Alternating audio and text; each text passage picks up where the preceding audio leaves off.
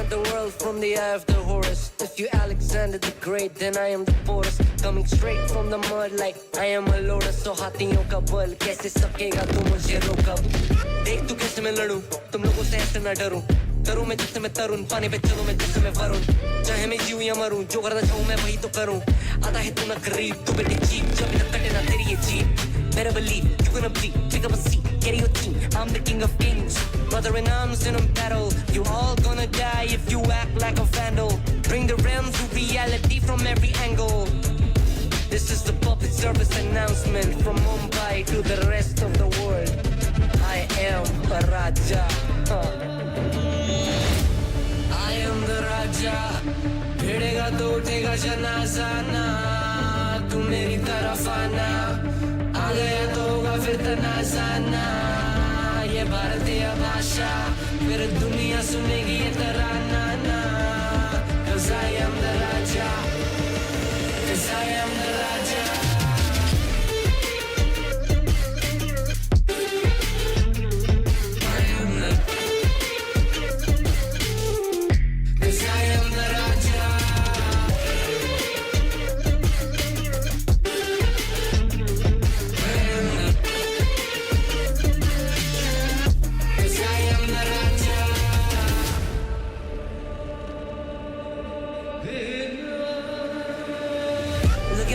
What do you see? I'm more than average, man. I'm a maverick, I can grow flowers on a barren land.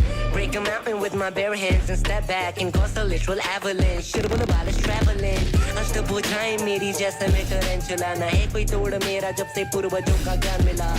मेरे जैसा मिलेगा कोई ना, तू और चाहे जो भी था सबकी कबर मैंने खो दिया. तुम लगाओगे बोलियां, कम पड़े गोलियां. चंद्रगुप्त में मौर्य या दिला तू लोरिया. Come to me and you just gonna die. That's really a given. I am invincible and you are invisible. See, that's really a difference. Get out of my way or leave the world. The choice is yours. I don't kill my enemies, I play with them. That's what the toys are for. From Mumbai to the rest of the world, I am the Raja. भिड़ेगा तो उठेगा जनाजा ना, तू मेरी तरफ आना. आ गया तो होगा फिर तनाजा ना. ये भारतीय भाषा फिर दुनिया सुनेगी ये तराना ना. 'Cause I am the Raja. 'Cause I am the Raja.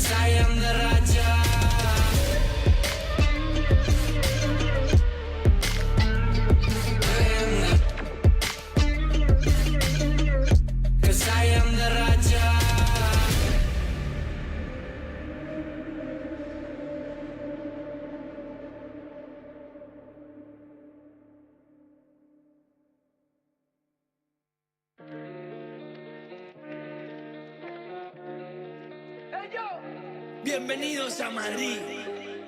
Eso no. We are here. Let's go. No confiaron, pero míralo. Llego con los míos y la grada explota.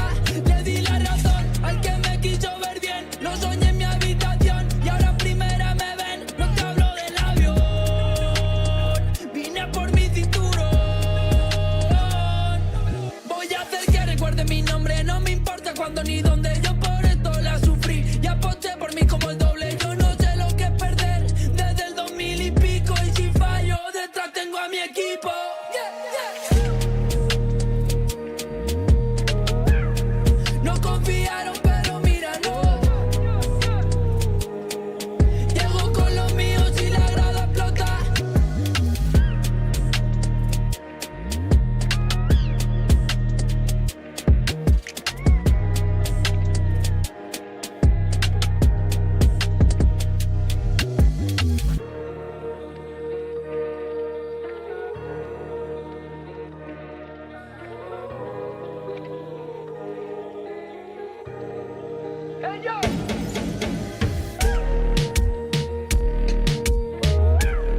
No confiaron, pero mira, no. Llego con los míos y la grada explota. No confiaron, pero mira, no. Llego con los míos y la grada explota.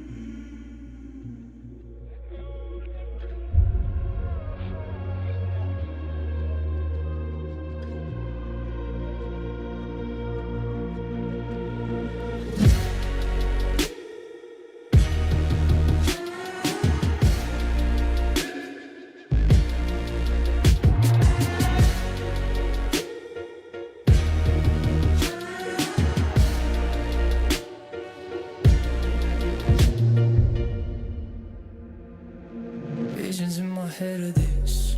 You don't know the half of it. I got dreams of looking up, high as I can get. But nothing feels like how it feels to know these things I don't know yet. The weight of everything, and everything's just thread.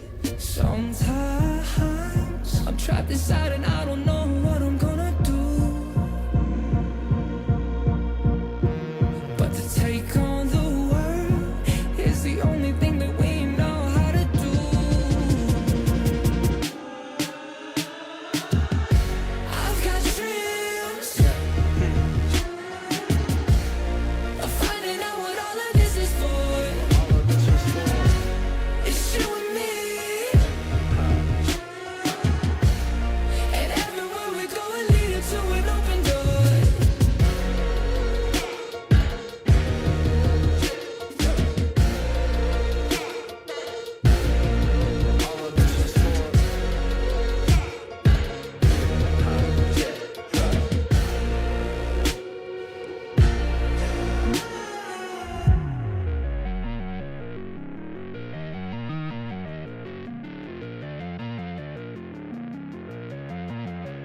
Made our mistakes, the good and bad days, but nothing really breaks if I got you.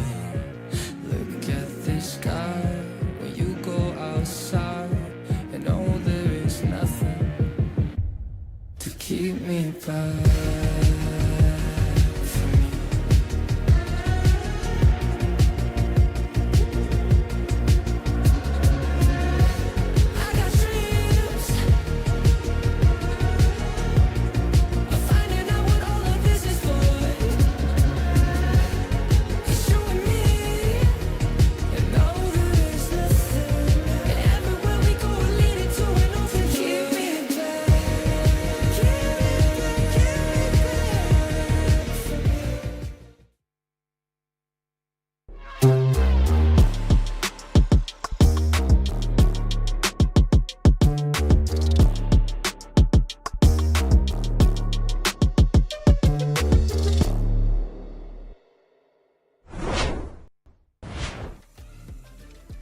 Hello everyone, welcome to day 2 of Game Changers Southeast Asia Stage 1 Playoff. I'm your host Jen Lee, and joining me today will be the almighty Zach, who's going to carry me throughout the day. So hello Zach, and are you ready for day 2?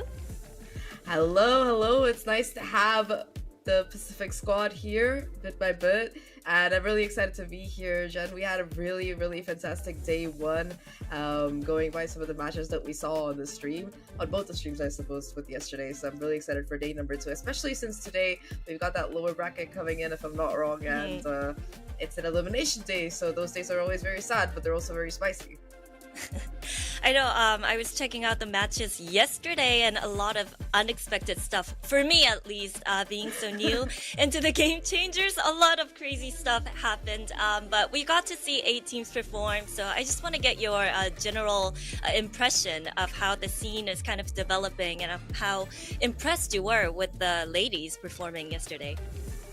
Well, maybe I'm just a easy person to impress, at least when it comes to Game Changers, but historically, at least, I think that these teams have always been pretty good. There has been a lot of shake-up and shake-around that has come through in terms of like the teams that are happening. Like, of course, you have the arguably 2 best cores from last year still in functioning squads, with one being Zipto and of course the other being Money First, who I do think will be playing today. But then you also have a new super team formed. Like, I remember when last year SMG was formed, there was like all of this hype about, you know, how these are the best players from their regions put together in a team, and we have something similar coming together in the form of Boba. So 3 really strong teams that I'm pretty excited about, but also a lot of new players that have come up and made it to this Elites qualifier, which is pretty exciting.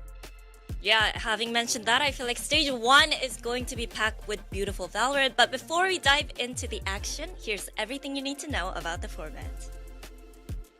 This is the Valorant Game Changers SEA 2024.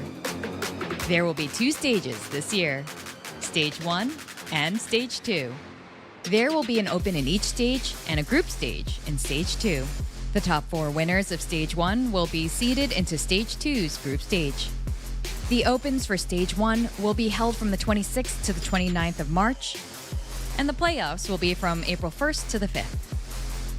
The opens for Stage 2 will be held in early July, followed by the group stage and playoffs. In Stage 1 Open, the top 8 teams will proceed to playoffs, and the top 4 teams will be seeded into the group stage of Stage 2. Stage 1 has a total prize pool of $10,000. In Stage 2 Open, the top 12 teams and the top 4 from Stage 1 playoffs will be seeded into group stage. The group stage consists of 4 teams of 4, and the top 2 teams of each group will proceed to playoffs. Stage 2 has a $10,000 prize pool. Visit GameChangers.fsl.gg for more information for Valorant Game Changers SEA 2024.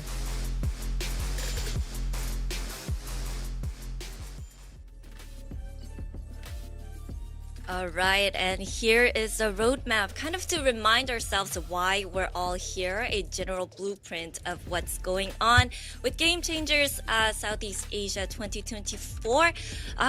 But I feel like everything is going to happen very fast and very quickly, Zach. But the important thing is, at the end of Stage 2 playoffs, we're going to get 3 teams to go to Game Changers Pacific. Yeah, and I mean, like we were talking about yesterday, the format has changed for Game Changers in Pacific over like as compared to like the last couple of years. You're no longer gonna have those 3 opens, the elite, and then have one winner crown. Instead, you have Pacific coming in, which is pretty interesting because you've never really seen these teams face off on a regional level. Like you have Game Changers Korea, you have Japan last year as well, but until that final East Asia qualifier, you never really saw them take that confrontation. So I'm super excited for what is gonna be going down in Pacific. But you know, we're getting ahead of ourselves here, Jen. We still have to talk about the teams in Stage 1. So let's take a look at the qualified teams because I do think that we have we were talking about this before we headed into the roadmap for the year, and I mean I think arguably the strongest team here that hasn't fallen in that group stage, as well as, you know, just a team that we know very well from last year, SMG's core. They're gonna be there in Zipto Esports, so I think they are at least statistically the strongest contender right now, looking at the group stage videos and stuff. I just honestly don't think there's gonna be like a solid competitor for them. Maybe Boba a little bit. We're going to have to see later on. But I just feel. Do you feel like there's a huge gap to be filled between the top 4 and the bottom 4, though? I mean, historically speaking, I think that's always kind of been the case in Game Changers sometimes. Like, you have, like, these top 2 or 3 teams that are always, like, going up against each other, you know, consistently making Grand Final. Like, throughout 2023, it was Full Send Sapphire, as well as SMG in that role. And before that, it was also Rigo Celeste and, again, Sapphire. So, it's nice to see that you always do have, like, at least one team consistently being on top there. But I think this time around, there is definitely a lot more flux in terms of the rankings. I think, like, yes, you do have a clear top seed or a clear favorite, but I also do think that there can be variation, and because there's so much time between like this first playoff and the second stage, I am hoping that there is a lot more improvement. But to answer your question right now, I think that I would agree with you. My top 2 are Boba, and I keep saying I just have to stop myself from saying SMG because I already owe Dax a lot of money and I don't want to give him more money. SMG's for jars. Yeah, I have to think every second like, oh, it's Zipto. Oh, it's Zipto. Oh, it's Zipto. For me, that's not a problem being new in the scene. But speaking of which, you know, having new teams and having teams innovate themselves, we had some crazy stuff going on yesterday. So here's a video of day 1 of our playoffs. And, you know, like ISO, Deadlock, Triple Sentinels, a lot of, you know, new meta coming in. Yeah, I you know, at least. Look, I'm just an ISO hater if you ask my co-caster from yesterday, but I You know what, I'm with you on that, He's pretty bad, man. I'm sorry. There's not much that you can really do with him, aside from like a certain niche situation, and you really saw the struggle coming out of the team that was running him yesterday, especially on that attacking side. Like, yes, you did have, I believe it was Macchiato, the raised player, satcheling in, but there was nobody to play that second entry or really follow up on that space being taken. So I feel like that was a major struggle in terms of team comps. But then also, you have teams like Zipto who, you know, they don't really. They're a team that it doesn't seem like it matters what team comp they run. They just seem to be able to mow them down. So you have both ends of the spectrum here. You have team comps making a huge difference, and then you have team comps that are low-key troll if any other team was running them, but because they make it work, it doesn't seem as troll. That's the best way I can say it. I was like, you know, Triple Sentinels, how's that gonna work? But somehow they made it work, and impressed, to say the least. But we are going to get some new maps from these teams, though, so I don't really know what to expect in terms of comps and the craziness and the frenzy with day 2. So yeah, I think we have a lot of surprises in store for us today. I do. One of the Oh, sorry. You brought up the map beta, so I do hope that we see that new map come up. I don't think we've really seen Sunset yet between these teams on stream. I don't know if it went out of the sub stream yesterday, but on the main stream at least it was just the usual suspect map pick. So I'm hoping that we do see some Sunset because I would like to see what team comps these teams will be running on that particular one since it's kind of new. Will you be hating ISO on Sunset?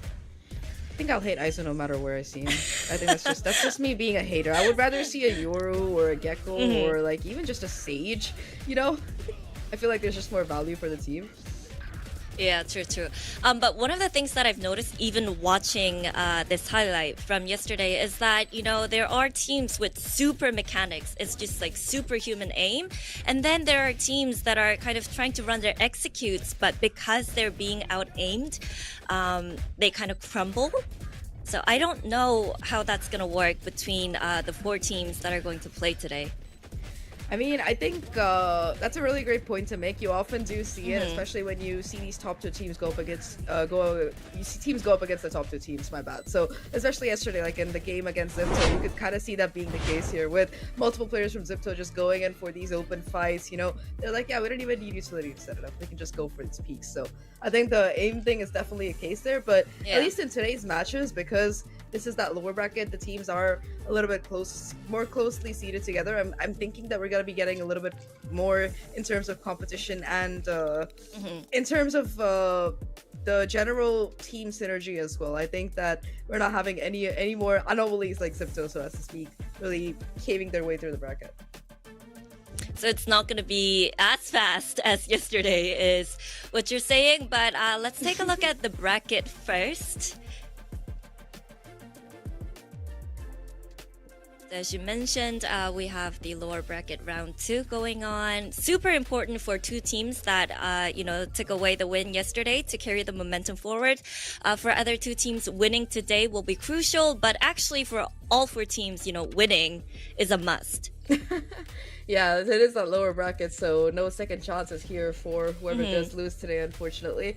And I mean, it's a really long road if you think about it, because not only do they have to win today, they have to go up against the person on the other. They have to win one more game in this lower bracket and then face off against the loser of Zipto and Boba, and then have another rematch with the winner of them if they do make it through that game. So there's a long road ahead in this lower bracket for these teams, and it starts today.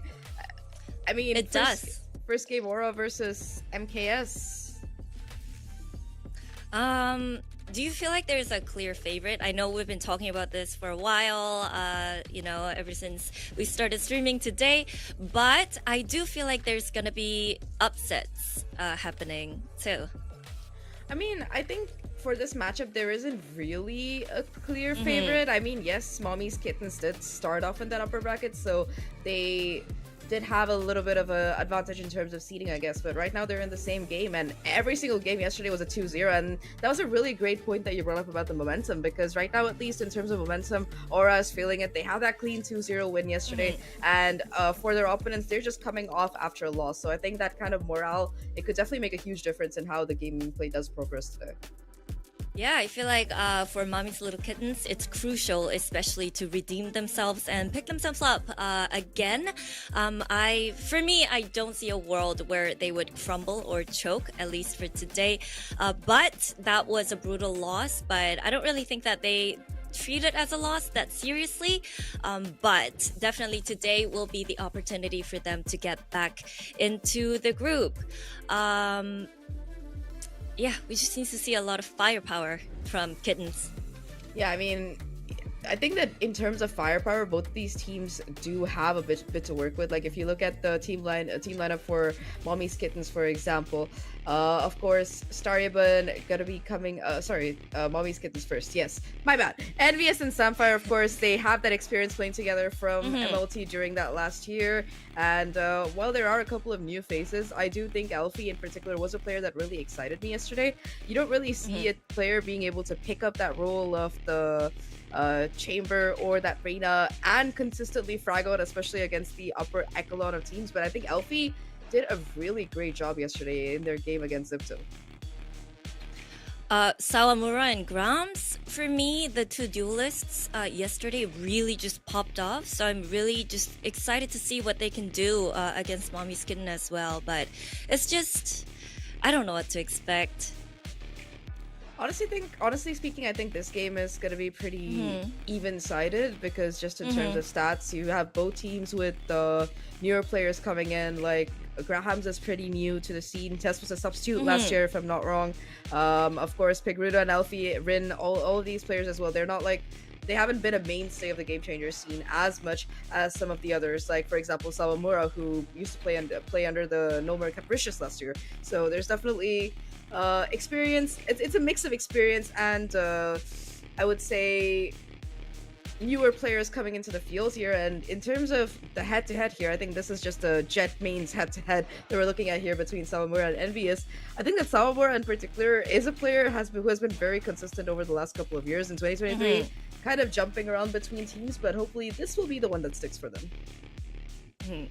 I know we're going players head to head, but I just feel like our differentials, when I look at their stats from the Open especially, they lost, even with a huge lead, they lost out massively in First Bloods. And I don't think that might work against Mommy's Little Kitten. So, it's important for Sawamura especially not to be out-aimed. But they, in general, just need to be very smart and picky with the fights they take, I feel like. Yeah, I think that was a major problem that Sawamura did face last year, if I remember their gameplay correctly. There was, especially when they were on that jet, it was very difficult for them to really find those entries. Like, yeah, they were able to dash in, take a little bit of space, and the team followed. Great, they got the site, but at the end of it, like you said, it was super difficult to have that impact as a solo player. So hopefully, in terms of setup, I do hope that Sawamura's team can put a little bit more to push her forward and enable her to get those kills. But I mean, on the opposite side, right, you have going up against this team, you have Aura Differential, newer roster here, newer players as well. And I mean, if you think about it, it's really interesting because APAC Pacific Game Changers in general has like a very aggressive, fluid playstyle, and the IGL for this team is coming from NA. And I'm not gonna talk smack about NA. I think that they also have some really good teams and stuff. What really annoys me is that they're so slow. So I'm gonna be interested to see how that kind of slow, methodical approach mindset from an IGL really plays out in APAC Valorant, because it's a combination that you don't see too often. You saw it with Aaron and Global Esports last year. It wasn't like a resounding success, as much as I hate to say it. So hopefully, let's see if Starryburn can pull it together a little bit better. All right, and we have our map vetoes. No Icebox, I'm actually surprised, but we're getting Lotus, Sunset, and Breeze. What do you think? Personally, I am really happy to see Sunset. I think it was one of the maps that we were hoping to see coming into this, so thank you for picking it, Mommy's Kittens. Much appreciated. That said, though, Lotus, Sunset, and Breeze. Pretty standard map veto in terms of, apart from the Sunset, of course, which is always pleasant to see because most teams tend to ban it. It is going to be like a pretty, I would say, nice map select for both of these teams. I think that the pickup of Lotus for Aura makes complete sense because it is like a comfort pick for this team, I would say. So they have found success on it in the past, so I think they can kind of rely on that being the map they need to get the momentum under their belt. Because like you mentioned, right, in terms of the seeding, I think that Aura Differential, they are low-key the underdog. I say low-key because I really don't think they are, but at least in terms of seeding, they are. But Sunset, I really don't know how this could go. I feel like it could swing either way, and if it goes to the map 3, this series, I really don't think there are clear favorites, at least in my opinion. Like, yes, you have a couple of players on either side who are like individually talented, but as a team, because they're so new together, I don't know which team has more synergy. Right, but let's talk about Lotus. Right, our first map, especially with Mommy's Little Kittens. They lost to Zipto, of course, yesterday, 13-4.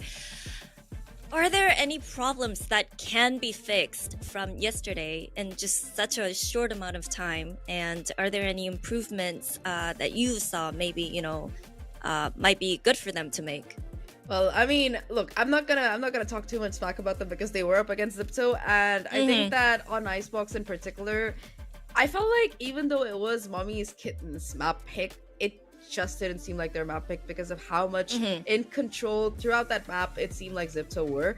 I mean, they had this very interesting double duelist comp, and that's kind of a hint at what they want to do. Even in that second map where they looked a little bit more comfortable, they got a couple more rounds. I think that in particular, Elfie on the chamber was something that stood out to me. I think that in terms of impact, in terms of taking those first duels and walking out alive, I think that Elfie was a pretty consistent player. It was the rest of the team that seemed to kind of struggle to put the pieces together. So I hope that that's a problem that they have fixed today, because especially when you have that Lotus coming in again, you want to be sure that you take it under your belt. So yeah, it looks a bit more comfortable. Yeah, I'm glad you pointed out Chamber, because for me, it felt like they were relying maybe too much on the Chamber, and even with the Sentinels on the extremities, just able to stall time and hold on to that site. It was the rest of the teammates. I felt like they really needed to do more to actually make the best out of what the Sentinels were doing. So let's see if we see those adjustments. Yeah, and I feel like for Mommy's Little Kittens, they don't run the Fade on this map, right? They didn't. So, you know, getting those opening kills probably would be crucial for them as well. I don't know what aura differential runs on Lotus. So, any ideas? I mean, I think that aura differential, I don't even know if they've played Lotus, because if I remember it correctly, they played it like once or twice during the group stage. I don't think they really brought it onto that big stage yet. And I think they run like a pretty standard team comp. They have like a Killjoy, double initiator, or a single initiator. They swap around between the Gecko and the Sky. They run the double controller, the Viper Omen, so they're probably focusing more on that map control, I would presume. So no, I wouldn't say it's one of their strongest maps, but that said, I mean, it's a pretty meta team comp, and they did find a pretty convincing victory, 13-3 against Swan in that lower bracket. This is a very funny coincidence maybe, but they also lost with the same scoreline to Zipto on Lotus, so maybe it's like a little moments of commiseration these two teams can share for a second. But what really worries me, Jen, is that map 3, because we saw aura differential on stream on Breeze yesterday, and if I'm not wrong, it was like a 13-3 or 13-4. It was pretty dominant. So that map 3 is definitely looking, if it goes to map 3, it looks a little bit more favored or weighted in the favor of aura differential. True, because from what I remember, it was aura differential on Breeze. That was Jet Reyna's show, and they were just popping off. So for Mommy's Little Kittens, I just keep saying this, but it's important for them to have that confidence and pop some heads, I guess. Yeah, I mean, I think that this is a team that historically as well has struggled with being able to keep their footing and keep that confidence going, because I mean, last year, the year before that, the one where they found that major upset to go to the championship, this core, I mean, nobody said they could do it, but towards that elite grand final, they were able to put it together, win it on map 5, and cause arguably the greatest upset that APAC Game Changers Valorant has known. Last year, of course, they weren't able to find that confidence, and with how strong SMG were, I think they were never able to really overcome that barrier. And this is the same core of players, it's the same Trinity. Like, yes, they're under different names, very delicious coffee sounding names, yes, but aside from that, it's the same experience roster. So I'm hoping that they can overcome their speed bumps, especially against a team like Aura, which doesn't have the same caliber of experience or international experience, especially with Ginny there. I just, imagined Mommy's Little Kittens kind of losing to Aura and what that's gonna do to their confidence or ego even. So we'll have to see though, but all right, Lotus.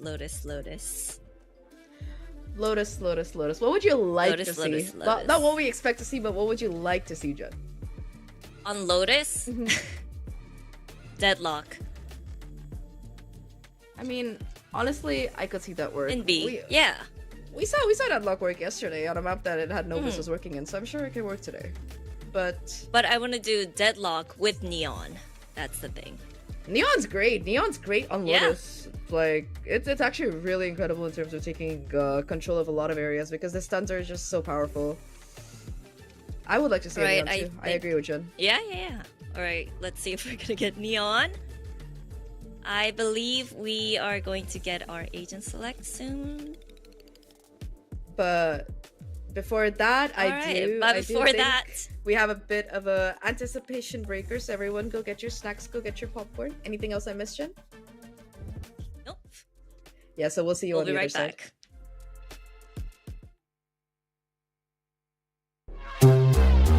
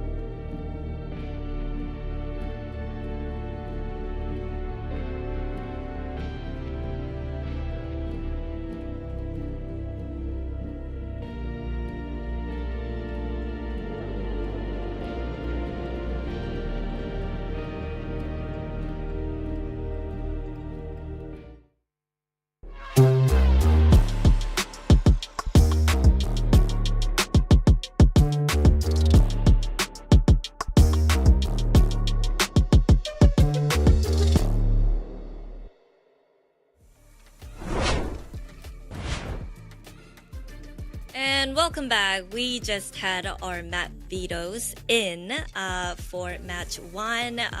It was Lotus, Sunset Breeze, and I was thinking during the break, those are 3 biggest maps you can ever get. I believe in Valorant. Yeah, that's true. That's true. Especially Sunset. You know, you got that wide open mid. I'm hoping we see some outlaw action. People firing them off. You know, it makes me a bit sad that we haven't really seen the outlaw picked up as much. I do think that Zipto had like a double outlaw yesterday. Their anti-eco, and then whoosh, we never saw it again after that. So, I think Ayumi bought it as well in a couple of rounds. So, but aside from that, I really do wish that gun had a little bit more love. But you know, what are your thoughts about that outlaw? I don't really mind because, you know, no outlaw, more sheriffs, and more people making those crisp super plays. But we will be looking at our agent select for Lotus. Ooh. Let's see if we get any changes. But, you know, here's a little... All right, there you go. No aura changes. differential.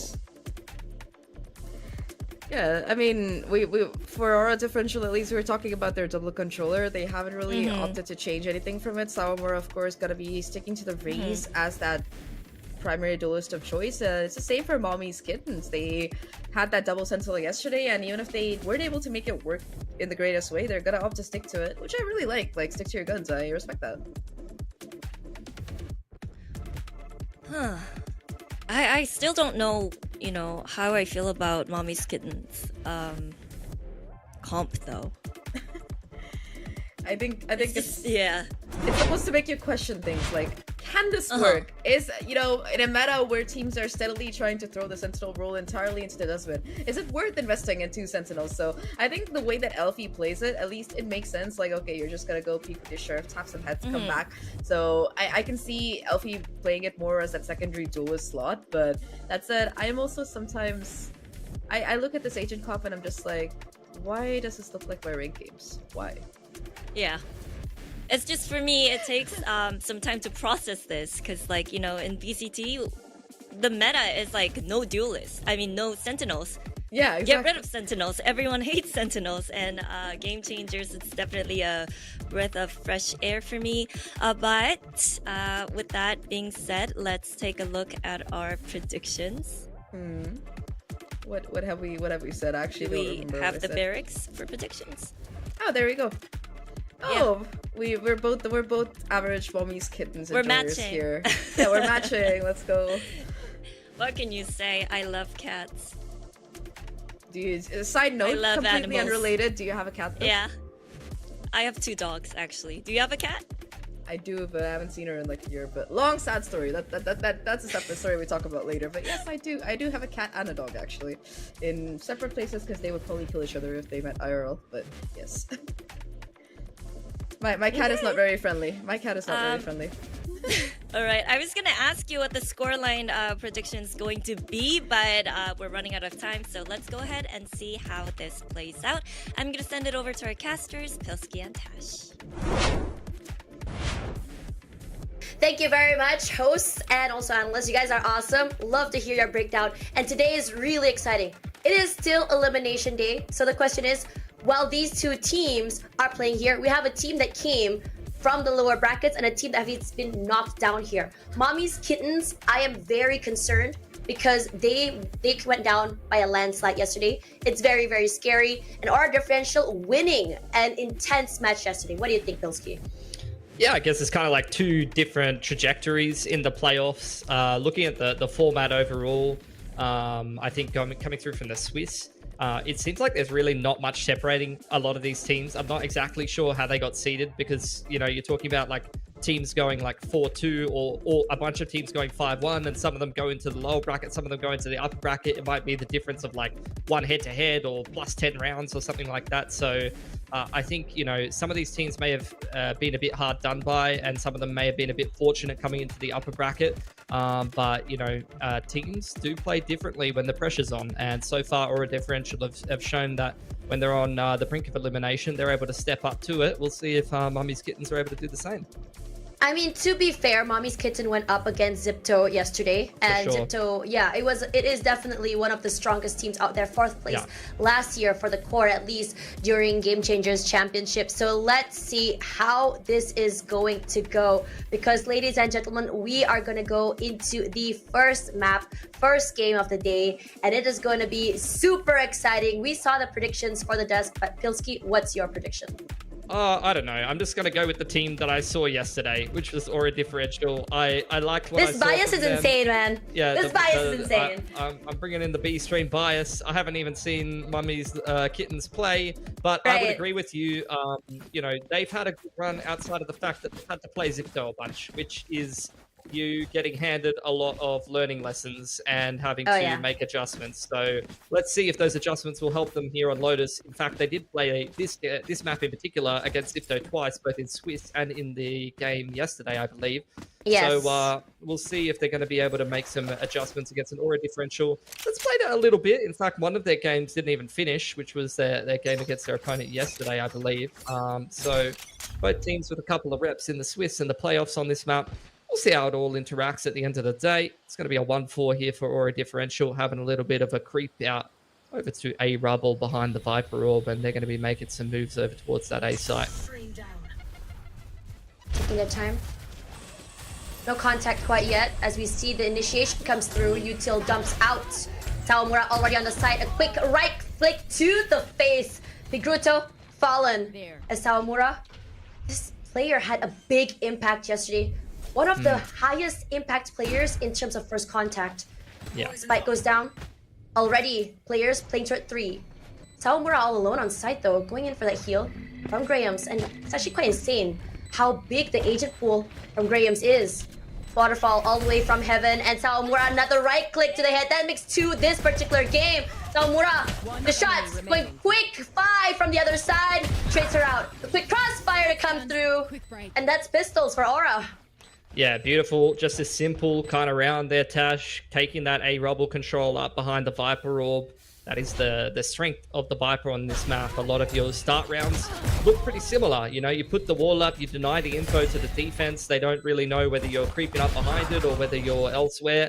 And you can use that as a bit of a launching pad to take some space on A and then kick off and execute. So just simple stuff done very well by Aura Differential. Nice entry by Sawamura, who I'd agree with you was pretty insane in their series yesterday and seems to be continuing in strong form early on here. 2K in the pistol.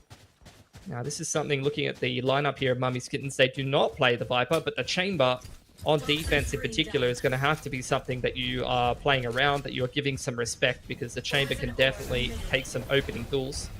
Here comes the A execute though. It's a free site for Aura Differential outside of just the shorty inside a tree here, Tash.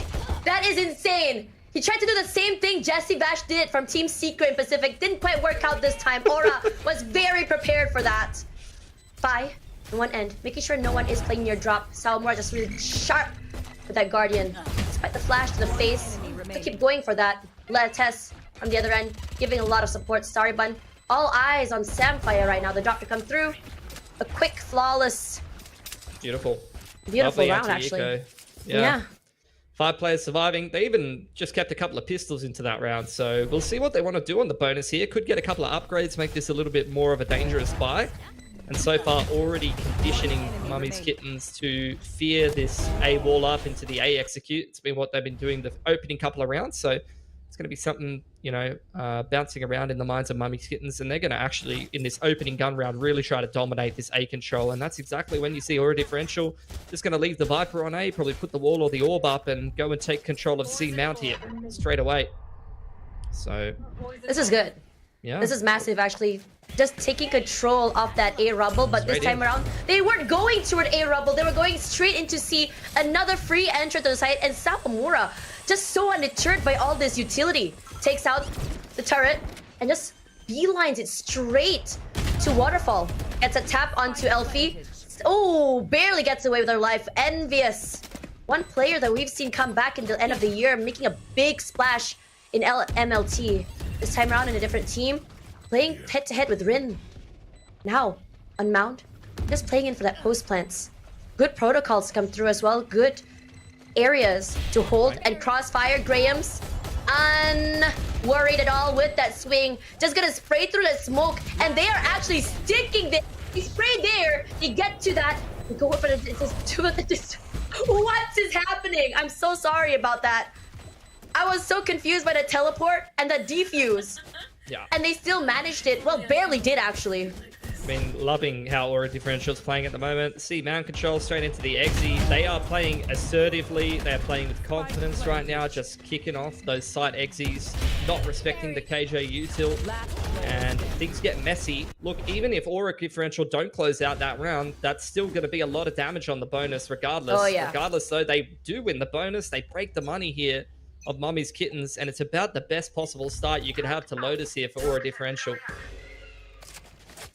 You know, in my casting career, I never thought I would ever say Mommy's Kittens during I was an official hoping match. that I would one day, you know, because I've been a really, you know, look, we'll hold that thought. Gonna get another A execute right off the bat. We'll see if they pivot or whether they're gonna commit to the showstopper.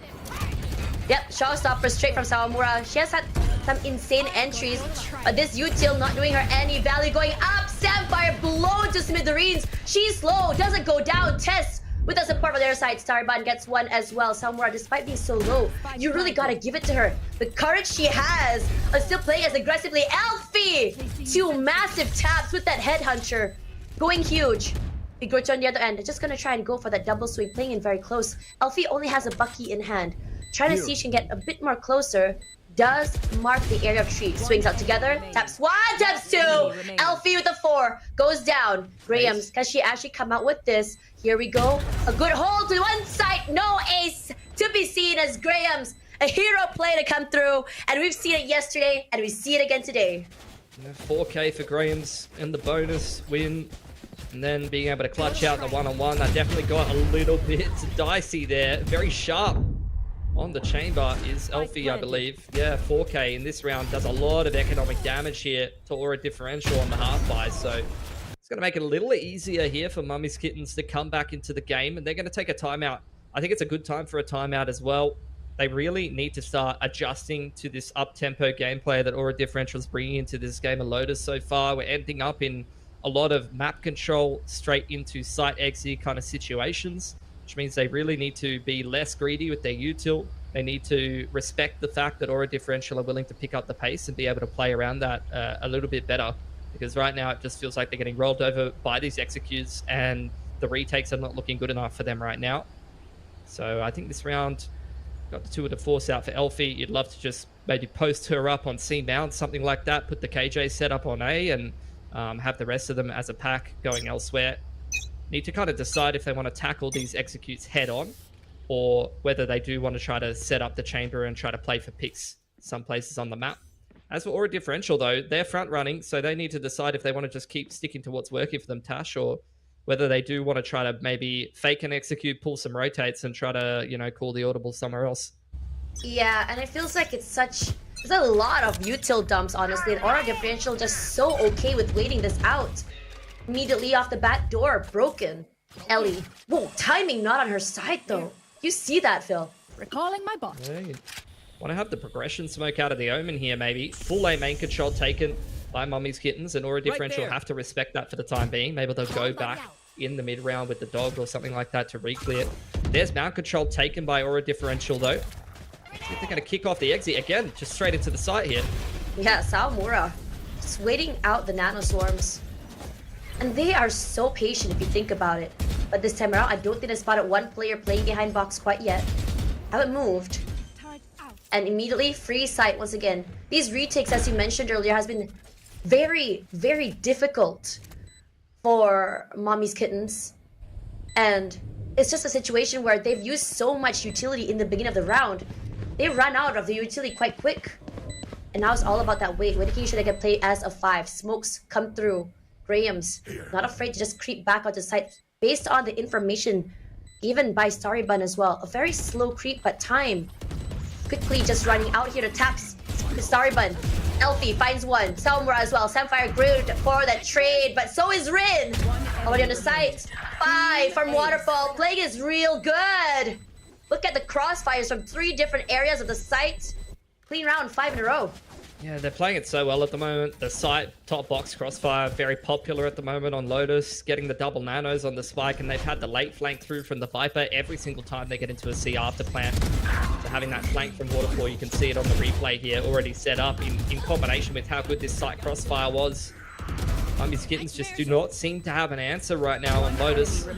Aura doing absolutely everything that they want on the attacking side so far, and they go into another anti-eco here. Elfie with the hero Vandal, she was able to save some extra cash thanks to going with the Tour de Force. And this is where Aura, they've been going AC a lot. Let's go into the B site, get into a quick after plant. You can see that it's not even being played by Mummy's Kittens here. I really love the calling from Aura Differential right now. They really are just staying one step ahead. Look at that call. They already called the site. She just goes in and immediately her teammate is there. Taomura just waits for Elfie to swing straight into her crosshair. Fi on this lurk. Good for one. Could she be good for two? Samfire hasn't moved quite yet. Fi keeps so quiet. The flash should come through. It does tell her that there's someone holding over to the side. Smokes come out. An immediate plan has come through. Samfire finally realizing that it's just a look that she has to be working about. Sorry, Bun holding so far back alongside her teammate Envious from stairs. Graham's caught off guard. That's one massive pick already. And finally, it looks so good for them, but surprise, surprise, Saomura pushed out so far away from that plant site. B, the only one there is Fi. Pigruto waiting on the top side. They're trying to flush her out, but Pigruto, I think she just wants to go down to the spike. Here comes the pain shell. It's not enough to take her down, and that will be it. 6. Despite that timeout, MKS hasn't at all figured out how to stop this aggression play. Yeah, the retakes aren't working for them. At least now they have Showstopper and the Thrash up. I mean, that blind from Starry Bun was so good. Being able to predict the chamber movement from Waterfall side. I don't know if she was just trying to blind the close left corner, but I really do think that they tried intentionally to blind Waterfall, which is honestly a really good read on the rotation timing and sending your Rays in there and the foresight to have the blind already ready to go after you've scaled into the site is something you'd see from pretty high level teams, to be honest. Like, I'm really loving the way they're playing Lotus right now.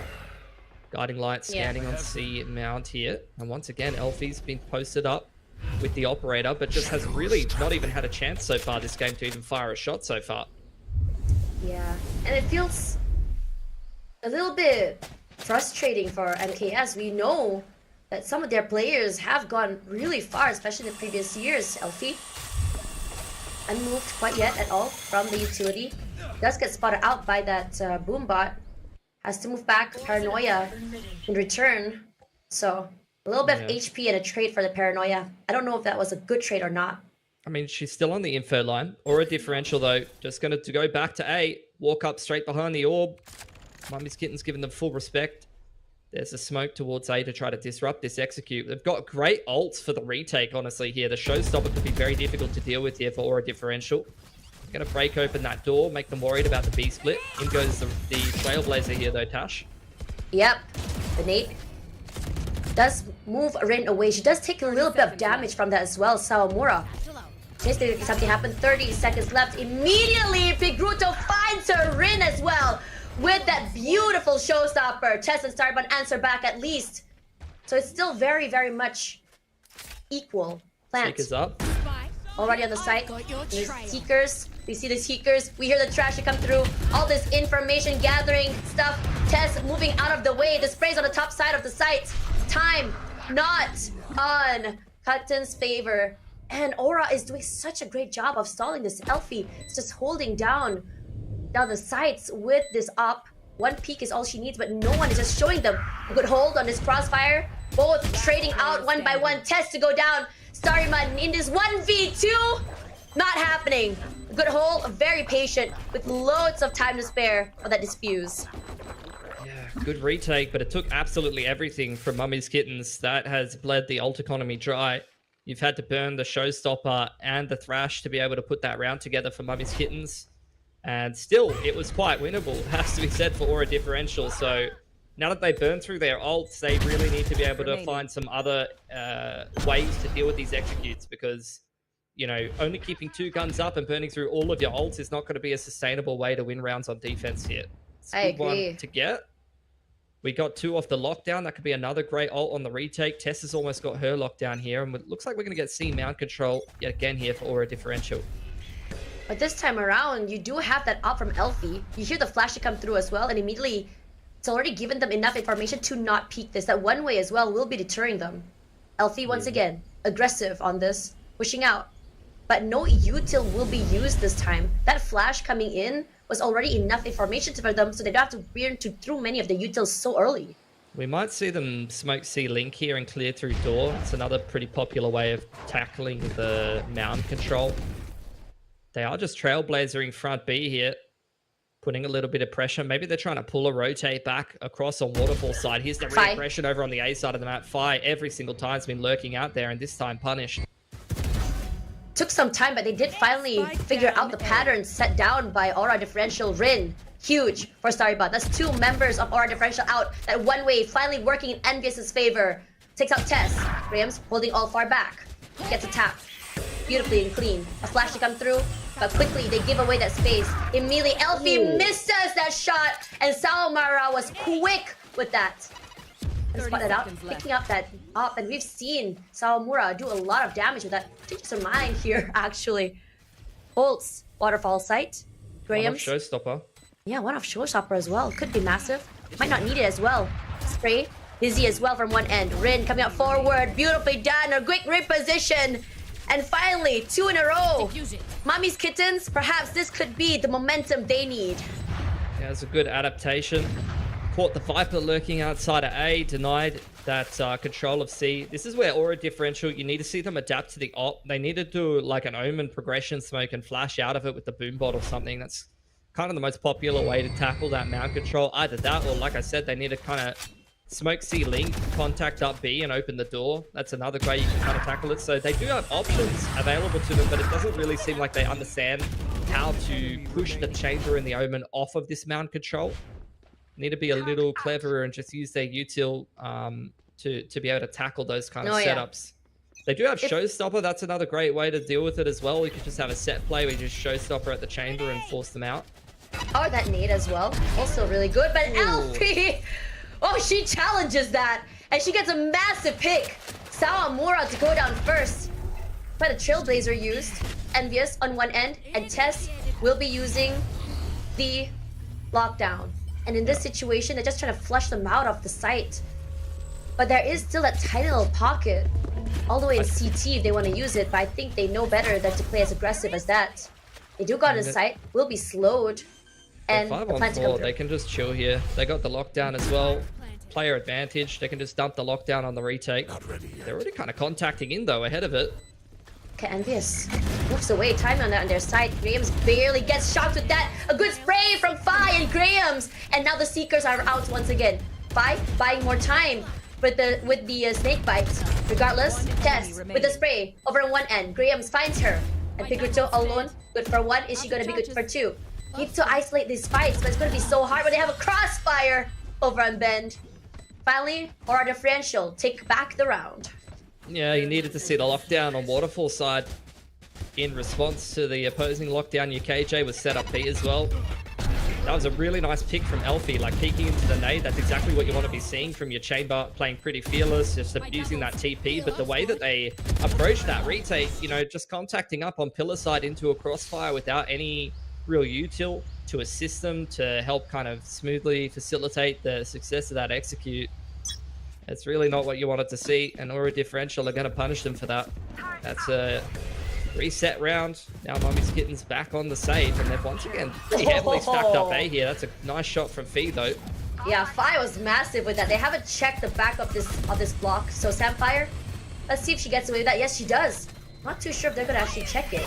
They need the flash to come through. Showstopper for Sawamura once again. Spots out Samfire. Actually does get a pick. He's going to 5 with the pick, actually. Sawamura for 1 more. A clean execute onto the site. And it was just so quick. Yeah. This is just how they need to keep playing. Like, Aura Differential, the only times that these rounds have broken down for them is when they get disrupted, is when they second guess themselves. But, you know, at least from watching this game so far, Mommy's Kittens just can't hold the execute. It doesn't matter if you've got 4 players on 8. It doesn't matter how many players you have on the site. Aura Differential, their executes are way too good right now. It is good. And it's very clean as well. Once they've managed to figure out and pinpoint where every single member was or are, it's almost sharp for them. They know how exactly to play around it. Staribun will be deafened, blinded, but still good for one. Rin eliminated. No control of Rubble for Mommy's Kittens this time around. And now they already know that the other members of Mommy's Kittens have pivoted straight onto B. They're not sure they spotted one. Samfire onto one side will be traded out once again. And B is good for 3. A good spray to come through. They pick up a gun. Graham's moves out of the way. Staribun, at least, still manages to pick off Envious. And now they're just so separated. 2-on-2. At the very least, cut the noise. Door, still giving at least a little bit of info. At least to give an understanding that they might be playing toward 3 sites. Already on the site. Making sure to check every nook and cranny. Little bro, or rather wingman, to clear out the area of Rebel first. And the lockdown, at least to clear out the entirety of A site. They haven't planted quite yet. They have to move quickly, but immediately Big Ruto unfortunately whiffs that. One does get detained, but Staribun is still very much okay. Samfire all alone on B side here. The question is whether or not she wants to go and try and fight this. Timing might be on her side here. I don't know if they know that she's done this really long wrap route, a quick spray to come through, and Graham, very aware, peeks out and Samfire wins out the end. A very messy, scrappy round, but Mommy's Kittens make it work. I mean, that's how they need to play, I think. I think when it comes down to just standard side holds, you know, standard executes, Aura differential is too hard for them to deal with right now. And look, I think in the messier kind of rounds, Mommy's Kittens able to put something together. They clearly have some players who can multi-frag, who can be difference makers. I think Aura differential, after taking that opening pick, just needed to chill a little bit, maybe freeze and get themselves organized. I felt like when they saw Mommy's Kittens kind of fighting from B door side in the little pocket there, they just kind of peek in front of that dark cover and give up multiple duels to Envious, who takes full advantage. A rubble control taken this time from Mommy's Kittens though. Double Santi set up on C. And C mount control has been taken pretty early on here by Aura Differential. Showstopper and Thrash online for the retake. It's going to be a difficult post plant to hold for Aura Differential. Elfie still hasn't moved. All that util dump clearing those corners, and Aura Differential finally realizing that they don't have enough information to play to get onto the site. Pigruto, the turret, does find a pick onto Graham's. Fi finds Envious. So at least there's a bit of a trade here. But the members of Aura Differential, especially Fi, is just so low. One member Wally, left. Yeah, sorry, go ahead. Wally is throwing hands today. He's sick of picking up trash. I love Mollies. They do so much work. It's the best way to get picks, no? No, Wally, you know? Have you ever seen the Pixar movie? Oh, Wally. I call it Timmy the Turret. What do you mean? Timmy the Turret. Okay, Timmy the Turret. We can go with that. Yeah. It's like they're going to re-execute C into Timmy the Turret, and he has been looking dangerous today. I don't know if that's a play. Yes, he does. So does Sawamura. Elfie trades out. So, at the very least, Tess does here to teleport to their end. Holding, Tess, swing out. But Elfie, very, very good on that hold. On the top side, Elfie playing it very safe. 6 bullets for Staribun. Catch actually makes a value. No value. No. Elfie good for 3. Clean one. Mommy's Kittens take 4-8. Round number 12. I think it's a very acceptable half. They definitely brought it back. They were kind of getting pummeled at the start. So, look, we'll see what the panel thought about that as, you know, we head into the halftime break here. One enemy remains. Spike down, C. Watch it here.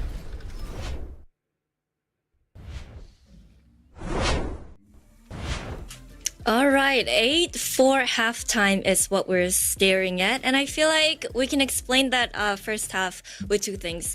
Out-aimed and out-read, especially with that chamber on C. It's just, you know, Aura Differential just knew that chamber's there with the operator by himself and tried to kind of, you know, catch where he is and kind of push him outside of the site with the utils. And we didn't see any adjustments coming in from Mommy's Little Kitten, I feel like.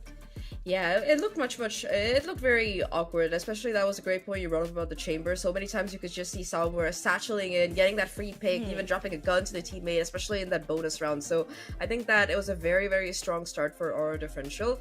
The thing is that Lotus, it does tend to be a very attacker-heavy map, so I think that 4-8 isn't necessarily the end of the world for Mommy's Kittens. I think that if they can pull together a strong attacking half, it's going to be huge. I think yesterday, their Duelist wasn't able to do as much as their Chamber was, and today I think they're having a little bit of a better time in the game. So I think if Elfie can continue to pop off the way that she's been doing throughout this entire game, and have that raise pop off in addition to that, it is a way back into this game. But right now, at least, Jen, I think Aura momentum is firmly in their favor. All right, we're gonna have to see if 4 was enough for Mommy's Little Kittens, but we'll send it over to our casters to take us through the second half. Wow, 8 and 4. Honestly, it looked really, really rough for Mommy's Kittens in the first part of the first half, but they still managed to come back. 4, not the worst thing in the world, but hopefully, since this is Aura Differential's map, I wonder if Mommy's Kittens has a plan for their attacking side. Yeah, especially, look, we'll see. 4-8 isn't bad. You get yourself the attacking pistol, you can definitely get things rolling. Things like Mommy's Kittens already getting themselves ready for some A control. Issue is with their comp, you're pretty limited in terms of reclear. It's going to have to be a lot of contact with the chamber, right? You don't have the Viper denying information, the wall to be able to just threaten A all of the time and have that passive map control. And you're not running a Fade or a Sky. So you've basically got Dizzy Wingman to like clear angles. It's really going to have to be a lot of dry contact walking onto lines. And that's definitely something Aura Differential can punish. They're not doing so in this round, though. There is the smoke up on towards stairs side. Viper Wall put up in response. And Ray seeing nothing over towards C side prompts a big rotation to this A site. Yeah, they already heard the footsteps, so based on that info, they're just playing a 4-1 split, leaving only Raze or Sawamura onto C side. Jump peek to come forward. Not too sure if Tess actually spots anyone out quite yet. Already hear the door opened, and they're slowly just gonna flood straight onto the side. They already have an orb there, so at the very least they have to wait it out. And immediately, the Trailblazer spots every single person over on that side. They already see that their chamber has to move back because of the util now. Rin chunked down, 10 HP left, and Viz moving all the way to the backside. Good for 1, but that's all she can get. Tess for 1 more, and so does Graham's. This 2-man hold is a little bit much. Very strong. Samfire left all alone on B side. Does get spotted out by Timmy the Turret. Timmy the Turret doing a lot of work today, giving enough information, and look at the discipline coming in from Aura. Just holding down that spike. Samfire, like Iraj, she has to make something happen here. Either she has to go down, or at least get some picks for that economy. A good hold, good for 1, Test for 3. You're not getting anywhere through all full KJ setup, 4-player rotation into A. It's really not happening. And look, to pile on top of that, your Gecko's on the lurk instead of like KJ or Chamber. That's literally the only initiator you have. Like, I don't know how you're execing a site without any initiator util, and the answer is you're not, especially not into that setup. So, Aura, big defense round to continue the streak for them. Will force Mommy's Kittens on the eco and potentially go up to double digits here. Potentially, but we've seen some insane thrifty rounds coming in from yesterday. But we're not seeing any Sheriff buys as well from Mommy's Kittens to just try and see if they get some picks at the very least. One player, Rin, already eating up a lot of damage from this particular round. The marks come true. Sawamura just waiting to play off contact. Once again, they're just going to go a little bit more aggressive. Not too sure what happened with that flash there. Regardless, I mean, what the bird doing? They thought they were executing, but there wasn't. I don't know. I didn't see a single piece of util out of Mommy's Kittens. I think they thought the B exec was on, and then it just wasn't. Timmy, no! Oh no, God, Timmy's so gone. Young. Yeah, it was a bit too soon. For round number 14, regardless, we're gonna clear out Bend with the nano swarms. Just cleared out, but not enough. Immediately gonna be pivoting toward B. It seems like Mommy's Kitten can't really figure out where exactly they want to go here, C or B. Just so hard to break into these defenses. Sawamura this time around will be playing on top of the B side. Rin, not too sure what happened there. And now it's a massacre onto the side. Samfire's enough for 1, but that's it. Rin, a lot of questions will be asked, but we'll close our eyes. I didn't see anything. No, I thought neither did I. That perfectly. And, that was beautiful. I can't wait to see their going around. I wish I could hear their comms. I mean, yeah, the player reactions would be great. To be honest, they got in there and they broke some armor and they got a kill with classics. This buy on the bonus here for Aura Differential. Looking all right. You know, we got a couple different weaponries.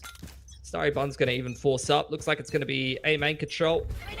KJ and Viper left on C to hold things down. Big fight over Rubble to start things off here, and it's dominated early on by Aura Differential. You can see Mummy's Kittens, they're just going to call the pivot, but it's difficult to force things into this C site, into a KJ and a Viper. Oh man, sprays come through. 5. Chunk down to 80 HP.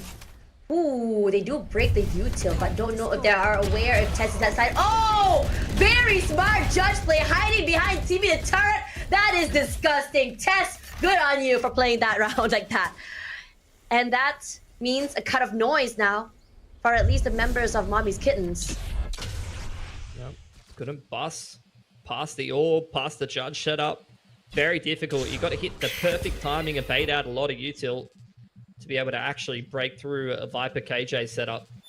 So didn't quite approach that the way that they would have wanted.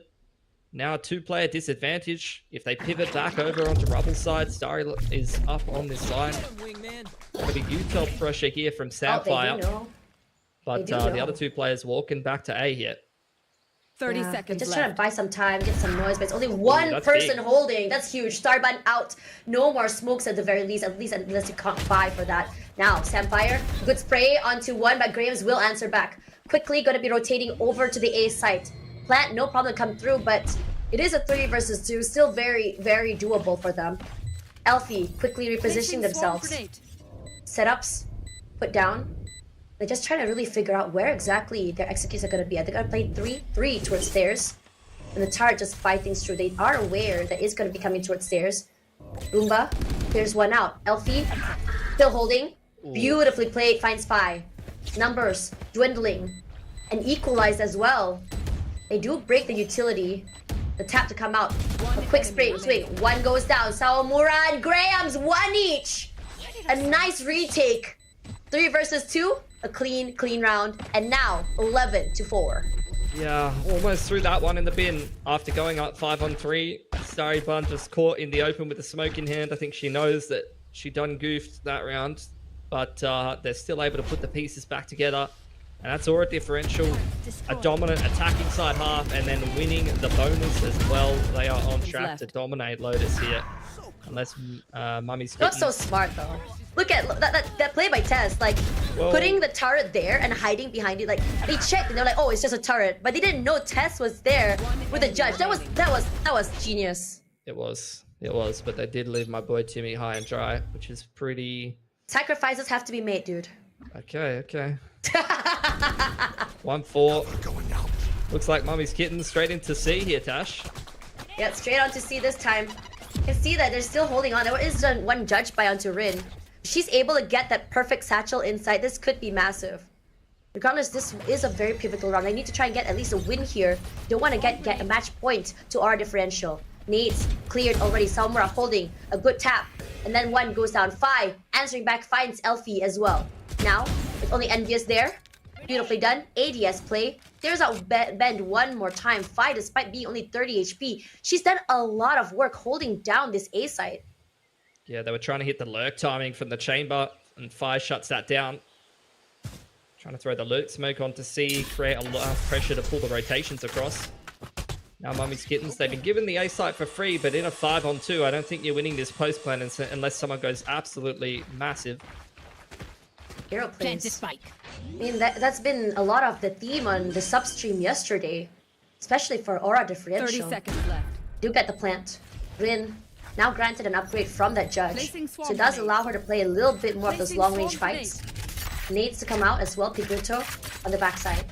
Now they're doing a 3-1 split. It's going to be very, very tough to go up against this 5-man area. Clears out, drop.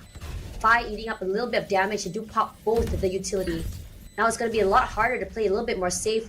Double swing to come through, straight into the smokes. The defuse come out of taps as well. Straight into the crosshairs. But what can you do when 3 people are peeking you? Match point. Gonna go toward Aura. Yeah, it's playing it perfectly, even smoking the bomb instead of tree and fighting in front of it.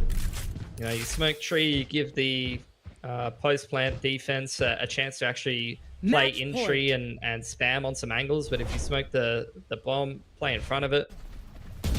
definitely a little harder to close that post plant. I'm loving everything that Aura Differential is doing right now. They're looking like a much better team here on Lotus. I don't know. I think for Mummy's Kittens, you know, this map is already kind of going by the wayside. I think it's a case of trying to get themselves warmed up for Sunset and show us a little bit of something on that map, because this map is definitely not going the way they would have wanted. So really, I think it's about trying to regain some momentum. It takes some A control early on. DC thrown out towards Rubble side. There's the smoke. Just to be able to give them access to a main and a door. Will they kick off this A exit though? That's the question. Yeah, they will. Thresh goes in. Here we go, the satchel come through. Rin moving very quickly with the Thresh. I don't think they even saw a single person quite yet. Need to clear out the backside. A jump peek from Graves as well. Here's a Trailblazer. Spots Rin out. The room about to clear out. Flash to come through as well. So at least now a quick reposition as well. Higuruto all decayed all the way down. Sawamura okay, giving a lot of respect to the members of Kittens. Now, holding down the line. Paranoia to come through. A reposition as well. Sawamura spots one out quick to find Rin. No value quite yet. They've already lost one. Higuruto's way too low. At least they do get the plant onto the B side. Elfie, quick clear onto one, Starbun for two. Beautiful spray transfer come up. Higuruto still holding with that Bulldog 3 rounds in a row. Does get granted with a beautiful rifle at the very least. Sawamura takes out in the end. And now, I think that will be it. 13-4 in the favor of Aura Differential and Mommy's Kittens. Unable to find the answer to these very aggressive Aura babes. Yeah, absolutely. I mean, the attacking side was fantastic from Aura Differential, and then straight onto defense. They had great reads. They were playing the comp very well. Felt like Mummy's Kittens, with the comp that they were bringing, I mean, didn't really get a lot of value out of the initiating util on the Gecko. Felt like they were trying to pressure and force their way into some of these sites and then late rotate without even really very much, you know, space on the lurk timing. Didn't really feel like we got a lot out of their attacking side of Lotus, but maybe that's just not a map that they've had a lot of chances to get comfortable on, and hopefully they're going to show us a better look over on Sunset, because obviously they are the team that came through from that upper bracket and got knocked down here. So let's see what they've got. Oh, I guess you're not going.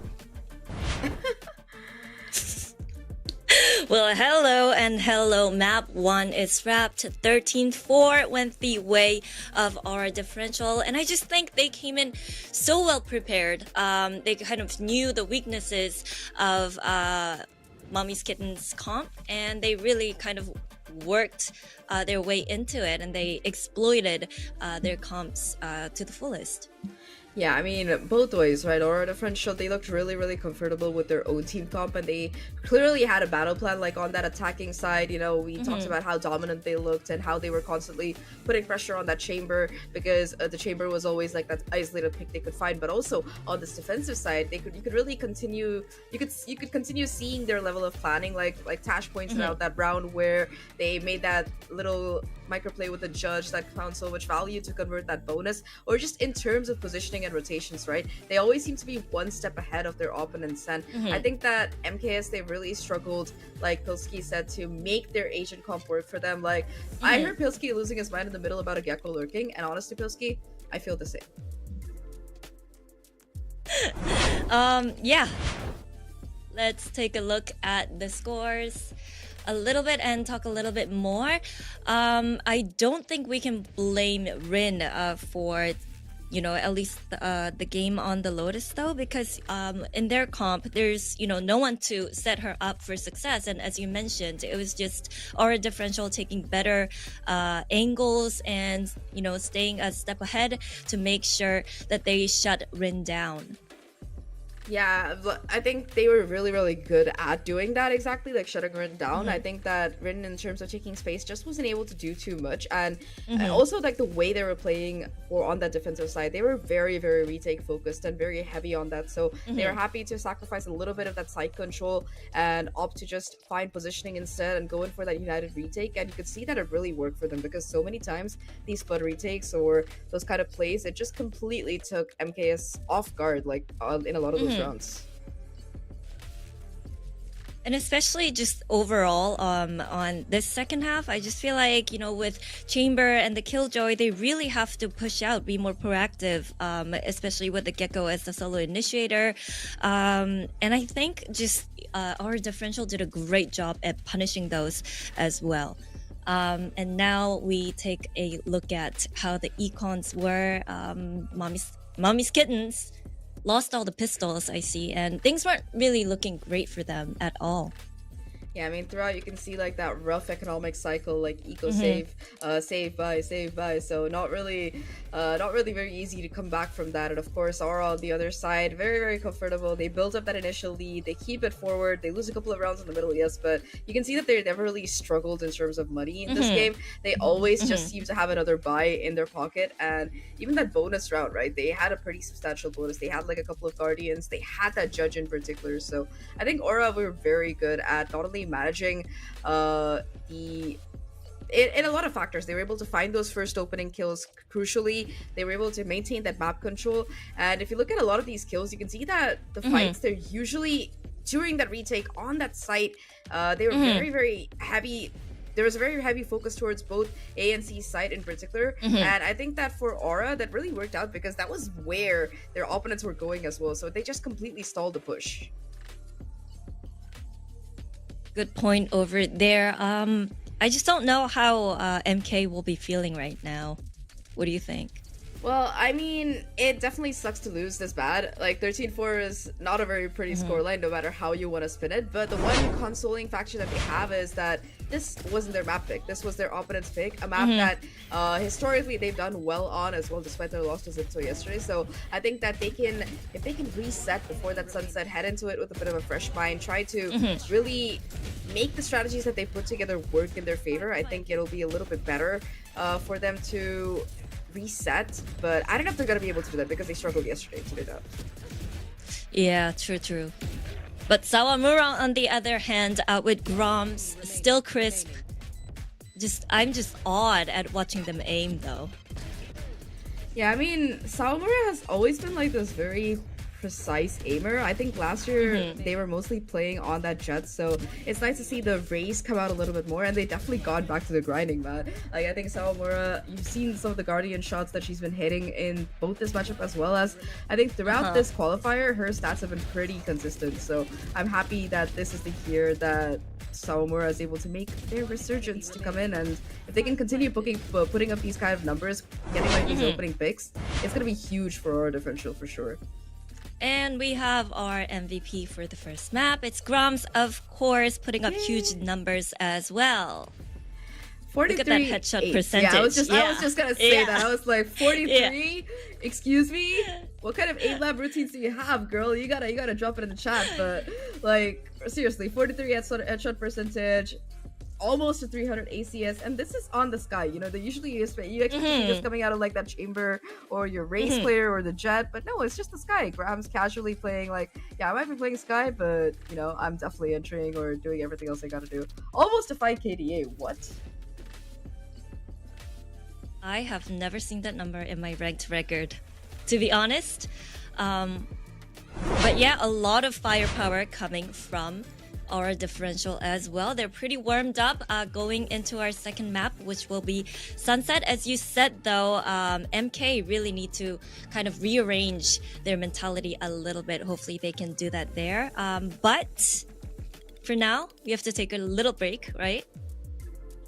I think tiny so. break. Just A a bit. tiny break.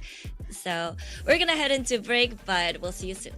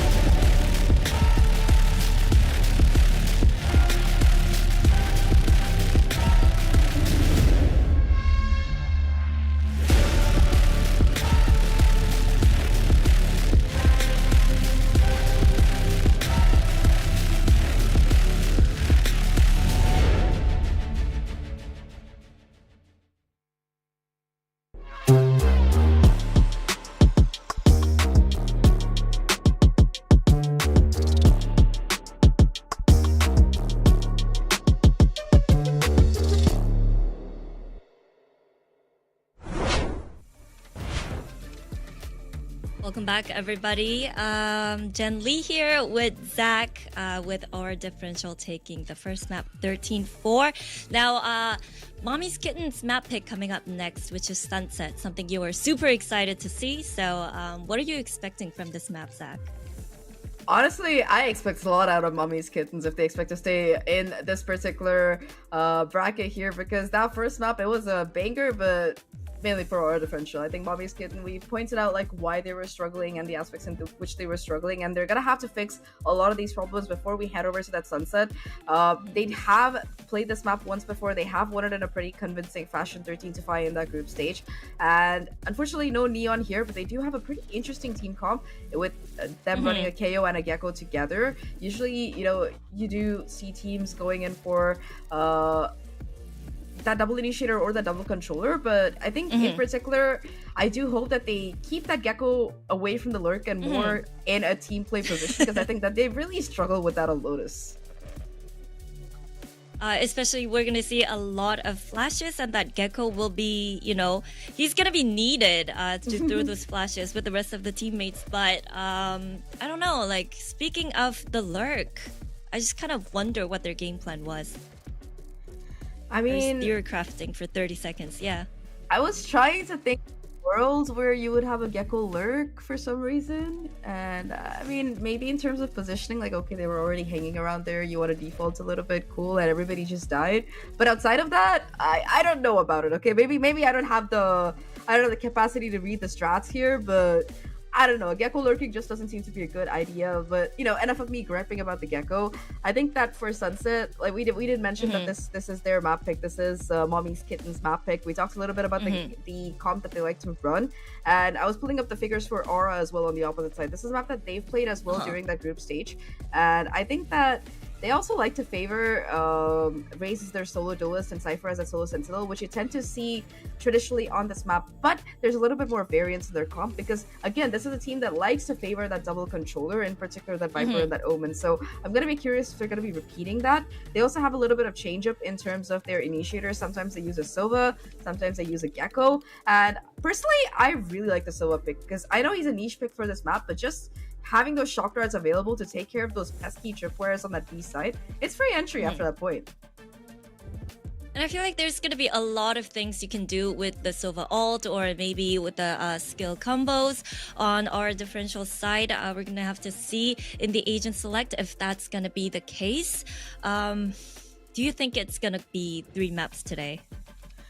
If Mommy's That's my Kittens, question. I can confirm this after we see the first half, but I think if Mommy's Kittens don't get their stuff together, I think we are likely seeing another 2-0, like similar to yesterday's games. I think that momentum is definitely a factor that cannot be understated enough, and Aura, not only are they coming after a blistering 2-0 win, they're also coming off of a very dominant map 1 win, and Sunset is a map where that momentum pretty most of the time tends to translate, especially if you are on that attacking side, because there's just so many rounds that you can string together. And I think Aura in particular is a team that seems to thrive on that momentum. So I think Mommy's Kittens, they're gonna have to start out strong. They're gonna have to start out with a very good lead, because I think otherwise Aura, there's a risk of it being the same fate as map number 1. But what do you think, Jen? What do you think Sunset has the potential to bring to the table? Or what would you like to see? Correction. I would like to see MK kind of building economy and kind of keeping it in check. I think that might be important, because we saw what Elfie can do on the operator, and maybe having that on Sunset consistently would be, you know, it's going to be a big leg up for them as well.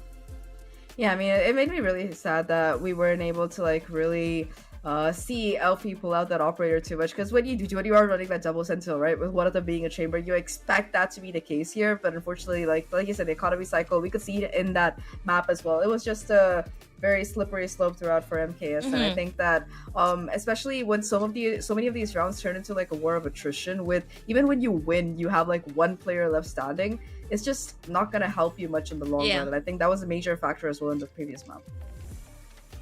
I just feel like maybe if they're more coordinated, and maybe if they're meticulous about which fights they take, and, you know, try to read their opponents, figure them out before making a move, it's going to help them a lot on Sunset. But we'll have to see. I just keep Yeah. saying that because I truly, just genuinely do not know what to expect for Sunset. Yeah, I mean it's always a map that's exciting to watch because there's so many like innovation around it in terms of like the duelist people use. Like I've seen Yorus, I've seen Neons. Still haven't seen an ISO. I don't think people have sunk to that level of creative desperation yet. Yet. I said yet. So you know you might see it someday, and somebody might prove me wrong and prove that ISO is actually a relevant pick in today's meta. But I'm getting ahead of myself. That's a day that's very unlikely, very far away in the future. I'm not gonna think about it and freak myself out right now.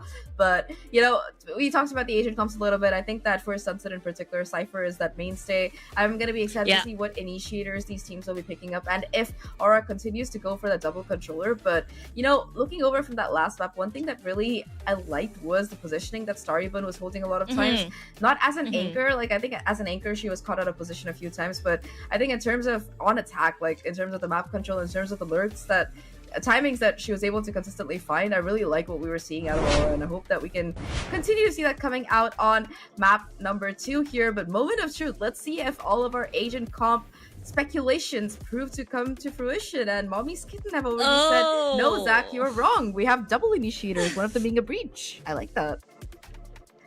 Yeah, me too. On our differential side, double duelist, of course. Samura on that raise again, and Grom's on the raise with Cypher on both teams. So maybe they took your advice.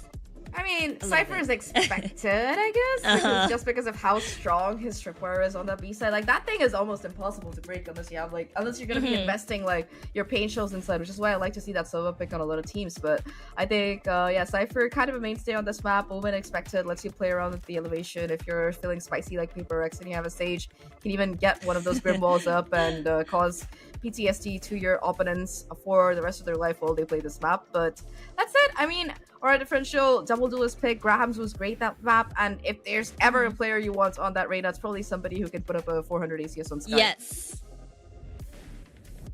And for me, Samfire on the breach, that's kind of exciting for me. What about you?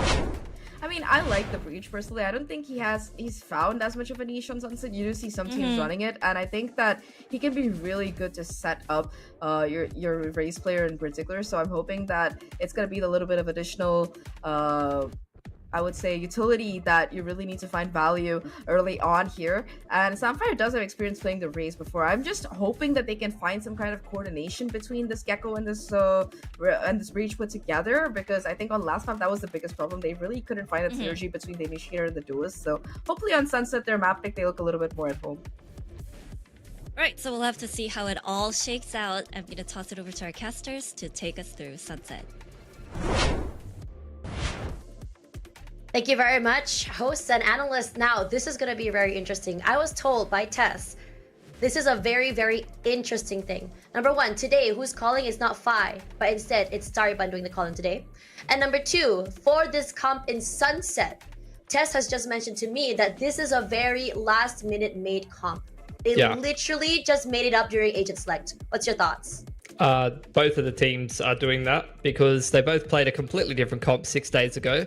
So this game's going to be spaghetti, which is fine. You know, these things happen.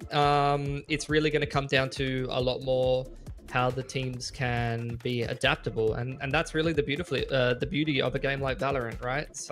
And I know this all too well. I can watch 3 VODs of a team playing a map, and then we load into Agent Select, and I can throw all of that prep in the bin. So that's how it goes. So that's your experience as a coach, right? Like you can figure out all these things just by a glance at everything. No, I'm saying you can watch as many VODs as you want, but sometimes you hit the agent select screen. You pick your agents, and then you go getting everyone hyped up. You're saying, "Hey guys, this is what they do. This is what we're expecting." You give them a little prep. And then you load into the loading screen, and the other team has a completely different I get what you're comp, saying. and you can light all of your research, all of your prep on fire, and that's where you have to be adaptable, and you have to be able to, when you go into the game, come up with creative solutions and really rely on the calling and the players to be able to figure things out. Honestly, if they do well, if this is a last-minute comp that they've done, and they do well, it really shows the adaptability of the team and also how much trust they have on each other to be able to do this so last minute. Now, what do you think of Mommy's Kitten's, comp with the Breach? I mean, I like their comp better. Breach is something that used to be a lot more popular. I think it's really going to come down, at least in this half, for Aura Differential. Their duelists have got to take duels and space, the Reina as well. It's going to be a quick mid to B split to kick things off, though. It looks like Sawamura just going to dive towards backside, and they're going to try to hold on there until the rotates come in here, Tash. That's right, and immediately just try to break all that utility, but Sawamura is a little bit faster. No trips broken, but only hits popped. And Envious does find one for herself, but she can't do more than that. Only losing one. Aura Differential played this map very strong. Yeah, really, really nice hold there. Cypher just tucking into backside, something that's very popular at the moment, and having someone there with the Cypher to help her, and then the rotate coming in from the rest of the team. Really good supportive smokes from the Omen, the Raise nade as well, and just flooding before the plant even goes down. Really, really nice protocols there from Aura Differential. And it's going to be up to Mommy's Kittens now to just go onto the eco, into the first gun round, and see what they're going to be able to put together. I think for their game plan, it's going to be a lot more about set util and trying to shut down these duelists from taking duels in the early to mid round. Use the Breach and Gecko util to bully those duelists off the info lines and then go from there. I think it's great because Sawamura and Graham's have been so massive when it comes to this first contact sort of plays.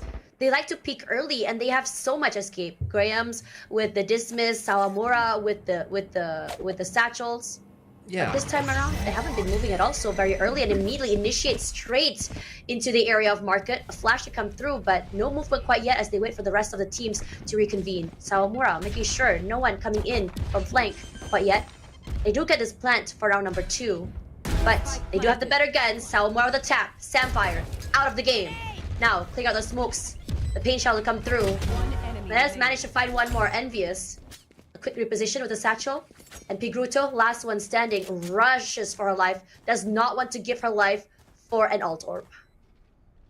Yeah, don't want to survive after time either, though. Teth's going to be given that one, and it's a very clean anti-eco for Aura Differential. I think Mommy's Kittens not too unhappy with that.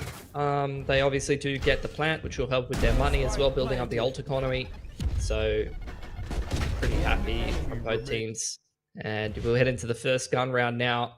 See what Mommy's Kittens have got for us. This is obviously their map pick, but they haven't really had a lot of reps in officials. They've only played this one in the Swiss stage. Actually, Aura Differential, I think, has played this map a little more. I'll double check, fact check that. Yeah, they played it twice, and one of those was against Sipto, so that's a pretty big test as well. Yeah. It does come down to what you manage to learn from these losses. They do immediately close the door. Oh, she's trapped. Let a crossfire come through, but I'm not sure if that was intentional or not. She wanted out. She said she wanted out. No. Oh man, she was probably yelling, "No, no, no!"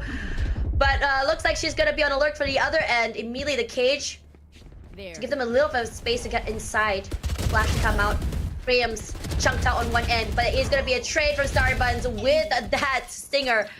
Stinger doing a lot of work in this particular round. Samfire as well as a teammate now down and out. Tess still holding behind this box. They do hear the wingman to go forward. Pigruto taps out. Tess down. 2 versus 3 with a bulldog as well as a guardian. Guardian can do a lot of damage if handled very well, but you do need to get those angles right. Sawamura repositioning. I think they do spot out or hurt her footsteps. But they're so distracted on one side. Not enough for 1. Pigruto already for 3. 5. All alone here. Cage triggered. I think they're still looking at the site itself. Goes out. Good for 1, but no more than that. But it is a very costly round for Kittens. Yeah, drop 3 guns. So not too bad of a bonus there for Aura Differential as they head into their first gun round here. And this is what you're going to be seeing a lot of, I think. Just the Reina contesting a line, helped out with someone who has supportive utility. They found my wife. Things like the elbow fight, fighting for market, maybe late mid rounds, trying to aggress mid from the defense is what I am expecting. Cypher ult's online here for Mommy's Kittens, and here we go into a swing round. Whoever drops this round, will have their money broken. Once again, dark covers exchanged, deep towards A for the defense, and on towards top mid here for Mommy's Kittens. Very aggressive mid-take from Mommy's Kittens, and I think this has been read very well from the members of our differential. 5, huge. Just plays off that information. Neural Theft to come through, gives them all the information they need on where exactly they'll be rotating. It's gonna be toward A. A quick push through to come out. All the utility, all broken. Grams hasn't moved despite the fact that she was actually flash. Repositions, not good for 2. 5 alone. Good lurk, honestly. Can go for the crunch. Sorry about playing out of his smoke. Good for 1, good for 2! Beautifully played in this corner. Tess goes for 1 as well. What a round for Aura Differential, only losing 1. Yeah, they've broken the money in Mummy's Kittens, and once again are kind of dominating the series regardless of the map. Good stuff from Fight, holding down the B side after the pressure on mid in the last round, just adapting to that Omen, running up pretty much just solo trying to contest market. Definitely not something that you see too often. And I think Aura Differential, I mean, looking at this comp change, it's just them playing to their strengths. This is how they play Breeze as well with the double duelist. Same thing on Bind with Grams on the Yoru. So it really just is a identity thing, a comfort thing. Careful here. Did they see her? No, it's a contact up A. I know Tess is there. Flash. I don't think she knows. Oh, still gets 2! How did she do that? Beautiful first contact from Tess. I was so sure she was gonna go down. Regardless, look at mid-side Spike. All the way there, and the Cypher's all the way in the back side. Yeah, full A control here for Aura Differential. Like Mummy's Kittens, they feel that market is pretty open once again. They've seen that Cypher camp a couple of times. Trip's going to keep them at arm's length for now, but look at this being main control. Look at that, Pigruto. Five's Pigruto, not getting any value from that, now envious. With Elfie, last 2 people standing. Going all the way up to it, Boba does not realize there's still 1 more crunching him from top mid. Envious was aware, good enough. Sorry button, tapped out. Gonna be granted an upgrade, a Vandal in hand. They do get the plant, but I think they're just trying to go for 1 person saving and perhaps 1 for a save. Get a pickup, a flash onto one end. Spots no one. Just gonna be suspecting this area of Boba. Saomura, a cage as well. Satcheling up forward. Graham's so quick on that. Envious now all alone. Good for 2. Tap, tap, tap. She goes, but can't do more than that as Fi swings in. And Aura Differential get another one. Yep, up to 4 now. Some pressure put on the economy of Aura Differential though by Mummy's Kittens. Potentially putting themselves in a position where they can have a reset round later on. They probably need 2 good gun rounds back to back, and they can actually break this defense economy and try to get back into this half. Very fortunate for Tess. That could have been disastrous, losing this guy's life early on. But Mummy's Kittens, I think they're starting to understand how they can maneuver the mid round. The A contest is the same, and the Cypher setup pretty much the same every time from Aura Differential. This time, Trip being led towards the A site. Looks like Mummy's Kittens want to wrestle control of A off of Aura Differential here early on. Crashes up, and it's going to get sent in straight away. And so does Rin, but she does get blinded, but it doesn't matter. Grams goes down. Rin, quick on that, but 8 HP left. Not a lot to work with right now. Tess already on the side. Wake for 2! What a spray! Not sure if that was intentional, but good pick. We do get a lot of info from the Seekers. Tess, a beautiful hold on the side, good for 4. And we've seen it happen yesterday. Tess holding down the side, and Tess can do it today. Yeah, and with 4 alive, I mean, I just don't see Mummy's Kittens getting any more competitive. A attempt there completely shut down, although they got a nice little entry off the backside of that. Oh my god, the fault line. That was a really, really nice little raw adjustment there from Tess. Double headshot on the Vandal. 4K just dancing around Generator there with the trips for safety. 9 and 1 from Tess. I mean, we saw her on the B stream yesterday being a bit of an animal as well, so I'm not too surprised to see such sharp gameplay from her. And I like low-key kind of feeling like, although Aura Differential have started in the lower bracket, they're looking like a real dangerous team here in SCA Game Changers. Here's the tack timeout for Mummy's Kittens. I mean, are you surprised about Aura Differential? I'm not surprised about it. I mean, like it is from the lower brackets, but the amount of experience they've gotten is insane from before, right? It's like, that's the thing. The format, if you look at the format and you actually pick apart the Swiss of how the group stage went, there's really not actually a whole lot between the teams who came like top 8 and some of the teams who came like top 16. Like, Right. we're talking about a difference of a few rounds or like a map here or there. Yes. Like, there might even be some really strong SEA Game Changers teams who didn't make the top 8. They like, didn't. Dangerous, Like, for Dangerous fun. Rose, for They example. just rose for fun. Yeah. Dangerous So- Rose, for example, they got a forfeit win and they made the top 8. So, like, the Swiss stage doesn't necessarily tell you who the best teams are going to be, and that's what the playoffs are all about. And right now, I'm feeling like Aura Differential looking pretty damn scary. They do look scary. They sound scary. The calling today from Starbuns is on point. Yesterday, Fi was doing the calling. I can't really tell the difference, honestly, but both callers are really good. Pigruto finds that trip, immediately takes it out. Rin already blinded. Beauty set up a safe Sawamura 3. And then perfectly communicated Spy. Good for one more. Final man left standing. 5 for 2.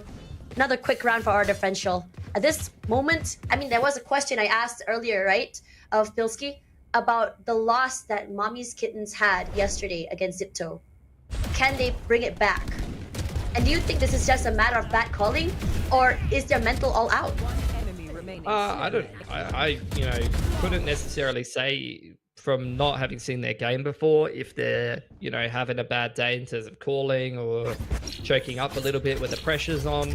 But at the moment, I mean, from what I'm seeing in the server, really just feels like a bit of a team diff today. Or a differential playing a much better game. I'm liking the way they're playing their macro. They're looking sharper. They're looking more well put together. They're playing off of each other better. So, looking like the better team. And that's where Mummy's Kittens, I mean, we're talking about lower bracket here. They're already down a map. If they don't step up soon on their map pick, this game is going to be Dunsky. Showstopper here for Rin.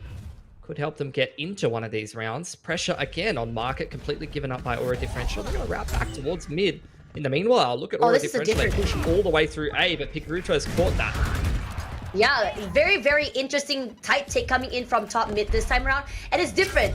And this time around, Aura Differential was not expecting this, but Starbuns equalizes at least, finds one of her own. Grahams with that op coming forward. Envious already anticipating 2 at least coming in from this side. Gets distracted by 1, but then it out. Starry Bun playing this to perfection. Using her teammate as a distraction to go in for that trade. Rin alone. Could timing be on her side is the question. She does have the spike. No one knows exactly where she is. She might be able to go for a save at the very least. Economy not in the best situations. But that's not happening. 4K from spawn side from Starry Bun was absolutely massive there. And Mummy's Kittens just looking a little dejected. Not really any momentum going for them, even though they're able to actually catch the... They're able to catch the A push there on the Cypher and insta-ult. They're still not able to make the correct mid-round call to be able to win that. So that's pretty worrying, has to be said. They did swap the breach in for the KO, and it really doesn't look like that change is doing them any favors. Back onto the half-buy here. They got the Showstopper and the Rolling Thunder. Those could be big to be able to actually get them an exit going. And here's the mid-control from Aura Differential, just fighting over on Tile's side. Tess only going 1 for 1, and Grant's diving down mid with the operator. Down mid. That shot from Envious, what a good trade! A jump through, come out, does get 1 with the Showstopper. Immediately, fades out, clean round. Good read, honestly, from Aura Differential, understanding that this is going to be the eco, and they are going to be going aggressively mid, and they want to oppress them on the mid side themselves. But what a shot from Envious, though. Yeah, good sheriff work there from the side of Mummy's Kittens. They always put the pieces together, but reactive Showstopper gets the round done. And the big tile side from Aura Differential doing them a lot of favors. Pretty aggressive anti-eco round, but I guess they're fighting together into mid. Worked out for them. Again, it's going to be the A-take. Straight in with the Showstopper here, Tash. Yep, Showstopper straight in. Rin, unable to see anything, no information. Tess from one end, not able to trade that out. But she's doing a lot of work. They line up for her. Rin, pain shells over to Ali, just to buy a little bit of time. Also, clearing out so much space from Envious. I think she might have heard the footsteps coming in from one end. Samfire and her ready for that double swing if need be. Lance already down. Immediately, good for one, playing his angles very well. Her and Graham's doing wonders, but Rin this round goes big. That's just what they need to do more of, like, especially with the Rolling Thunder or the Showstopper online. Like, they just need to execute the site. They've looked pretty lost going for this mid control and pressuring market and deciding what they want to do in the mid round.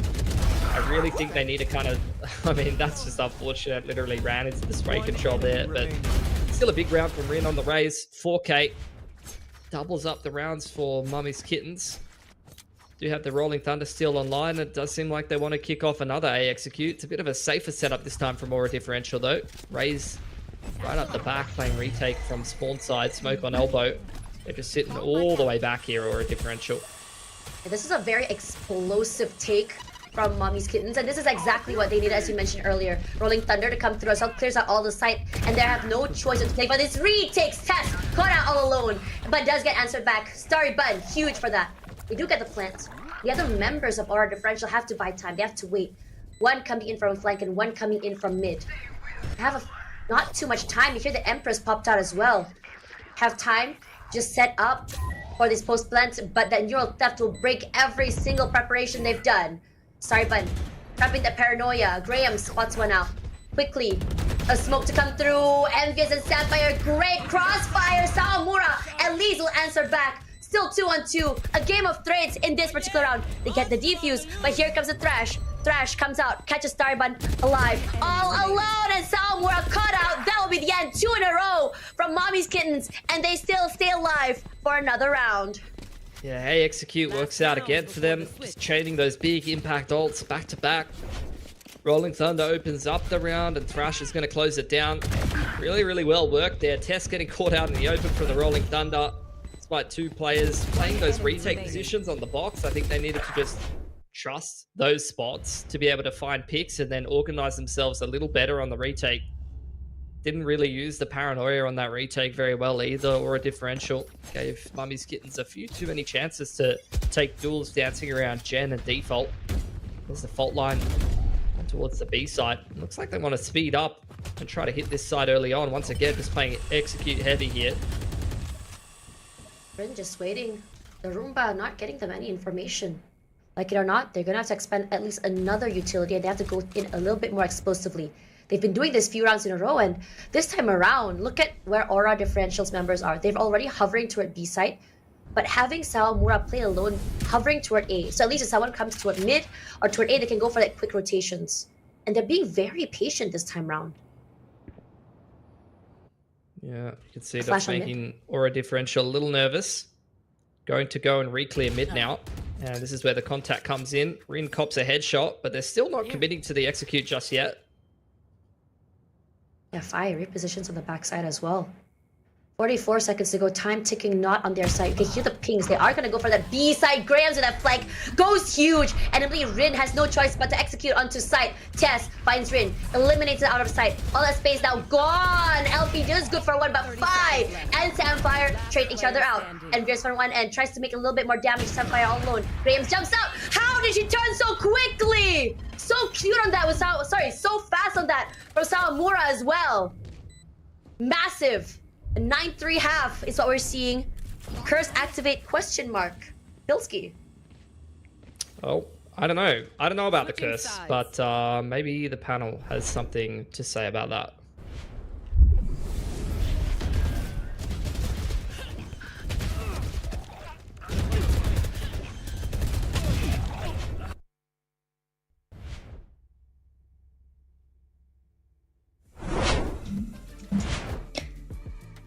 Well, first half on Sunset, dominant series. I mean, dominant string of rounds from our differential until Mommy's Kittens found the response.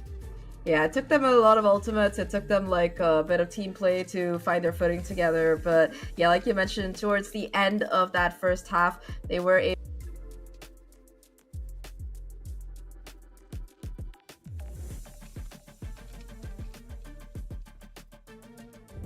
Okay, never mind. Sorry, a little bit of a tech check there, but yeah, like I was saying, I think that they were able to really use those ultimates to snowball it together and get a couple of rounds. But that said, throughout this half, I think Aura were the ones in control, Jen.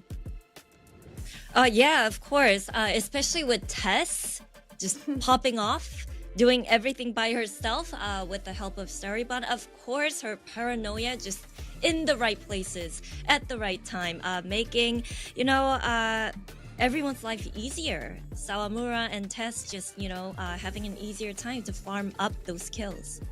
Yeah, and Graham as well. It was a little bit of a quieter game, but I think so many of those times it was that 1-2 punch combination between Sawamura and Graham to really come through and find those openings to make those retakes work out. Tess, like you mentioned, walking human highlight reel, just solo anchor of the B side. They should build a statue to her on that particular site, the kind of plays that she was coming up with. But yeah, 9-3. Our casters did ask if you believe in a curse. So Jen, do you believe in a curse? I was gonna say, I don't know.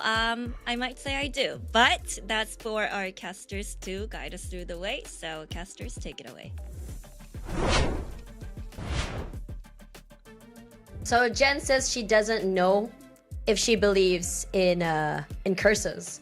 And then you have Pilski, who says, I don't know about curses, but I know about stats.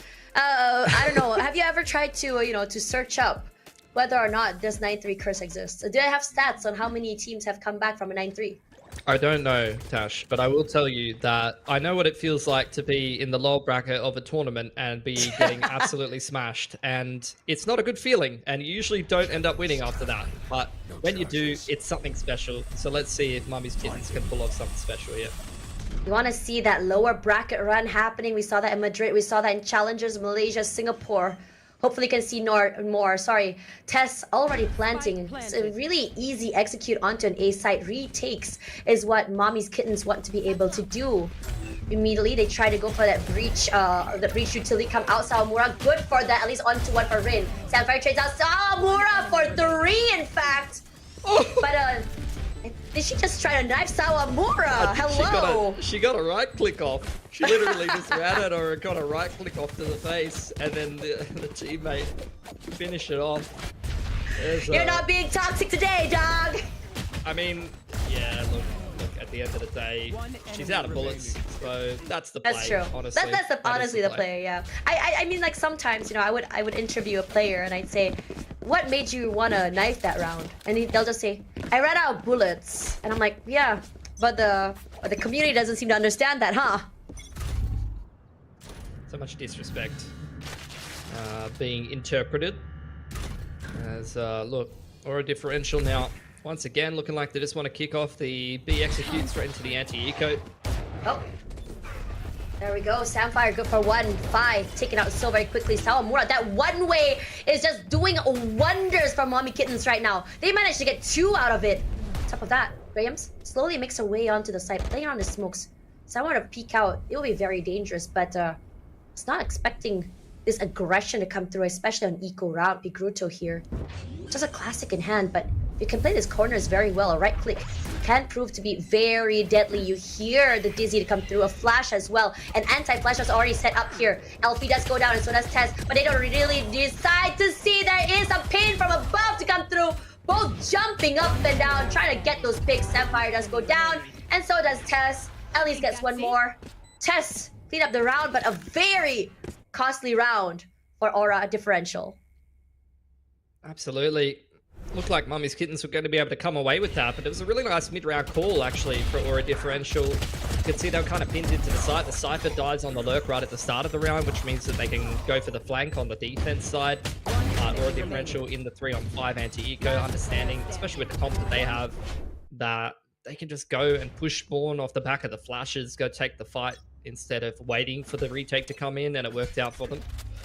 Like you said, though, more expensive round than you'd want on the side of Aura differential. You're going to bust this market door wide open for about 5 seconds into the round, and looking like they really want to take a lot of space over towards market side. Envious is going to punish that. She does. Great on that. Trips does find one more, so more down. So does Tess. Envious. Good hold on to marketplace. Playing around the utility. Spots one out. 5 lurking on mid. There is still one more to worry about. It's going to be Starry Bun. Playing alone, can she at least make it a little bit more costly? You know exactly where she is. A double swing out. Mommy's Kittens, this time around, they take pistols. And the anti as well. They're looking a lot more comfortable a lot more confident on the defense side of They Sunset. do. I just feel like, unfortunately, they're 2 rounds away from losing, and this might be a little bit too little too late. It's going to take a pretty massive comeback for them to come into the game now. And Aura Differential has a lot of time to get themselves organized on this attacking side, and their calling on Lotus was pretty fantastic. So I got a lot of faith they can get this game done. But look, I'm keen to see Mummy's Kittens at least show us some good rounds in the lower bracket here. Quick guiding light straight onto the line. Cypher Trip put deep. That's going to get taken out of the equation pretty quickly here, and Mummy's Kitten's not going to be able to play off of that. Yeah. Already tiles. They're marking it. But they already have utility there as well, so if they want to push out, they know at least one person is holding Phi. Playing this corner very well. Luckily, that's not get spotted. They do actually mark her. Rin finds Phi, eliminates her. You can see the pivot come through from Mummy's Kittens, knowing that Phi is lurking here. It must be likely that A side might be the weaker side. You did good. Regardless, Elfie making sure that no one is actually pushing out mid first as well. The utility thrown out, but taking their sweet time. Yeah, I mean, they've lost the lurk. It's a bit of an awkward situation. Weren't able to get out of B main. 45 seconds to go. They do have the Seekers online, so that's going to help them kind of work out what the setup is and react accordingly. Trailblazer straight up A main. Smoke towards short, and they're going to try to take some top mid control and catch the defense off guard here, Tash. 30 Really seconds left. takes out the tripwire. Graham's playing the side, trying to find that camera. Immediately just puts out that flash. Ooh, the Lear actually didn't get Gruto. Just a little bit too far out. Graham's gonna play off the Seekers. Envious does get found out on one end. 10 Tess seconds left. finds one in the mid rotate, playing from the bottom side. Graham's still good for one. Tess, is she good for two? Yes, she is! Tess, our multi-fragger, brings us to match point. Aura Differential. So even in the rounds they had no business winning, they're able to win them. They're just looking like the much better team here today. Like, in terms of the macro, like, Mummy's Kittens, they looked good in this round. You know, they're able to pick up the lurker, they're able to trade out effectively and be up in numbers. It's only 8 seconds, and Aura Differential are trying to run into the site with almost no time to go. But that's where the individuals from Aura Differential are looking really, really clued on. Like, Tess is just able to navigate the complicated mid to late rounds really, really well.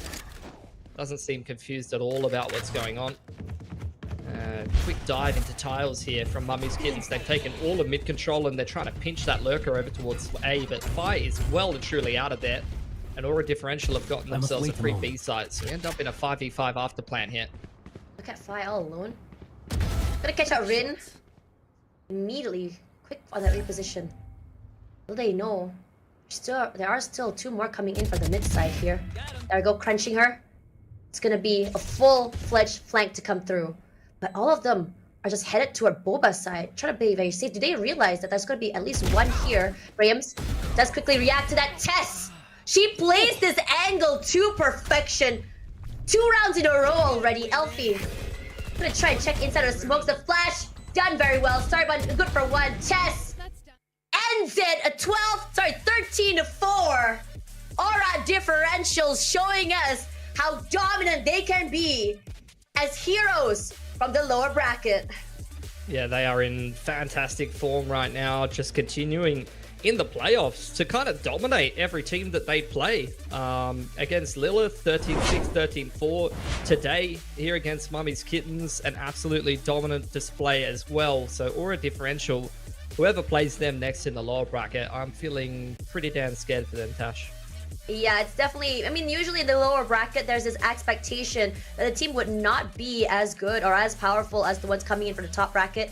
But now we're starting to see this change come through, and I'm really liking this change. We have players imported from all over of Southeast Asia, even one from Korea, Starbuns, in fact. So the ping diff doesn't seem to be affecting her at all. I'm liking this mid-range changes, and in fact, they're so comfortable to be setting up this comp so last minute before the game, which really just confirms my suspicions about how comfortable they are at being so flexible and how big their agent pool really is. Regardless, I'm pretty sure that our panel has a lot more to say. So Jen and Zach, on to you guys.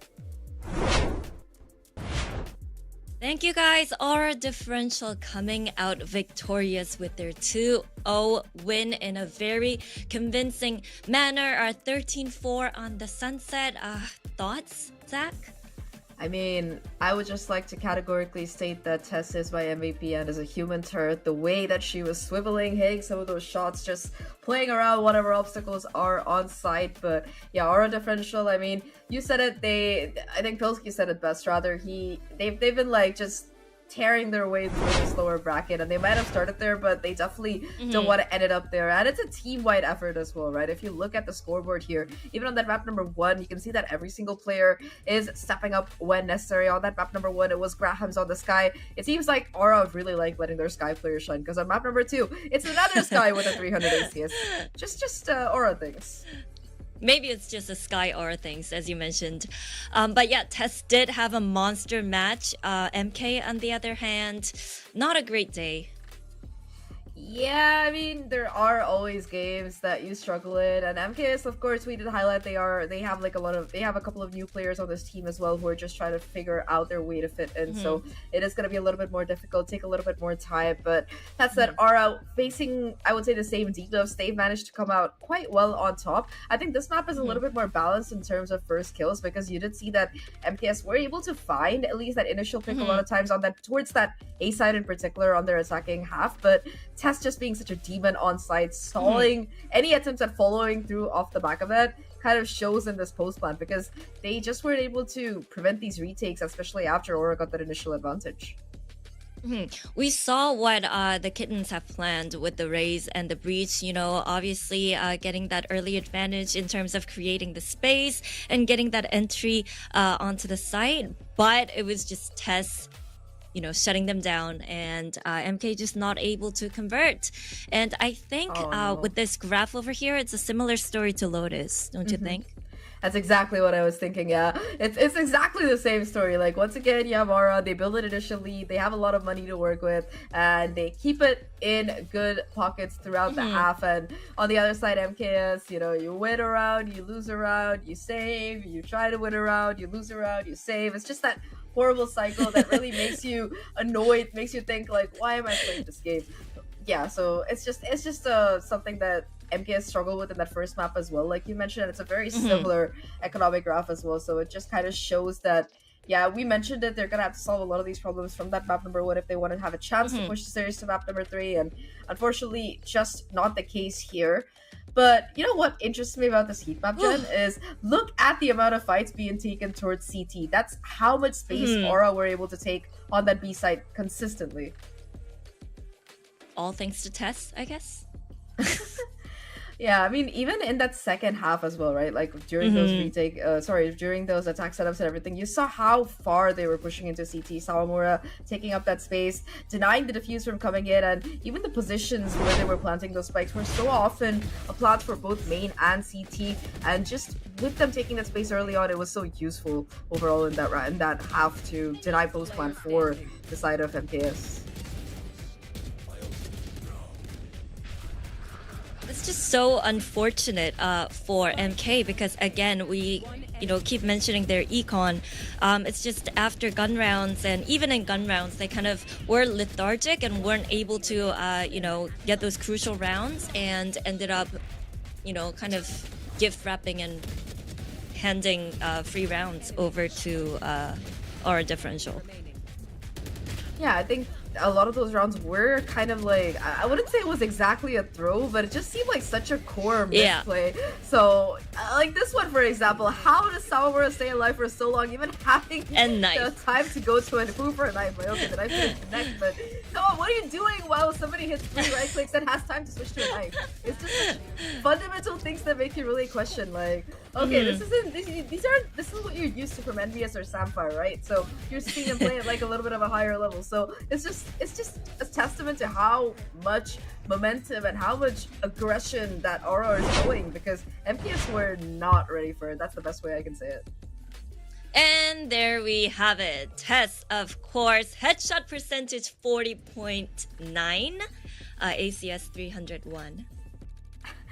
just common aura Sky things. I feel like that should be this team's new tagline. We take Sky and we play her like a duelist and we make it work somehow. But yeah, another player with an almost 4 KDA, 300 ACS, a little bit of a drop in that shot percentage. I think the other, I think that it was 46 or 43 or something like that. But all things considered, I don't think Tess was really struggling too much on this map. A lot of those rounds, it was insane how much value she was fighting. Okay, like I was losing my mind, like paranoia, concussed, caught by another flash, and you still get a 4K. Like, how do you do it, Tess? How? Don't ask me. Hopefully you get a chance to talk to her. But I just want to point out, you know, Starry Run, it's just she came in last minute. She didn't really have that exact amount of time as her teammates to bond and really get that team synergy. And yet she was so successful in supporting her duelists and even, you know, her teammates to, you know, really just engage in those fights with their paranoia and just making sure that their teammates are in a good position and are in an easy situation to pick up those kills. Yeah, I think that in particular, like Tash mentioned as well, with Starryman coming into that IGL role today, you could really see that there was a lot of super good calls that came out, especially towards the middle of those rounds when those rotations start coming in, when there's like a little bit of uncertainty usually, like are they going to continue attacking on this side or are they going to rotate? What do we do here? And I think throughout all of that, Starryman just played it perfectly. There were some really good calls in both these maps that made like disadvantageous situations work out for Aura. And I think Starryman as well, like if you know about her coming up from NA Game Changers, having played with teams like XZ and stuff, I think that there's a lot of experience that comes in from another region, and you can really see that kind of helping this team and shaping them as well. So I'm really excited to see what this roster will look like if they stick together, and depending on how far they go here, if they make top 4, of course, it's gonna be great for them to come out, make a new roster, and finish in the top 4 in APAC. That's pretty insane. It kind of reminds me of what we talked about earlier in the day about, you know, NA playing slow. Not slow at all, I guess. Sorry, Van. I mean, the real test is gonna be when this team goes up against the likes of Zipto and Boba, because right now, yes, they've been playing well. They've been able to deal with contenders in their weight class with similar newer teams, similar approaches and stuff. So when you go to that level, though, when you have players like Neri or like a Yumi just W keying you down, how do you react and how will you stand against that test? Because I think this team is definitely capable of that top 4. I think they have the potential for it. But how much further will they go? That's the question that's really in my mind here, and I would personally love to ask a couple of these questions to these players, because I want to know the whole story. How did he get this roster together? How have practices been? Does you know, how is it like working between those regions? Because I always like talking to players who have shifted regions. Like even in Pacific, there are like for example, Aaron last year or Ban this year. It's a Governor this year. It's really interesting to see it. Like I remember having to talk to Governor for an interview, and he was just like, "Man, when I moved to APAC, I hated it. Everyone was just W keying me. I just want to play my game." And I was like, "Yeah, welcome to APAC. That sounds right." Yep, and he found his place just W gaming everyone in Pacific, I guess. But that's for another league, for another day. But interview is ready. Let's see who we get to talk to. Hello. Hello. Hello, Starryman. Massive congrats, Starryman. I just wanted to ask you, how do you feel after that dominant victory? It felt pretty good. Honestly, going into it, I wasn't really that worried. I did a little bit of homework beforehand, so I kind of understood their playstyle going into it. So I just knew I had a game plan, and if my teammates trusted it, then it was all good. It looked like you did a lot of homework today as well. I just wanted to ask you, there was a little bit of change in situation with the IGLing. So can you tell us about why this decision came through, and you know how that has kind of affected the team? I think coming into it, the reason why we shifted IGLing is because I had more experience, and I'm kind of more adapting at like calling on the fly. so the girls kind of preferred if I would call. But I mean, Fi still ends up making some of the pre-round calls. She puts a lot of input, but overall, because of like my experience, I think everyone's felt more comfortable with me calling. All right, Okay. Zach, is there? Yeah, I was gonna. You mentioned that Yeah. you did research and stuff, and I'm presuming you knew that you were going up against this double Sentinel comp, this Killjoy chamber composition coming out of your opponent. So, what were your thought processes when you tried to adapt to that? Did you try to like anti-strat it, or did you just think about like how you can play around it in terms of like map movement? What was like your thought process? Because I'm a nerd. I like hearing about this stuff. So when I was watching their VOD, I realized that their chamber mostly got set up on like the deep angles. And honestly, watching the VOD, I saw that she had a lot of impact in the game. So our game plan, to be truthful, was like avoid the chamber. Don't let her get on fire. Don't let her heat up. What we're gonna do is we're gonna find where the chamber is and just run the opposite direction. And I think it ended up working out for us. And then on our defense side, I think they have like a lot of holes in the way they play where they don't really pivot and they don't really fake. So we just kind of trusted the util. So when we heard like their util being thrown, we just kind of ended up stacking that site, and we ended up just kind of winning the game because of it.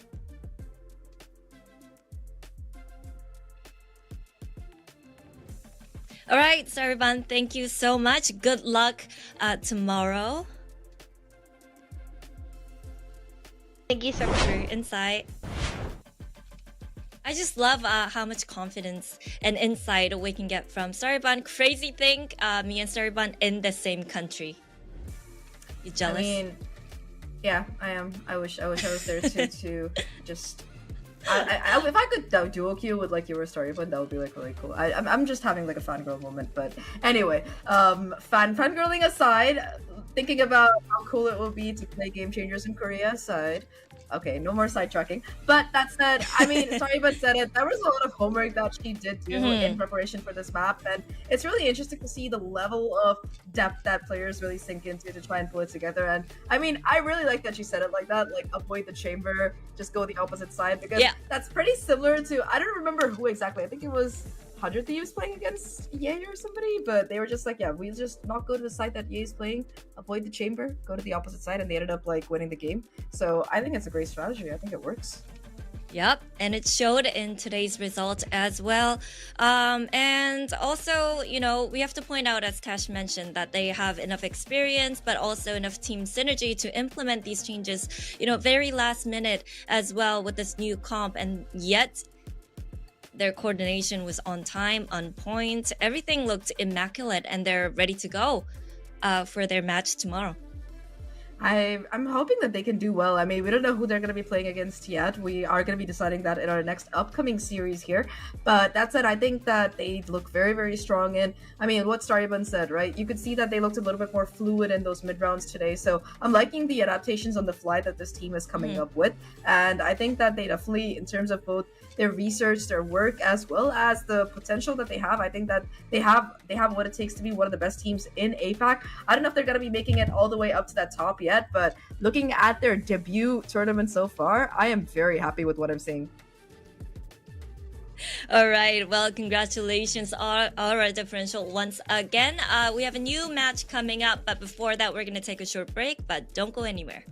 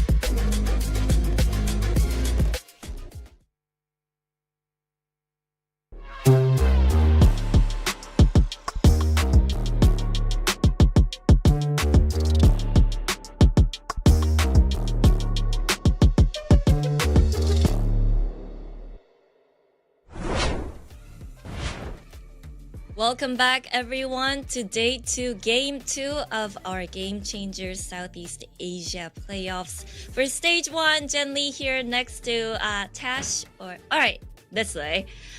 Fresh from casting, Mommy's Kittens versus Aura Differential, of course. Now, Tash, was that first game a surprise to you? Honestly, no. I already knew what we were getting ourselves into, especially after the power spike we saw yesterday from Aura Differentials. I know that both you and Zach had put all of your bets onto Money First. Sorry, no, excuse me, not Money First. Mommy's Kittens. Mommy's Oh Kittens. my gosh, it's like it starts with an M, right? So, anyways, to Mommy's Kittens. And coming from that, I do understand where the sentiment comes from. There are definitely players that are definitely to watch out for, especially Envious, especially Samfire from last season. But the team that has been put together from Aura Differentials is just a very, very stacked team, to the point that even I was shocked at how they ended up in the lower brackets instead of playing on the top, on the upper brackets. Well, with Aura Differential stepping up and showing their potential, we had to say goodbye to Mommy's Kittens. But we do have a fresh new match to focus on. It's Money First versus RIMA GC. And I feel like this is going to be like a true test, litmus test of forms for both teams.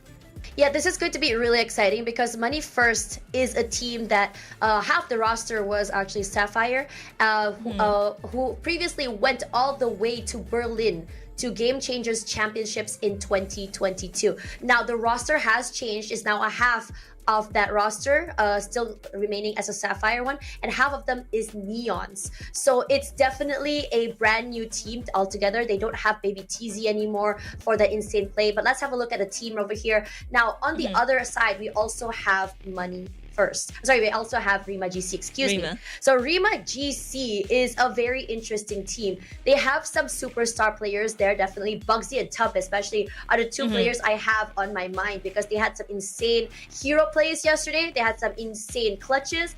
Also, Rice, who is a very aggressive player who is not afraid to take up space. So when you look at these two different teams, I see Money First as a team of superstars, of players who are already at the top, still trying to find their way back to remember where they were before.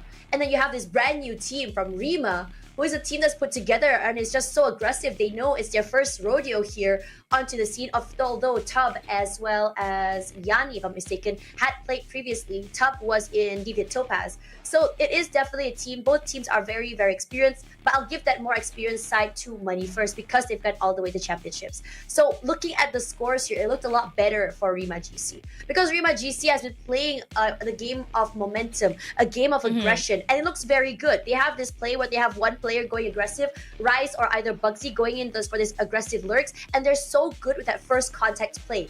And it looks miraculous because as soon as they get that first contact play, the information has been relayed and the whole team sort of just dominoes down into and just kind of collapses into the rest of the team.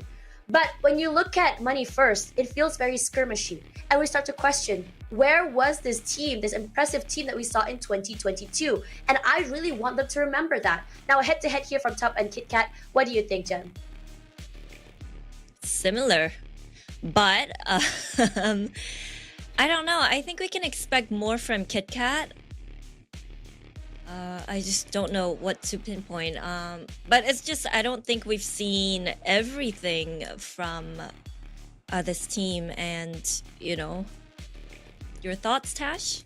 Yeah, so you look at Tub and KitKat, I think what's the most important thing to look out for is how they play. Now, KitKat is I believe KitKat is their Sentinel, previously played a Neon, as well as their Initiator. So what we see yesterday was for KitKat, yes, she is very aggressive, high amount of kills, but the problem with KitKat is that when you want to play a Sky, you want to be able to capitalize, you want to be able to play with their teammates, you want to be able to get those picks by enabling your teammates, especially Polly. But I didn't really see that yesterday, and I think that was the problem. While they are individually talented, that teamwork play was just not very there quite yet. Tub, on the other hand, was complete opposite. She's very aggressive, great for those multi-frags. Hero plays is the name of the game, and Bless is definitely one of those heroes that we are looking at from RIMA GC. I believe that for RIMA, what was really fun looking at in terms of Bless is that they are individually brilliant. They are okay to let whoever go and play alone because they are just so confident with their aggressive plays, with their solo plays. They're able to leave one person lurking or a weaker site even. There are so many times where Bless was solo anchoring a site all by her own and managed to snag 3 before her teammates rotated over. Well, yeah, Bless and Buxy especially had a great map yesterday. And they're not really the agents that are supposed to be fragging or putting up top numbers on the board, but somehow they were very explosive. So from Money First side, it's crucial and very important for them to shut down Bless and Buxy as well. Yeah, it is very crucial, and I think that if you want to look at comparisons for yesterday, so RIMA had a very interesting day. I'm sorry I'm talking more about RIMA because that was the match that I was on desk for yesterday as well. I think that for RIMA, I think what Money First needs to understand is to understand patterns, and I think this is what was RIMA's, I think, their strong points here. They're understanding how Dangerous Rose, they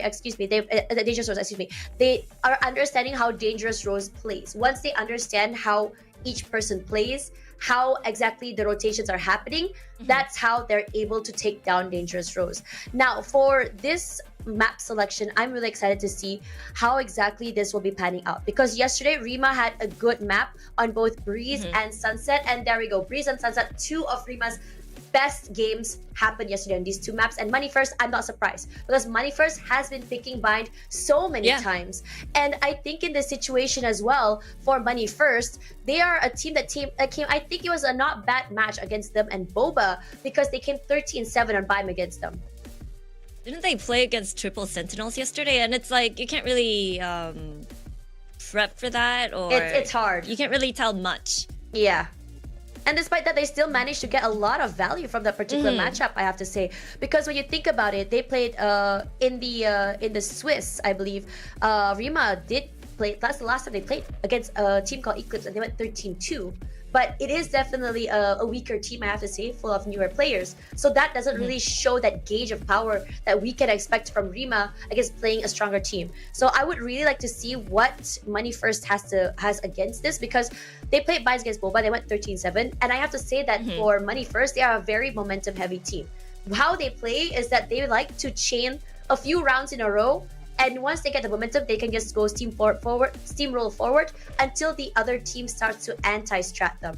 And then they take a while to really figure out how to do that once again.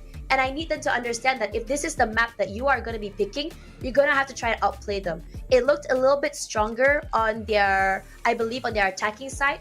So let's see what they have to do. What did they learn from yesterday is the problem. Because this is what I like to ask teams, honestly. If you are losing against a stronger team, what did you learn from that map, and what's your takeaway to the next time you play on this map? Because we saw that from RIMA, from their losses, but can we see that from Money First? No, but the thing is, one thing I noticed, one thing that I learned from their series on Bind yesterday was that, they need to have the tempo in their control. It's just they just let their opponents kind of run around and change their paces. But as you mentioned, Money First did not make a lot of drastic adjustments to maybe bring things back. But on the other side, for RIMA, I just feel like the comps they were running in their previous Bind games, they have a really good understanding of how to utilize those comps and how to, make best out of what they have with the util usage and the alt usage as well. Yeah, I'm gonna have to agree with you there. And on top of that, I think another thing that's gonna be a problem here is that what I heard was for Money First, it was a team that's made quite last minute. They had some unforeseen circumstances, so 2 of their players ended up separating from them, and they brought in 2 new players as well. So it might just be a chemistry issue at this point, but the fact that they managed to go this far with a team that's newly put together was already a statement in itself. So I'm really excited to see what they have in store for today, because Money First, this is a very, I would say, I'm really liking this particular comp. You can see aggression coming through from Macchiato. KITTEN had some insane timings with her play on the Sky yesterday. Perhaps yesterday was not the yardstick that we needed to see, because it is, after all, a team that's very strong, which is Boba. Let's see if RIMA might be a better understanding for us to understand what they can bring into the game. I just really like Rima's comp, you know. It's nothing new, but, you know, Molly's from the get-go and the Brim combined with Bridge Stand. Yoru gets an easy entry into the side with all the angles covered. And it's super hard for the opponents to stay on site. So they're just forcing retakes on their opponents. And as I said, they have a great understanding of how to utilize this comp to the max. I just don't know if Money First can, as I said, keep the tempo in check, especially against this type of composition. Honestly, I'm just really scared for Polly. She is an insane controller, and I think we've seen it since 2022. She has one of the strongest Vipers I've seen here in GC, Asia Pacific, as well as GC Southeast Asia. Now, the pick that I was worried about here is Yanni's pick, that Yoru, not only to clear but also to get the information on site. If Rima does this well, if they manage to get those alt orbs if they do manage to get the alt orbs onto the dimensional rift, onto Yanni will be able to get onto the site and just clear out the Viper's pit every single time. But let's have a look at the predictions. Mine did not go well in the previous series. Okay.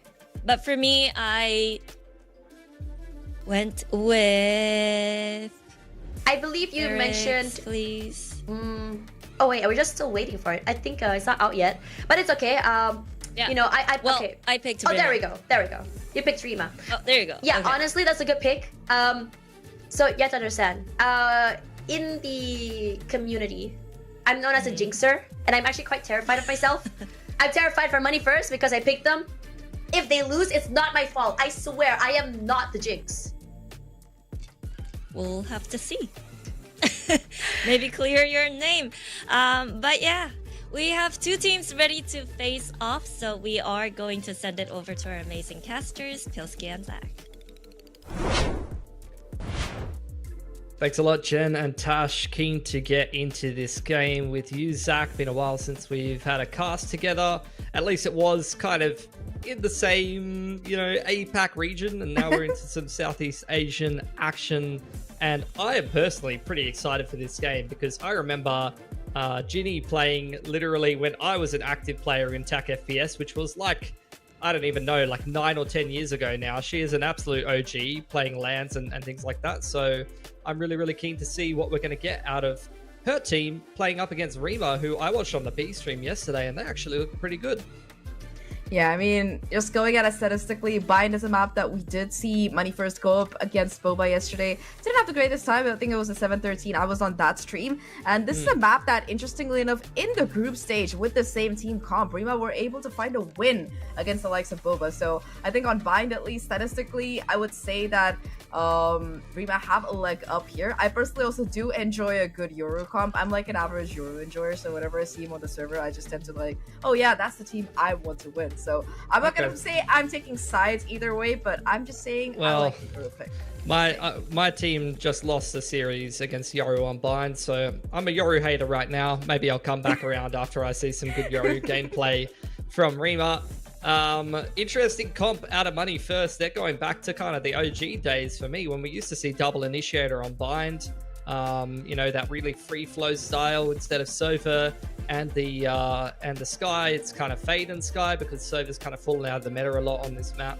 Although you definitely do see it played on a lot of other maps. So we'll see how the double initiator kind of free flow approach goes against the Rima comp, which is, you know, also double initiator, but a pretty different style. You know, you're not going to see the dogs, you know, kind of free flow, clearing out the map, push and pull on both attack and defense. It's more of kind of a set play, more execute heavy comp.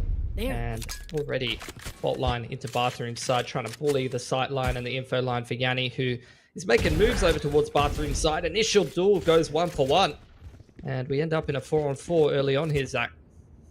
Yeah, Kika taking a little bit of chip damage, gonna be falling back here, trying to keep the numbers up, because I think that to elaborate a little bit more on the comp here from both of these teams, like you mentioned, Rima's is very execute heavy, very aggressive here, and for MNF, a lot of their strengths does lie more towards that information side, towards being able to play off the back of it, especially with the kind of utility that they have. So it's pivotal that they stay alive for as long as possible here. That said though, I think for Rima, they got that first pick, they created noise towards A, they're looking for a possible pivot over towards this B side instead. There's a guiding light into bathrooms. Scans absolutely nothing. Retake set up here for Fels on the elbow side. Just having a little bit of a look there. Waiting for contact after the guiding light scans. Nothing, no movement on the A site. You are going to see a pretty big rotation in on a good timing here for Money First as RIMA organize themselves to hit the B site here, Zach. 30 seconds left. They got to make a decision, and B is the call to go. But like you mentioned, the rotation, it's already here from the defense towards this back side. It does seem like RIMA, they're considering, do they still want to continue pushing onto here? But with 20 seconds left, they don't really have much of a choice unless they go for a quick pivot towards A. They take the TP, they rush their way down, and there's nobody quite on site here. Although there is a player in heaven who could play Spoilsport. Instead, they're opting not to peek at all, going for a possible retake. KitKat goes to see if they can find some value, maybe deny the plants, but does get shut down, leaving the side in a 3v4 retake attempt here. They do still have a little bit of utility to work with in the form of maybe one Astro Smoke if they can retrieve it, but while that takes time, it's just going to be a full contact fight head-to-head here. 1-for-1 so far. Numbers still in favor of these attackers, and how much more can Felche and Popo really do here? They're going to detect these players. At least the smoke comes back. The spike gets tapped here. In fact, going to be an attempt that has to through to come in. It's going to be stuck all the way here unless they go in for the peek, and thankfully it's the Molly to save the day. Bugsy denying that ninja from under their noses, and RIMA, they take a mistake. Yeah, very late pivot through the TP. There's risky business, especially against double initiator comp. I think for Money First, especially after the guiding light towards bathroom, you really want to see them use that initiator util. I mean, it's only the pistol, to be fair. They're a little bit more limited in what they can do, but you really like to see them go and take space if they find info somewhere. Like if they're guiding light into bathroom, go get someone in the bathroom and stop the TP coming in. You can't just sit on those retake positions when you're playing this comp. You can't always play to hold with this kind of comp. You don't have a main sentinel, although, you know, the Viper does function as a pseudo sentinel on the defense with the way that you set up the walls and all that kind of stuff. It's not like you have the, you know, the hard trips, the Cypher, things like that. So I really think the guiding light and pushing into bathrooms for Money First would have made that TP play a lot harder. But as it stands, RIMA, really nice rotation back towards that A site, and they win that pistol round and will now reap the benefits of the anti-eco, hopefully. Hopefully. I feel like we've seen too many anti-ecos go in the wrong direction, but at least this time around, nothing too drastic to come out of MNF's side, just classics. I see a shorty in the hands of Macchiato. Exactly what you want from your Raze, and they're in a very up-close angle, so I think that if RIMA aren't careful, these classics could end up doing quite a bit of damage. So far, at least, it's just a bit of a default play, hoping for some aggression out of Money First, hoping for that first kill to walk into their lap, but so far, at least, Money First, they're being very pragmatic about it. KitKat, again, towards Showers, looking to cause a little bit of bait, maybe enable Macchiato to find a kill or two, but it's just going to be that flash, clone play, that smokes out Macchiato, gets Yanni that first blood, and again, look at this. Even after that first kill, they're still so patient. Yeah, I mean, this is exactly what you want to be seeing on your anti-eco. Just take your time. Don't overcook the goose. The other team only has classics, but inside of a smoke, that can be difficult to deal with. The classics are throwing hands right now around the deep smokes with triple. 3-on-3 ensues. Bulldog in the hand of Popo here. Could be dangerous, Zach. Double flank kicking in as well. You can see that Bulldog still in play, like you said, but Popo takes a lot of chip damage. Yanni doing their best to take this fight. Americano, though, goes huge, leaving Yanni and Tub alone in a 2v3. Make that a 1v2. All up to Tub here. Does have better positioning. Gonna be caught out by that Prowler, though, forced to reposition here. And now Wingman as well. They still have to try and defuse the spike. Just no chance. The Tub perfectly isolating the fights, gets the duels, and converts them to take this anti-eco for RIMA. But you said it. Money First definitely made it Money First because they took so many guns down. That was expensive. It was definitely expensive. That's not what you want to be seeing for your anti-eco. Free gun, by the way, still unchanged. I mean, actually, I don't say unchanged. When this game released, it was even more broken than that. I remember literally running around and ranked on chat. I wouldn't even buy a gun anti-eco. You just buy armor and right-click people. So dumb. Full bonus here for RIMA. I think Tub worth her weight in gold so far. From the games that I watched yesterday, she was fantastic on the Sova. And again, she's bailed them out of a bad situation, but only a little bit. You know, we're into the bonus with Sheriff Armor. They really have to kind of reserve their expectations here, RIMA, and try to get some economic damage done, really. It's going to be a bit of a B-split being set up here. Yeah, I mean, we haven't really seen this early B control being pushed too much here by Rima. So the fact that they're opting to do it right now on this bonus round, I would say, is a pretty good idea because they can really just test the defenses, maybe come up with a better battle strategy here for these upcoming rounds. But the first obstacle here, it's going to be this cross already going to be broken apart here thanks to that aftershock, and that's going to be enough for Bugsy to isolate the fight and find a headshot here. Huge opening kill to start things off, and I don't know if they're going to be using that to come in onto this B site. It does seem to be the call here. Reclear coming through as well towards Hookah, a little bit late. Still a couple of players from MNF on site. Yeah, playing a little bit more passive. Oh, the flank. Yeah, there you go. Satcheled over the trip, or I think even jumped over the trip. Placed there by Bless, not the standard one. You see Rima into the site now, and it looks like Money First happy to play the 4-on-4 post plant with the TP coming in from the Rays. Yeah, I mean, they know that they have a better weapon advantage for sure. So you can see Rima trying to take a lot of space, extend as far as they can. And oh my god, the Sheriff goes crazy. Yanni and Bugsy with a couple for themselves. And that's upgrades across the board. It's going to be an ace clutch for Macchiato to convert this full buy round here. A lot to do and very little to do it with. They knows that there's a couple of players still towards his elbow and CT, but in terms of being able to isolate these fights, it's just such a difficult call. Already just time being ticked down. A third kill comes through. Yes, okay, Macchiato at least able to make this a little bit challenging. Gets half the defuse, but the swing off the back of that stun, just perfection to get Rima their bonus round in spades. And overall, Pilski, just step by step, it was just such a clean breakdown of utility and pushing. Yeah, I just genuinely think for MNF, Money First, I don't really like the double long setup with the comp they're playing. I'd love to see the Viper with the orb up in Hookah side, something like that, and the jump spot from the Fade, and just be able to play a little bit better around the fact that they have the Viper wall for B. They're playing against a comp that has so much clear. Look at the Breeze, you look at the Gecko as well as the Brim, like so many little tools you can use to get rid of things like that long B crossfire. They're playing in front of their wall, not really getting much value out of it. Good mid-round push from Macchiato, gave them a lot of info. So hopefully they can use it a little better. And it seems like Rima, anti-eco here, using the same tools to be able to control bathrooms and taking it from there. Light does find a little bit of information, but I mean, when you're up against this better buy, the Vandals come out on top if you don't hit your first headshot, and that's going to be the case here. 2 kills found by Rima once again to start things off. There is that flank coming in, though. I think the tripwire, it's been broken, so that's the sound cue given away, and Rice finds that first kill, knows that there's a couple players flanking behind them, so it's just going to be Bless watching for this while covering the rest of the team. A 2v5 situation. I don't think there's much that MNF can really do here aside from maybe find a couple of exits or get a kill or two to try and demolish the economy, make it look a little bit weaker here.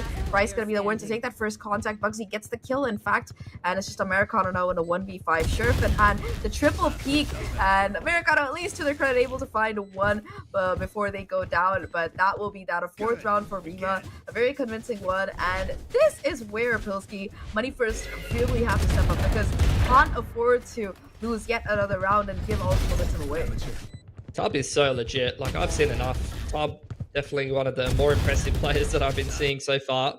I haven't seen a game from Zipto yet, or any of the XSMG cores, so I'll reserve my expectations for now. My issue, though, for Money First is they're now playing defense on hard mode. Opts out for Macchiato, though. Stim up onto the line.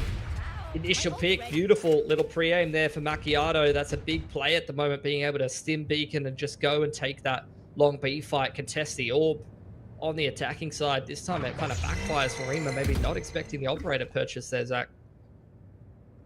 Yeah, I agree with you there. I think they were expecting it to really come through or be in that position, and that's going to set Macchiato up with the showstopper as well, which makes it much more difficult to really be sure as to whether you want to commit the spike. Now that they've figured out where the operator is, pretty decent call to come through and rotate. The problem is because Rima have been playing so heavily together as a 5, they don't really have any control on the other side of the map, and they're just gonna have to take contact or push through and be sure that they get that spike down while dealing with the 2 players on site. Yeah, the camera's keeping an eye on bathroom side.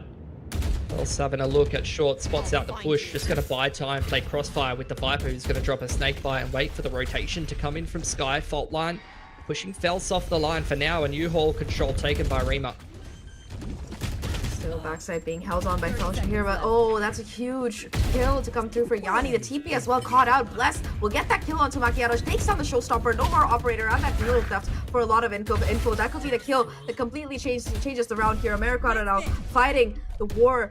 The good fight with the rest of the team. The rotation comes in. There's not much time left to get the spike down, but there's going to be enough for them to manage to get that post plant into play without too much ado. Americano hears all of the sound cue. Will be probably reflanking towards long instead, and now it's just a question of timing. But who will flank the flanker? That's the question here. RIMA, Yanni right behind. Perfect stun to take care of Popo here, and now it's just Americano to 1v2. Does have the Viper's Pit to try and get a little bit of space, a little bit of coverage with, but instead it's just all down to the player. How much more can Ginny really do here? Does find one kill. Does a lot of damage, not able to quite find the final headshot though, and this is gonna be enough to find and isolate these fights. A beautiful clutch from Americano, played through to perfection from beginning to end here, and what a way to get a round on the board for Money First. I mean, it's the worst way to win a round at the moment. That's the problem. They have one gun surviving. Got to upgrade the armor as well, and it costs you a Viper's Pit, but it is a round. It is a round. I really thought the Yoru ult was going to be invested there for RIMA to be able to clear out the pit, and I think excellent stuff from Americano. Is that Ginny? Is that Ginny? I do believe so, yes. You think so? Alright, I'm really not surprised because Ginny is the GOAT. Just dancing in and out of the pit, just dodging the Yoru, going into the ult there. Over from elbow side and tack timeout from Money First here.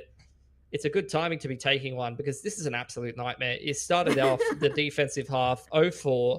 You barely win your first gun round with one player surviving. You're completely broke and you're staring down the barrel of Thrash, Yoru ult, and Orbital, one off the Rolling Thunder. The other team has $1 million, a million ults, and you've got to win like 3 gun rounds back to back to get into this defensive half. Best of luck. It's not going to be easy, but it will be impressive if they can do it. And they do have a lot of good ults to be continuing on here with Zahk. Yeah, I mean, they have that showstopper as well. I really questioned the play of Macchiato to take the TP there with an operator instead of just satcheling out with the ultimate, but I think it was just a case of timing versus better timing. I literally only just saw their names of Macchiato and Americano. And... Okay, so to recap you... Are we just naming ourselves after our coffee order? Because I can call myself Iced Latte.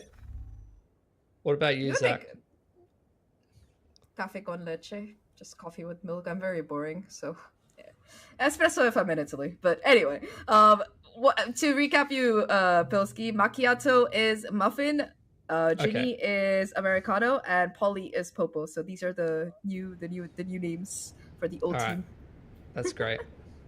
I'm glad I'm all caught up. And I'm feeling more awake now. You know, it is 10 p.m. and I am actually drinking coffee right now, so sleep will not come soon.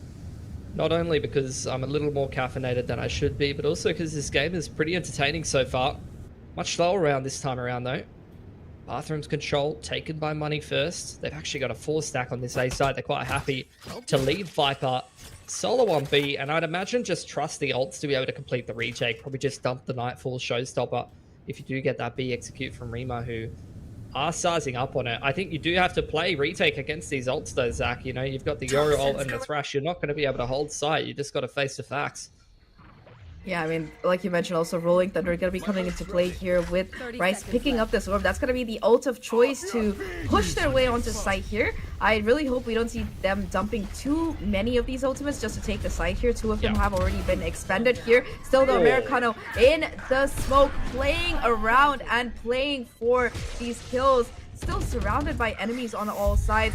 Backup coming in though. Macchiato takes care of Yanni. No more Yoru pressure. The showstopper as well continues their onslaught onto site. 1v2 situation. It's all down to her though in this clutch. How much more can Macchiato really find? Is able to isolate that first fight, but doesn't know where the second player is, and that's still an orbital strike available in play. I think at this point Macchiato's just trying to tap this particular ultimate out, but it's not going to be really conceded. They know that with the numbers advantage, they can try to just go in for these double peaks and find the timing. Bugsy gets that final kill, and RIMA get a 5th round. They use 2 ultimates, yes, but I think they would consider that well spent, especially since it demolishes just the economy. Oh yeah, and that's what say as well, like they just immediately broke their money as soon as they, you know, won that 1v1. This is why you got to close out these rounds a bit more convincingly than a 1 or 2 clutch when you've started out 0-4. As soon as they lose one round, which against a team who has 4 big impact ults is pretty damn likely, you are insta broke. And that's why this is a bit of a nightmare hard for Money First here on Blind. RIMA quite happy with how things are going though. Now into another anti-eco, and their money is still looking very strong here. Big bathrooms control for Money First. Gotta say, I'm not a super big fan of how they're playing their comp right now. I really want to see them be a bit more fluid with the way that they're playing. You know, be sky dogging, fade dogging through critical parts of the map where they need info, pushing a little more. Like this walk down through bathrooms is exactly what I want to see more on gun rounds. Maybe pushes through hookah off the back of a guiding light or something like that. Bit of a run down B long. They're playing a little rigidly right now. In comes the B execute though.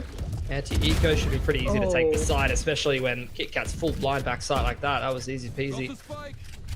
Yeah, I mean, who needs a Razor or Jet to Satchel or Dash on when you can just or TP into someone completely blind and take care of them? That's exactly what Yanni did. And I mean, you made some really great points there about the importance of regressions that come out of Money First, because they have a lot of information in terms of utility in their team comp. They're just not really able to use it to find a lot of value. Orbital Strike actually gonna be burned here. A little bit of a surprise. I don't know why Bugsy opted to do that, because it looks like a very comfortable round for RIMA nevertheless. But hey, that's like one less thing to worry about for Money First in this next round, because I think this one is pretty much over unless Macchiato has something to say about it. A 1v3 gets the first, but only one will be found. 6-1 now. RIMA, an incredibly strong start. Could not say it more. And they still have Thrash as well as that neural theft for this next one.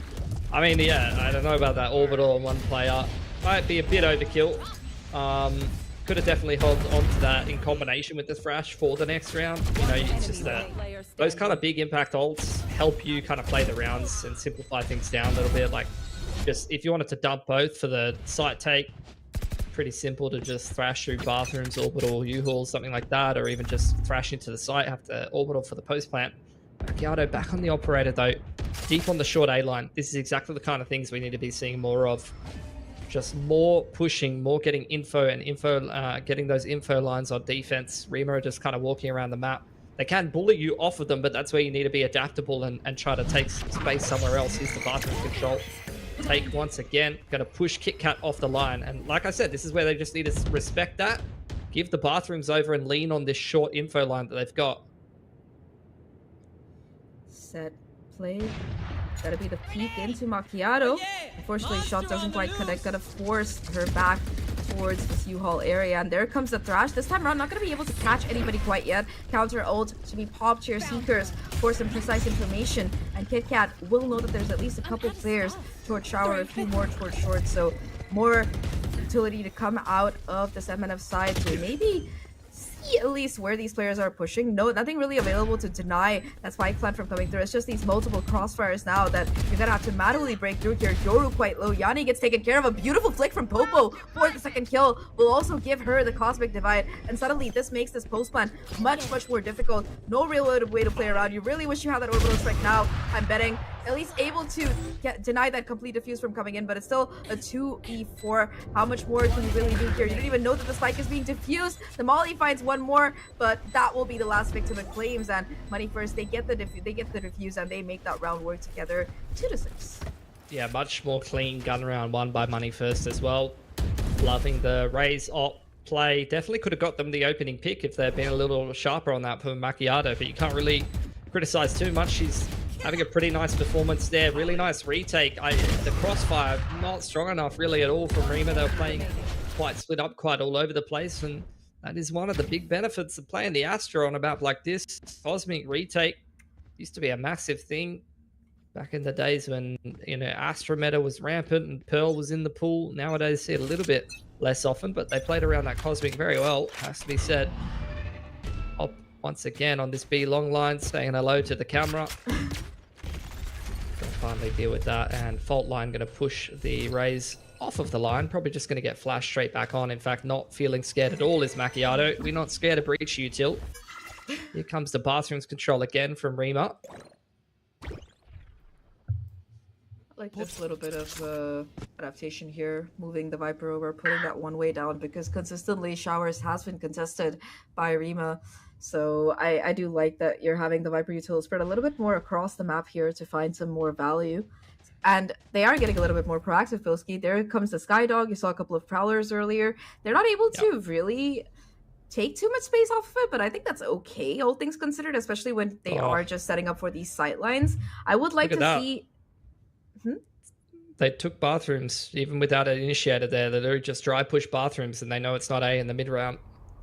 Yeah, that's some really good information. So they've gotten better at like figuring that out. But that said, I think that because of the rotation potential in this map as well, they're not getting like too ahead of themselves. And oh, that's just the opening that Macchiato really needed to find that first kill. And no more pesky breach until for the rest of the round. The rest of the people flood in, but it's just them surrounded on all sides by enemies here. Bugsy at least able to find a trade, but Americano comes in. That's the cavalry here, and with 10 seconds left on the clock, how much more can Bless really find a 1v3? The Prowler to buy a little bit more time, cost some more distraction. It's not even going to be needed as Felche finds that final kill. 3-6 right now. A much better look for money first. Yeah, they're starting to very much adapt to the timings that RIMA's showing, you know, every single time. Left.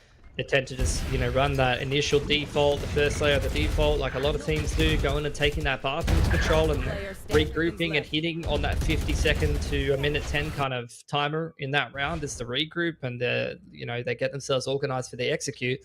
Problem with that kind of style is that if the other team recognizes that and makes an info push in the mid round, exactly like Money First did, which, to be honest, I thought that they would be doing more with things like Sky Util, Fade Util with their comp, although they're playing both of them on the same side of the map.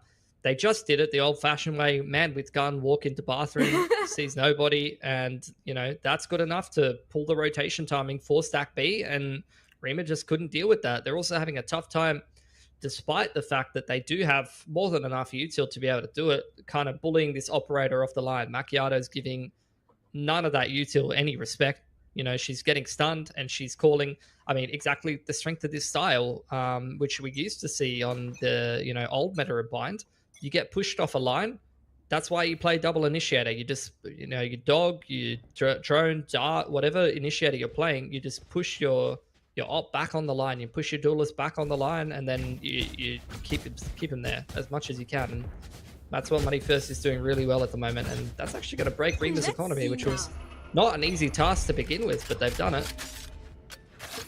You said it would be a very tough thing to do, but they managed to do it right now, and they have a chance to bring it back even further. Once again, just a contact aggression here. Popo gonna be holding this off angle very forward here. Dizzy gonna be immediately broken. That's the sound cue that, all right, there's a couple of players around here, and that's gonna mean that Dizzy also cannot be retrieved unless RIMA really want to get in the thick of it, which it seems like they're considered to do here. Still two players.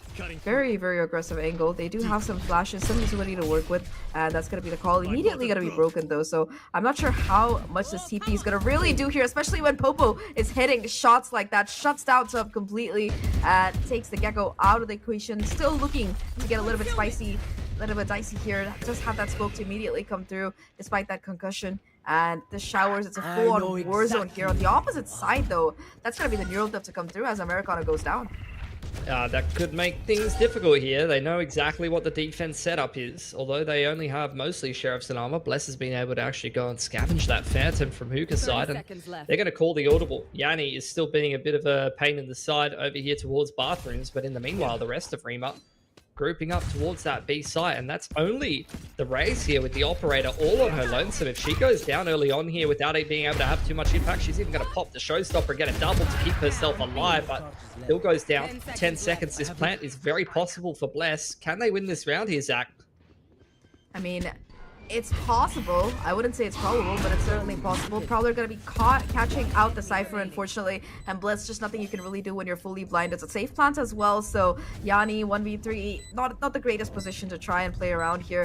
Could at least try to find a kill or two, pick up a rifle maybe, but instead just going to be going down to KitKat at the end. It was an eco round, so not a complete loss here for RIMA. They take a couple of guns down from their opponent's side, but this time around it's Money First, who is the team who doesn't have to worry about money for once in this half, because they have 3 players left alive and a very nice cushion in the back. Oh, for sure. They're doing a really excellent job of coming back into this game. You've got to give credit where credit's due. Really wanted RIMA though, especially with an Astra and a Sky just dry peeking showers. I was begging for that breach to get brought on over. Cheeky little fault line flash, Yoru TP. That would have been very sad for money first. Didn't happen though. And at the end of the day here, back into another gun round. Brute force approach into bathrooms for RIMA seems to be their go-to. Ooh, this is cheeky. Now playing inside the smoke is KitKat. They might try and re-clear and fight bathrooms in the mid-round here. Timing on this smoke going down could be everything here. KitKat left alone, but still gonna find 2-for-1 trade, so net profit gonna be there for MNF, and more than that, that's a spike in their control now. Falche aware of this, gonna be taking a little bit more control of the showers angle. They just have to lock this spike down, especially with that numbers advantage in their favor here. Macchiato, as always, the sole player. I was gonna say Sentinel, but I mean, you can't really call over he's a Sentinel. To be left on B while everybody else kind of just congregates around the spike. Timing gonna be everything here. Haunt gonna be broken down, so Bless still has some space to work with. The smoke going down, it might be enough to find this kill in the corner. I think that Bless and Bugsy kind of expected here. Nice fault line though. That's gonna be enough for Popo to get both of these final kills, despite that Nightfall to come through. Rice now all alone. I really don't know how much more you can find here. It might be better to just save the gun, but not even gonna have the opportunity. Americano says goodbye, go home. 5-6 here, and definitely a great adjustment to come out from MNF. Yeah, they're doing very well now. You can see it right there in front of your eyes. 5 out of the last 7 on defense.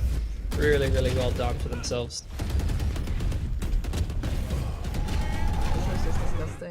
Nightfall invested, Concussion invested. They try to make the initiator utility crunch happen, but instead got a little bit crunched themselves. I mean, at least for RIMA, they're happy to get that Nightfall out of the way. One less thing to worry about in terms of retake, but they still have to deal with this operator. They still have to worry about all of the space that I think MNF are just taking for free now that they're feeling themselves. They got big impact ults though this round, Zach. Orbital, your Rolling Thunder, you're one off of the good old Thrash with the Gecko ready to plant the spike. If you can't get this round done, then you're going to have a very rough time for yourself. Once again, you got the deep bathroom set up. The operator's on the line of the raise. Dizzy sent on through, Flash to follow. They're getting straight into the site here. Rolling Thunder going to help them try to bully control of backside and bathrooms, but they're just waiting for the Yoru ult to scout things out first. Rolling Thunder does connect, and off the back of that, it's going to be an opening coming through onto Popo. Orbital Strike as well does do a little bit of chip damage to the Yoru here, but all things considered, it's still a 2-for-1. The flank, though, Bless able to catch it out, finds Macchiato, and that's an upgrade for Bless 2. Now just 2 players left alive, KitKat and Americano. Yes, Americano has the 5% to try and make a clutch happen, able to get that first kill, but now it's all up to the captain, the IGL, and that neural theft is going to make things even more difficult here. 1v3 situation. Operator Torch Showers knows the position here, and with this Viper's Pit might be able to at least make that crossover work, but it's still these fights that have to be isolated, have to be taken here, and Americano is able to find the timing now in a 1v2. This looks like a repeat of a previous round, Pilski. Americano just has no chill. Another one, but no clutch this time as Yanni thankfully keeps the madness from going on and gets a 7th round for RIMA. I genuinely thought that Ginny had that one. I swear. I saw it coming together, unfortunately not to be though, and RIMA looked 7th, picked up for them, but beautiful resurgence in the middle of that half there for money first. They've definitely given themselves a fighting chance here on Blind. Let's see what the panel thought about it though.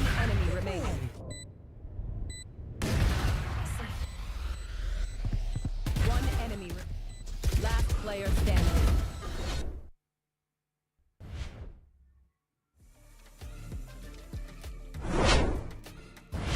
7-5 for RIMA, 2 rounds ahead. But Tash, do you think they're happy with this lead?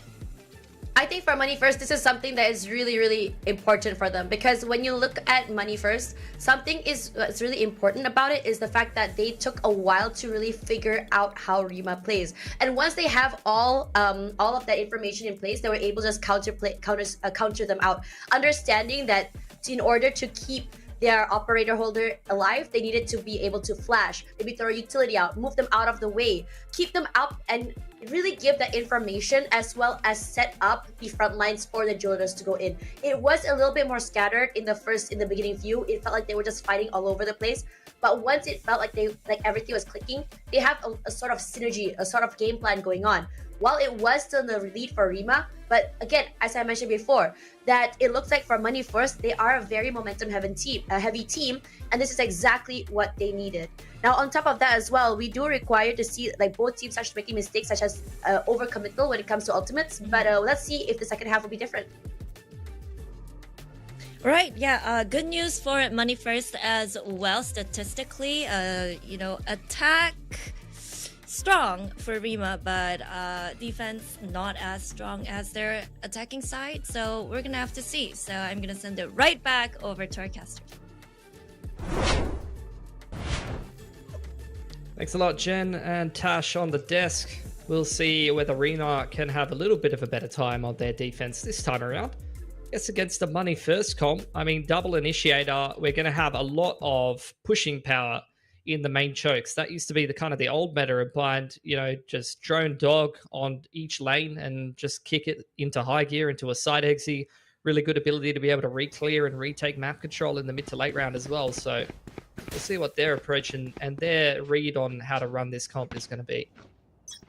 Yeah, I mean, I do see that kind of movement away as well from the Sentinel. So this is Bless's chance to really prove that, hey, look, Cypher is still relevant in this meta on Bind, because we haven't really seen much love being given to our Sentinels on this particular map. So hopefully Bless can show that they are still relevant and impactful here. Looking at this defense setup though, it's a very heavy stack towards B, and it seems like that MNF have gotten wind of it as they look to pivot over towards A instead. Just a Cypher gonna be sitting alone here, does have his cams, his tripwires all set up here. It's pretty little cage, and they're walking into the Cypher's world. Let's see how much value Bless can really find. So far, nobody caught in any of the tripwires, so no kills to come through quite yet. A very methodical, very precise player, and that's going to be paying dividends here. In the meantime, though, it's going to be Popo all the way towards spawn, playing police control and able to get a couple of kills. And you see the benefits of the sky just creeping in here. Popo back to full fighting shape within the first couple of seconds, and now this retake is just 3 players left. Yeah, very difficult. Obviously you 4-1 stack in the pistol. You got to have a good retake plan. Unfortunately, when 2 of your players die going through the back door on the TP side, it's not really going maybe how you planned it. The right clicks are, though, unfortunately, immediately traded back by Money First. Les now was the first initial contact playing retake on A and will be the last player surviving. Catches a face full of that flash and no time to even get it done. Even if all 3 players went down, there was not enough time to get the spike plant. And Money First, really, really nice pivot in the mid round there. They saw something they didn't like. I think off of some of that initiator util, I think it was a Fade Dog up B. And they saw something that looked a little funky, and they were able to just pull the pivot back to A, and it worked an absolute treat for him, Zach. Yeah, I do like that we saw some very interesting rotations to come out of RIMA. I would question some of them, but I think overall you could see kind of what they were thinking. They wanted to keep the pressure up. They wanted to really deny the post-plan possibilities for MNF from coming into play, but instead just caught a little bit and picked apart here. This time around with the double peek, it works out perfectly. Clean headshot onto KitTen to shut down this guy, and that's one gun that could possibly be retrieved later. Off the back of it, you can see that the rest of MNF, they're kind of hoping to wait for exactly that eventuality. Maybe they're hoping someone will come for the gun or just push a little bit further, but instead RIMA, now that they have that initial advantage, they're just going to be playing a little bit more passively here. Boombot invested towards Hookah, going to be broken by his first player, but it's still a crossfire setup here, and I think with that smoke coming down, it's just going to be once again Money First reconsidering, do they really want to push into this? And once again, they'll be right, because there's 3 players around there. Yeah, I mean, this is the strength of the comp they're running. You can definitely inform your decision making and sniff out any kind of setups. You can definitely tell whether the other team's got like a hookah setup, long setup, and choose to pivot somewhere else. Cypher Cam spots a couple of players trying to creep up short there. They've made their way into pocket here. Snakebite going to keep these players in U-Haul for the time being as the Fade Dog goes through the back of sight, and Felsi going to get that plant down. Spike goes down. 4v5 retake numbers still in favor of Rima here, even if they don't have the weaponry. But I mean, the problem with this agent comp is that you just have so much post-plan setup available, whether it's the pain shells, the Astra utility, or the Viper mollies. There's just so much there, and already Macchiato able to take care of that Gecko, which means there's no more wingman available for a sneaky defuse on top of that volley if it does come down to it. So I think at this point, the best call might be to maybe find a couple of kills if they can, or go down to the Spike here. Spike gets tapped. Felcher gonna be able to push forward, get a couple of kills. The lineup, in fact, coming through. Bless at least finds one for themselves, but this defuse is still being stuck all the way here. Half not even found, and Felcher with 3 to be able to convert the round here for MNF. But oh, that's heartbreaking. That's 4 players down. That's a lot of damage. Someone needs to call the Flex Seal bloke and get that patched up ASAP. Because that economy is not looking too good. I think they're going to have to take a bonus. Just a single rifle at Sheriff Armor on the rest of the girls. Although Americano is feeling keen for the Force. And that is leading to some other financial decisions being made. You know exactly what I'm talking about, Zach. I respect that. You know your memes well. Yanni in bathrooms control, taken hand in hand with Tub. A little bit of a sky smoke to the backside of it, so they've taken that. Got the cheeky little Cypher set up on B with the Yoru TP ready on the rotation. Bunny first, not in a rush to be going anywhere too fast though this round. You can see Macchiato taking a lot of space and control of Hookah. That's Hookah taken for free. Boombot didn't trigger on anything. Ooh, breach. Or rather, Yoru almost caught in transition, but no smokes now on the side of Money First. You definitely don't want to lose your Astra backside of bathrooms like that. That's going to make things much harder. Especially coming into B here. Oh my god, alright. Hot versus Cypher Tripwire. The Hot wins out and Macchiato finds the kill here, shuts down Bless. That's going to open up this B side for the Spike plan to come in. And remember, this is a bonus here for Money First, but they're still able to get that Spike down. And now they have their post plan setups. They have control of that elbow as well, so it's going to be looking very difficult here. Oh my god, Felcher there for the backup to be able to take out Yanni. Bugsy though goes huge with the Vandal to find a couple of kills of their own here. Americano on site though. Phantom in hand, looking to play Spoils Port, and brings it down to the 1v1 here. Kit Kat with the Sheriff, looking to see how much more they can really find. Able to pick up a Bulldog as well. Tub now looking to go for the defuse, but there's just enough bullets left in the Bulldog for that bar to bite, and it will be the bonus converted here for MNF. Really, really well played round, and I think that linchpin of that round, Pilski, was that haunt onto poor Cypher there. Oh, for sure. And you can see, look, the Brim on the defense side is trying to keep the Cypher alive with the Sky Smokes. I have no idea how the Haunt even scans the Cypher there. You feel a little hard done by, but honestly, at the end of the day, those Sky Smokes either side of the site is actually kind of what lets Money First get onto that site when the Cypher goes down. And the fact that they had no smokes is definitely patched up a little bit by the fact that the defense has kind of thrown some B-side smokes for them there. Not intentionally, but unintentionally, unfortunately. Walk up behind the Viper util here, Zach. This is an absolute classic at the moment, isn't it? Yeah, just that wall to scale up. Most of the time, you just have it as a lurk wall, and then when you know your enemies are in an eco run, you just use it to scale up here, take all of the space for free. And Macchiato just having an absolute field day right now. 2 kills already on the round here. Spike down, showstopper in hand. Seems like nothing can really stop her. That said, though, at least Rice able to do a little bit of damage. Once again, Popo gets taken out, but the walk-up from Bugsy, it gets caught out. The timing just not there, and Americano with another kill on the ground. 8-7 right now, and at this point, it's just a question of how much more can you really find here. Rice does have that Vandal that they picked up. Could maybe get another exit or two, and this is really funny to me. Felcher has been having the same gun for the last couple of rounds here, just hasn't been able to pick up an upgrade until now. Thankfully, we'll be able to get that Vandal. And 9-7 here. This was a very rough start. It was like a 1-6 start for MNF, but now the momentum, it seems to have shifted firmly in their favor. Totally agree. They're looking like they're going from strength to strength, and heading into this next gun round with a showstopper and a nightfall, that's definitely going to help things a little bit as well. I think RIMA would be a good time for attack timeout, have a bit of a chat about what they can do about this, but they're going to go into the next gun round a little bit more dry. They're getting quite close to a lot of big impact ults here. Orbital's online, that'll definitely help things out, and one off a whole boatload of other ults. And Rice, Breach just dry peeking into middle and walking down. It works. I mean, look, they've gotten a lot of control over in mid, and she's just going to keep flanking. There's no Senti to stop her from doing this. They've taken Bathroom's control here, and they're actually going to flash straight through the Sky Smoke this time. The Dizzy blinds absolutely everything, and the TP denied here. That is a rocket that is going nowhere fast, but they will take space in Bathrooms and use it as a bit of a clearance for this A site. Yeah, only U-Haul left in control of these defenders, and that too can be broken apart by a single orbital strike. Instead, though, MNF opting to save it for that post plant with those two huge openings. 4v3 right now, numbers in favor of MNF here. But once again, this flank from Rice, it's once again gonna catch out Popo, just not having the best of times outside Shower. That said, though, it's still gonna be a 1-for-1 trade. Neural Depth to come out, smoke out exactly where these two remaining players are, and there's no real ultimates available to deny this defuse from really coming in. The smoke goes down, and the spike is just being stuck here all the way. Bless on the Cypher with the triple, and Bugsy with the defuse to bring RIMA back into this 9-8 right now for MNF, and that was a round that started perfectly for the Pilski. Like, they got everything they wanted, and still it falls out. It's a ballsy push down mid to start things off, but ends up working out well for Rice. The pop flash through after kind of conditioning the other team to respect the Sky Smoke is a nice little adjustment that I like to see for RIMA, and blessed with a massive 3k. Timeout called here by RIMA, recognizing that this is going to be a pretty important swing round. Money First starting to run out of cash.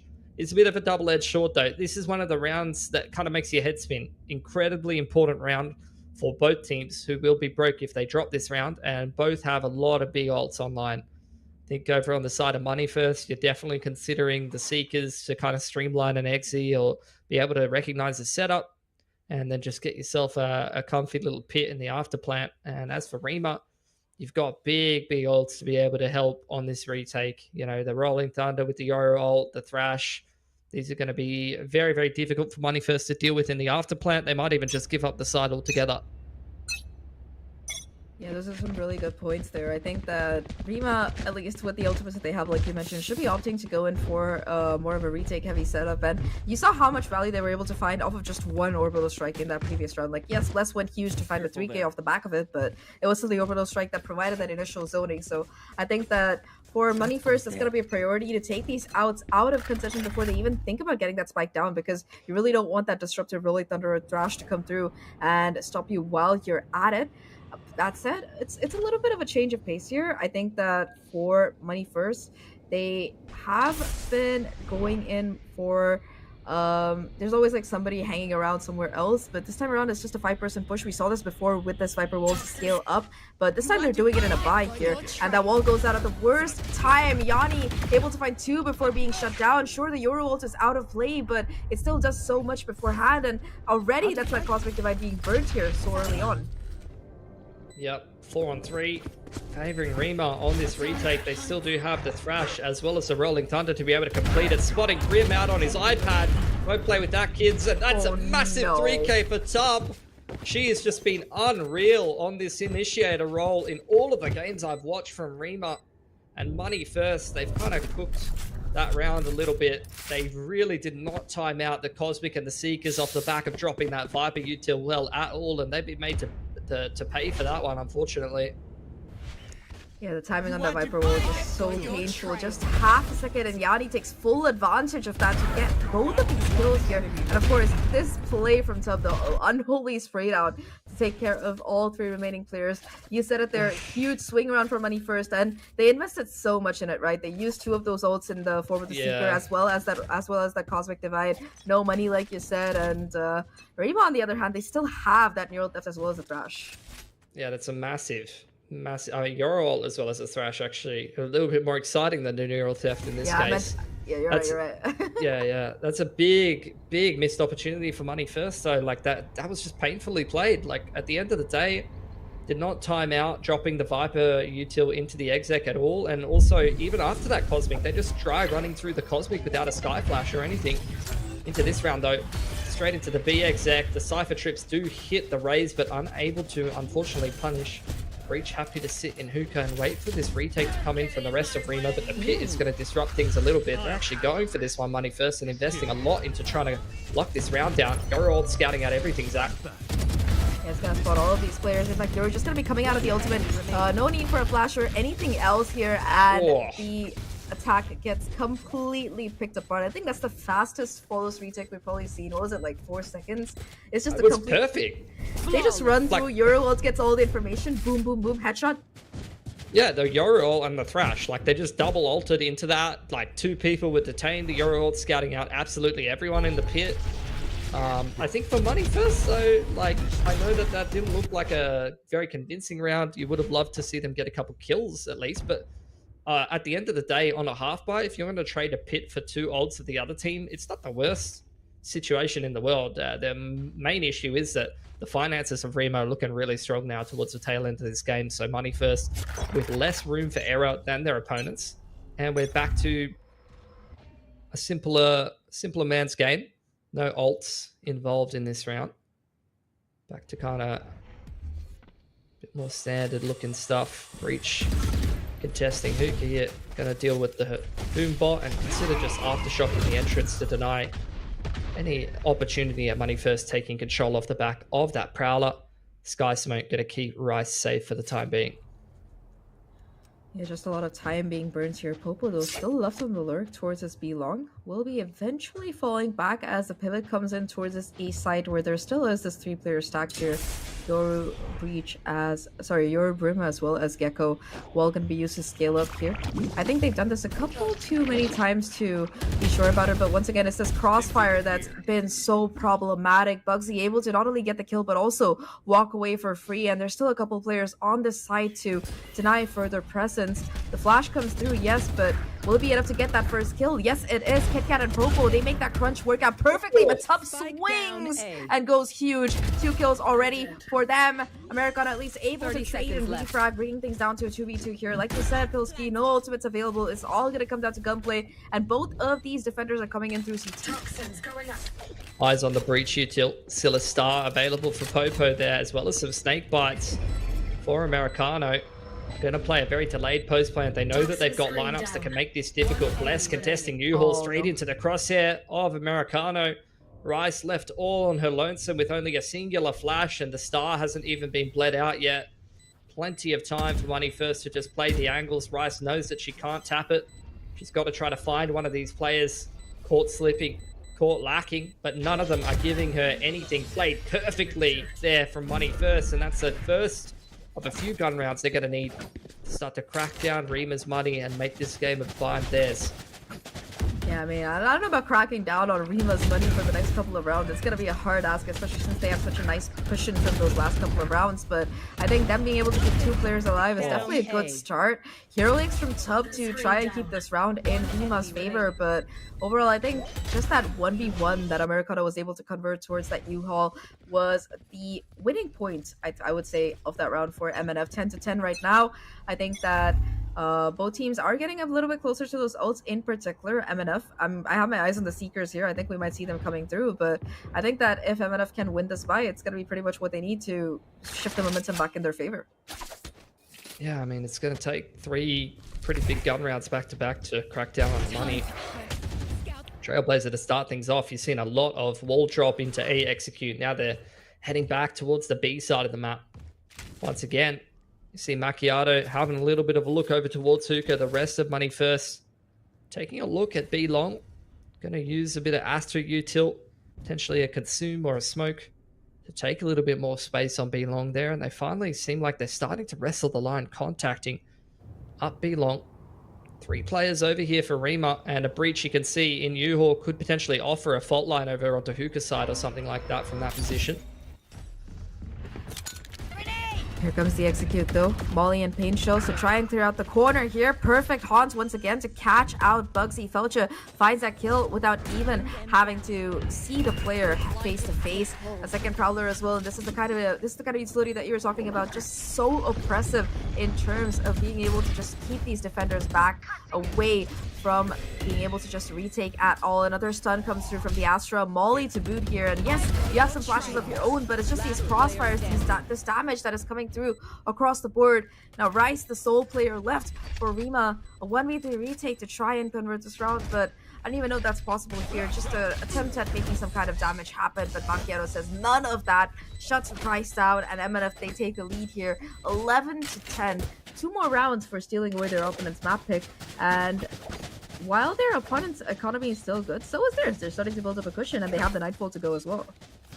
Yeah, I think, like, looking at the Gecko Yoru as well as Brim on that B site, you need to see them be a bit more proactive than sitting over on Cubby and Elbow. Like, that's more of a setup you'd see with a Senti or something like that. It's a Viper setup, playing safe on the site. If you do have, you know, Yoru, Gecko, you want to see them contest garden side or go for a timing. I know it's hard to push into double initiator safely. You know, they're going to be spamming util at you, but you got to try to create a timing. Dry walk straight down middle here. No Senti on the money first side, and this has worked a couple of times, just going straight up the guts. Gonna play retake here on A. Brim just from heaven. Cypher playing all the way back in spawn. They're going to give the entirety of this A site to money first and rely on this double flank to kick off the execute timing. Orbital's there for Bugsy as well. See how they make it work. Not gonna be really invested quite yet. I think Nightfall is gonna be the first ult to come in, and the flank, of course, gonna be caught out. Americano's timing perfect as always. Still goes in for the V-peak onto the breach as well. Aftershock's gonna be pushing her out of the corner here. Still gonna be walking with a couple of HP to their name, but Bugsy, a spray down from heaven, is able to find 2 kills here and brings things down to a 3v3. Americano tucked away to the corner. How much more can she do? Just 1. That said, though, it is gonna be Blessed on the spike. 1v2 has to isolate these fights. Gets the first one. Bugsy diffusing, and Blessed there for both headshots. All the cover that is necessary, and a beautiful retake to come out of Rima to tie us up again at 11-11. The flank was great. Americano did her best, but the real hero was that jump down from heaven, taking care of that pressure. Oh, this game just keeps delivering. Like, every XVX, every post plan. I was getting so nervous for money first, playing so heavily inside U-Haul with the Brim ult up, but it still, you know, ends up being quite a competitive round from that point. Bless and Tub have been so key in terms of the multi-frags in the mid to late round, and here's a timeout for money first. Their cash looking pretty decent. They've got the showstopper back up, and look, they've bled a couple of ults out of RIMA in that round. These are the really tense situations where we're right at the tail end of the game here. 2 good rounds could get it done from either team, and you've got some pretty big impact ults coming on in. So we'll see what money first are going to be coming up with. See a lot of different looks for RIMA. They're unafraid to just go for some big pushes sometimes, you know, just dry off the back of no util, big pushes down mid. Being able to try to flank money first early on, being able to leave Bless in those retake scenarios on the Cypher. Big boon of having a primary Senti like a Cypher on this map is just being able to lean quite heavily towards one side of the map with a bit of confidence. See what money first to come up with here. Like I said, Showstopper online, getting pretty close to a Pit and a Cosmic. But a lot of big ults coming up for RIMA pretty soon here. The Yoru ult and the Thrash could definitely get involved in these last couple of rounds. And if you get a big multi-frag or an all-ball 2 or a defuse on your breach, that could be a Rolling Thunder as well. To start things off here with Bathroom's control. Trailblazer in from Kit Kat. Wall is being cycled, I can imagine. No, not quite yet. Just the orb being cycled. Anti-raise ult trip there from Bless, wanting to try to catch Macchiato in midair, but I don't think it's going to work out in this case. They're just dry walking in, and they're going to clear the trip straight away. What is that from Bless? Double headshot through the smoke in a swing round like this. That is ridiculous. Absolutely disgusting. Like, it's not even the tripwires that are the problem. It's just the Cypher here to be able to get that double kill. Has a neural theft as well. Could invest it a little bit later in the round if necessary, but now it is 2v5 here.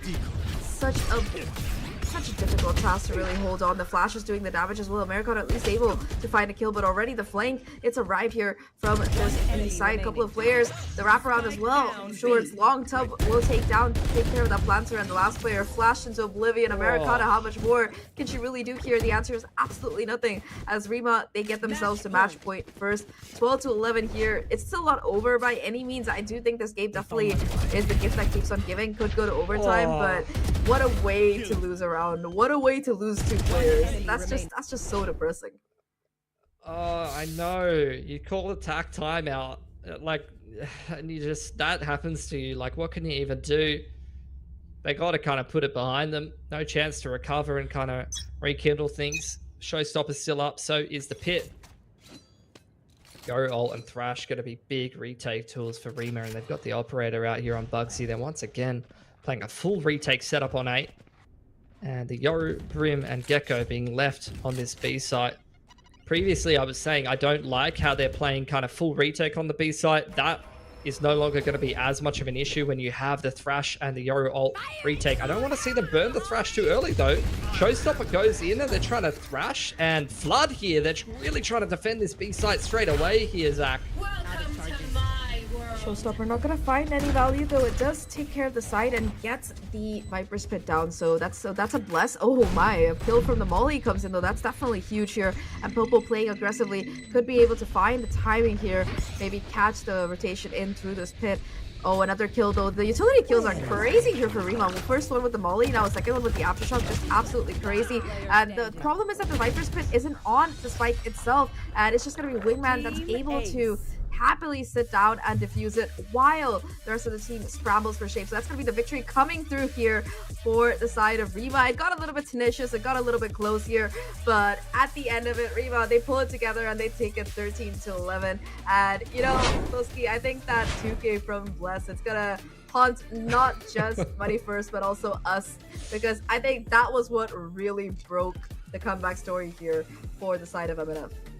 It did, and you often hyper-focus on rounds like that, but at the end of the day, there was a handful of rounds on attack where they were dropping the Viper wall too early, a couple of little misplays there for Money First. They still had a really good crack at that, though, and that was a very, very close game. That went to all 24 rounds and really took absolutely everything out of both teams, but it is only map 1, so maybe the panel has a little bit better of an idea than I do about which team is actually going to take this series.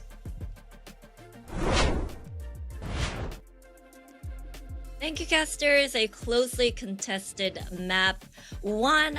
RIMA, they take away the win, but Moneyfast, they really made RIMA fight for those last rounds.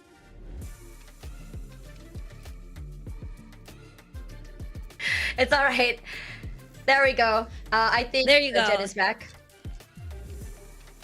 Yeah, what I said. RIMA walk away victorious on Bind, but Moneyfast able to really make RIMA fight for those last rounds. Yeah, that's right. I mean, when you look at the how the game played out, it looked very strong for RIMA in the first few. And I think that what got really exciting was the fact that MNF really managed to figure out how exactly to stop the initial aggressive plays coming through in the first half. I mean, it did take a while, I think around 5 or 6 for MNF to really stop the momentum, but it did require a lot. There was a lot of ultimates used for round number 5. For round number 6, RIMA had to use 2 ultimates to win back the momentum. And I think it's good because RIMA is very very that to stop MNF is to stop those momentum heavy rounds. And because they weren't able to in the last half of the first half, wow, that's a lot of halves.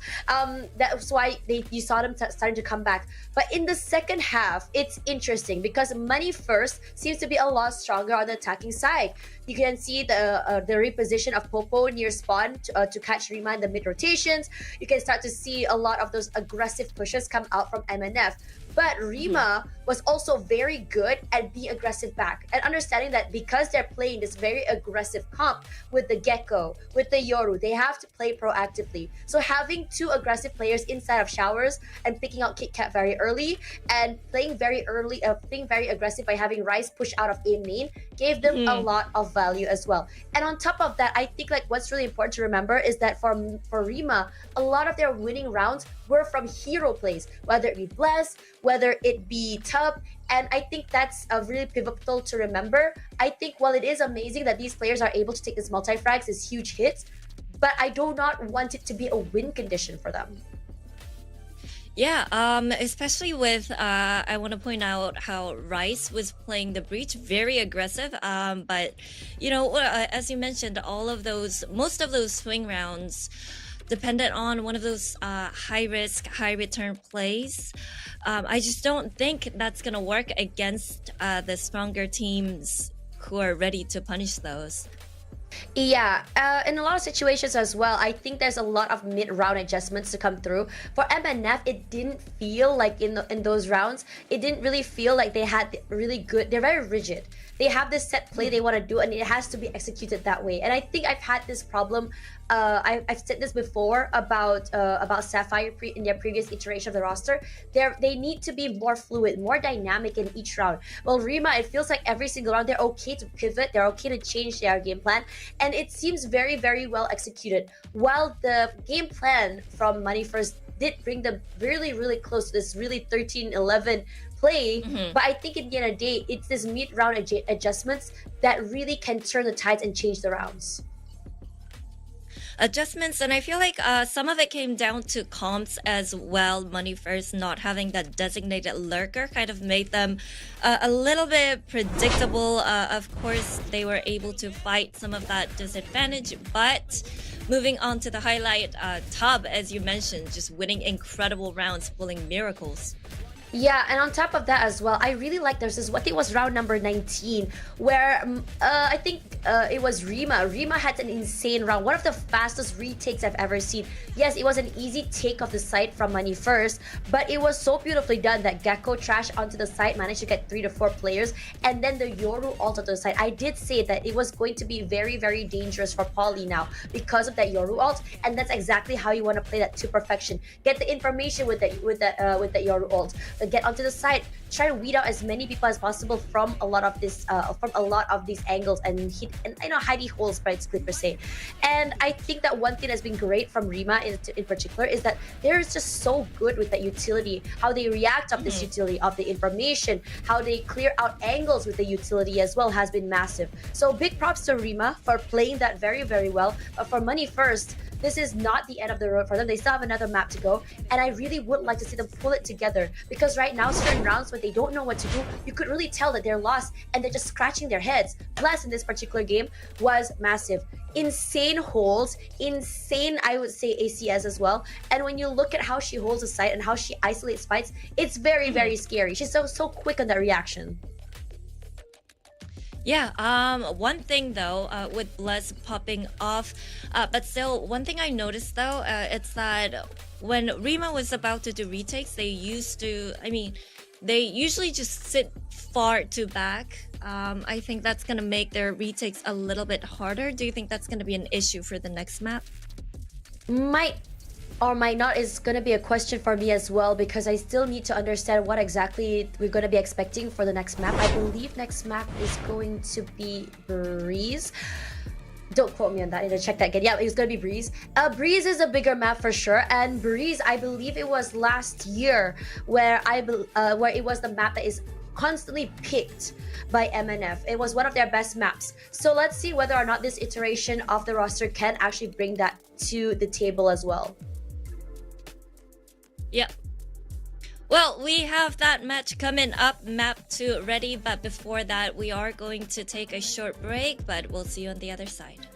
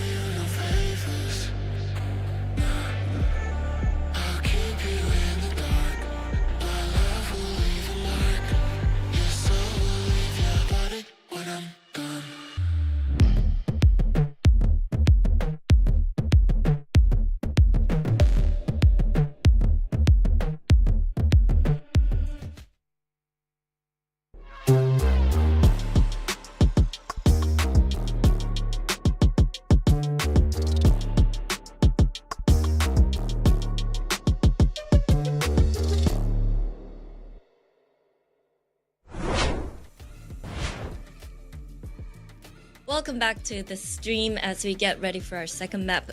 Breeze, Moneyfast dropping the first map. They really need to turn things around on Breeze. Yeah, Breeze is gonna be very interesting. We did see one Breeze play yesterday by RIMA, and it was a very strong pick by them. Honestly, I was quite surprised at how well they played that map. Now, reminding everyone that last year, this particular map pick, Breeze, was a map that is very favored by the previous iteration of Sapphire. So let's see whether or not they still have it in them to play this map, because Bind is a very tricky map to play, and it's a lot smaller, so the strats might not be the same. They ran the Euro comp on the Breeze, right, Rima, if I'm not mistaken? Yeah, that's right. All right, so yeah. So they were able to utilize that fast rotation from Euro's TP on defense as well. Maybe they can get some edge over that. The thing is, what do you know about Moneyfest Breeze? Because they haven't really played it a ton. No, not this season. So coming into Breeze, I think that last season it came down to their very aggressive long range fights. Those long range rifle fights is something that they're good at. They're very adept at using the Sheriff as well. So that was what we saw from them. Sorry, it wasn't last year. It was in 2022. Now since then, I think from last year all the way till this year, it seems like for this particular map, or at least from Ginny's side, she has been really prioritizing these bind picks. Last year, we saw a very strong bind pick from them, but unfortunately today, they did not see that value seen on that map. 1311 is a very close one, but it also shows that what we could see from their fight from Boba was not the what we can expect to be seeing from them on their usual matchups. So now as we move into Breeze, I wouldn't be surprised to see Money first. The last time they played Breeze was against Baby Poco, and this was back during Swiss, round number 5, I believe. And they went pretty okay, 13-9. And it seems like they do, and to say that the least, I think in both attacking and defensive sides, they both did very well. So it's hard to say whose map pick it is between them and Mami Poco, but it is a very fun one. Now, if you have a Yoru on the team with the Poly, I think the idea is to be able, number one, is to be able to counter any Viper picks once again from that Viper's pick. And number two, when you're able to pinpoint every single player in every single corner of a site, it's easier to go onto the site itself. Now, it's going to be massive. How Rima plays Breeze is definitely very different than Money First. Rima plays in terms of aggression. They like to have at least that one person go aggressive toward mid site, the information gathering, that Hall's control is going to be very pivotal, at least from what I saw from Rima yesterday. Bless has been the one to push out Halls, and so has been Tub. But Money First, if they have learned anything from yesterday's VOD, they should know that Hall's control is going to be pivotal, because they do not want to be crunched in the middle of them trying to take A site. Alright, over here we have our Agent Select. Seems like we have a mirror matchup, but as you mentioned, we might see a clash of styles or different ways of playing this comp. KitKat, what does she need to do?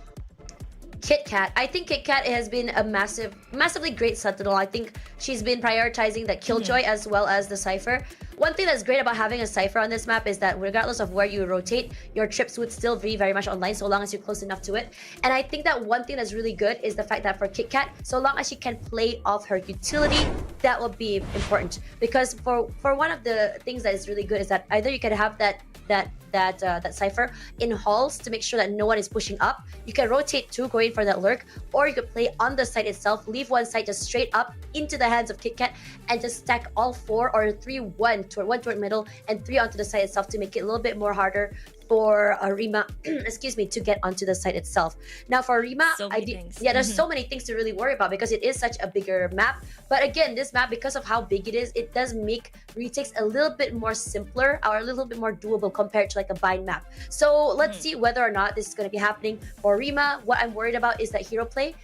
If, say, that Money First is able to pinpoint who or pick off the hero plays and just stop that from happening, that will be massive for them.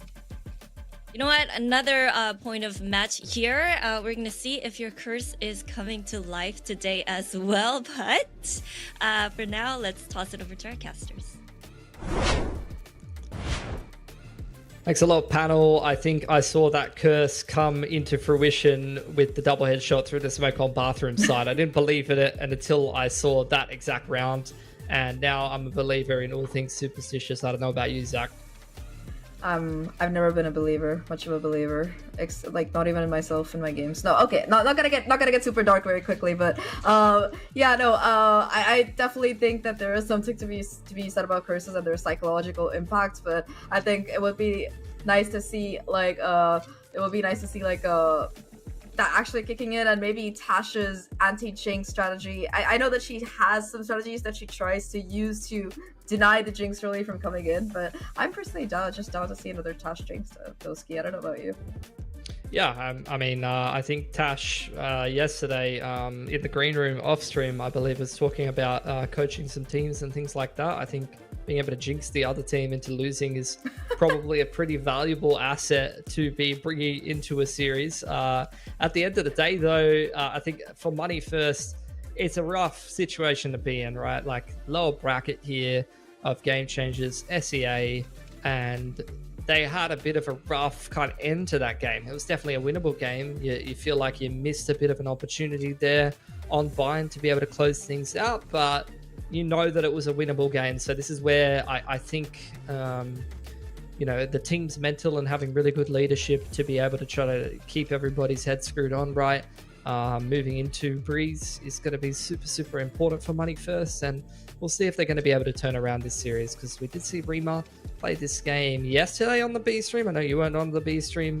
We got to see them play against Dangerous Rose, and they played pretty well on it. I think it was Dangerous Rose's map pick, so they're not super uncomfortable with other teams picking Breeze into them. But I don't think that the team they played yesterday on Breeze was playing it super fantastic outside of a couple of the opening rounds. So we'll see if RIMA is going to be good enough to get themselves their second Breeze dub here, or whether Money First is going to be able to make sure they don't get too tilted from that really close game of Bind, and just be able to come in nice and strong here on the side of Breeze. I mean, this Breeze was with a full set and Sapphire, and before that X10 the strongest map, so I think with that core still being in Money First, I'm hoping that they can continue to look as comfortable on this map. I'm not sure about this mirror comp and how it's going to play out. Personally, I'm very happy to see so much Euro today. Yesterday was just so boring with all the Jet and the Raze and the occasional Reyna. It's nice to have some versatility in the duelist picks here, and with the Jet and the Yoru both being in play, I feel pretty bad for both of these ciphers on the opposite side. Yeah, speaking of the Jet and the Yoru on the defense, taking control of halls early on. Look at that shock lineup to be able to clear the A trip as well. It didn't quite go low enough, so they won't be able to flank. Looks like it's going to be a B split through elbow here from Money First, though, Zach. So there's a Cypher on the side, beautiful recon, and there you go. That's the value of that tripwire already. Was able to find that first kill, get the second as well off the same triple. Although finally Macchiato kicking things into high gear, caffeinating and finding kills on the site here, bringing things down to a 3-3 as that spike goes down. Camera towards mid, ready to watch the flank, and this retake is going to be coming in almost completely through main and this elbow angle. It seems like two players coming in through main. Not really much for them to work with. KitKat, of course, on the off angle, able to find that first kill, and they know exactly where the second player is to boot. The flash connects, yes, but that Viper Roll comes back up, that toxic screen, buying it of time to really let this reposition kick in perfectly. A third kill for Macchiato, and the final to come through and get MNF their first pistol round here. Very convincing, very clean, and that post plant was absolutely perfect.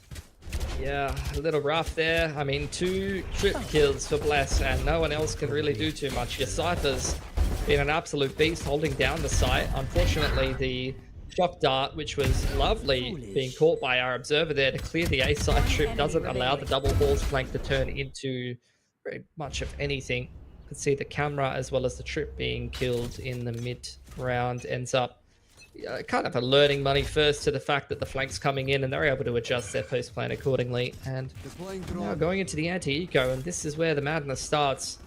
Popo already farming up a whole bunch of ult orbs for the Yoru ult early on, and it's going to be a pretty easy drone wall into A. Nothing special, pretty easy anti-eco. Hall's push coming in for RIMA though, and that's going to catch KitKat off guard a little bit. Yeah.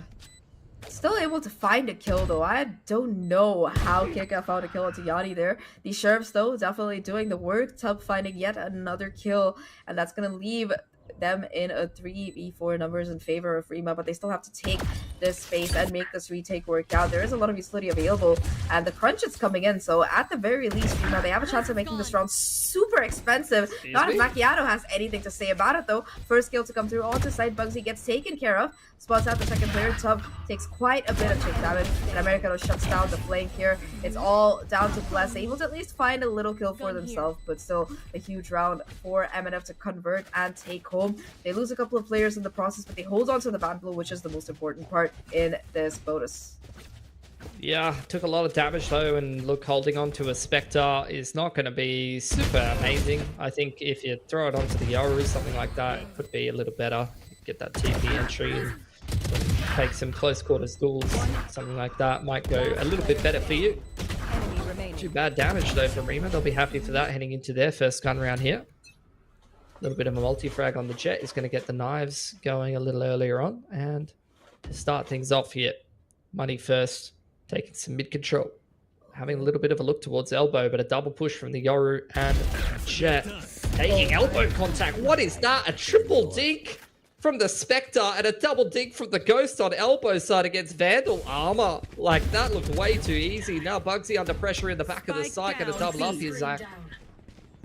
Able to find a couple of kills of their own, and also spots out this push through elbow, so it's just gonna be Bugsy alone on site. That's the problem here, doing the best that they can, fighting for their life, somehow getting a third kill, and at that point the backup comes in, and the remainder of Rima are able to clean up the round here. What a bonkers round from start to finish. And 2 kills towards elbow that MNF had no business winning, that they found flawlessly, and then they walk into sight and fall apart to the clutches of Bugsy on the Viper. So very good start, very bad middle, and the conclusion was not really in favor of MNF. That said, though, that was their bonus round, so in their bye they could still definitely put together something here, but that last round they didn't invest quite heavily, because look at Popo's economy. It's gone. Yeah. Look, you had me at bonkers, although that was a while ago. You are right, though. Gun rounds gonna ensue here, round number 4, and Rice starts it off beautifully with the opening pick onto the opposing Jet. Luckily, you are still playing that Yoru, so the entry capacity is still going to be well and truly there. Into A split going to be coming in. A lot of pressure here on the Cypher of the defense, and that has absolutely crumbled the A side defense here. Money first now putting themselves into a post plant. Spike planted. Just a 4v3 retake that has to come in, and the numbers, they're in favor of Money first, yes, but no more than that, they also have so much control here. Look at how aggressively Popo is playing. Pays for it though as the crunch comes in through that open door. Yanni doing so much damage. It's still going to be this crossfire between Felcha and Americano, though, that these players have to try and wade through. Headshot angle perfectly. They're still going to be a 1-for-1 trade. Yadi and Rice versus the world here. Americano finds the first. It's all up to Rice here in this 1v2, and caught between an anvil and a hammer. Where do you go down? You just do at that point. A third round for MNF, and they look so convincing during these attacking rounds, especially when they're in the position to take advantage of the space that they have, the angles that they can fight, and even though Rima gets the initial advantage so early on, MNF have been so good at just reconvening themselves and going for an alternate approach. Yeah, they're figuring it out, right? You know, they lost their opening pick, as you mentioned, but still able to put together a really nice mid to A split. Just collapsing on that A site and putting themselves into a favorable after plant, which they're able to win. Breaks the money of Rima. Jet knives popped by Macchiato to save a bit of extra cash here. And it does seem like Money first want to be going for, yet again, another A split, this time through halls. Cypher trips are there for Rima, and they're contesting halls. Lovely flick headshot on the Marshall from Rice. Yeah, he tries to hold down that angle, but Americano there to find some revenge for that fallen comrade.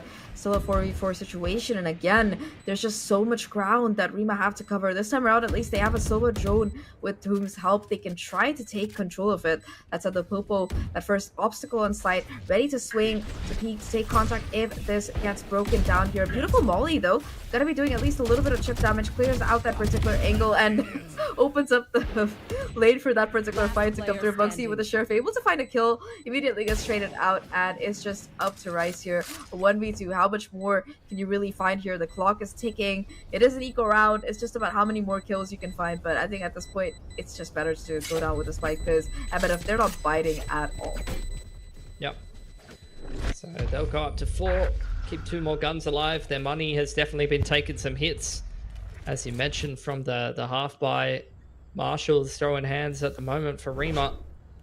Operator going to get purchased up from the defensive side. Yoru, I think after that flick headshot from Rice, she's kind of feeling it with the scoped weaponry, and I don't blame her. Yoru ult's available for both of these teams, so you can see it definitely scout out one of these side exes and then be potentially used on the retake. Timeout for RIMA. If you're going to buy the op with the Yoru ulti up, I want to see that shorty as a sidearm 100%. And RIMA going to have a little bit of a chat about how to make some adjustments here. I think like they've been doing a good job getting the player advantage. I think they're kind of falling apart in the mid to late round, putting together some of these retakes, and that's not always something that's easy to kind of adjust on the fly.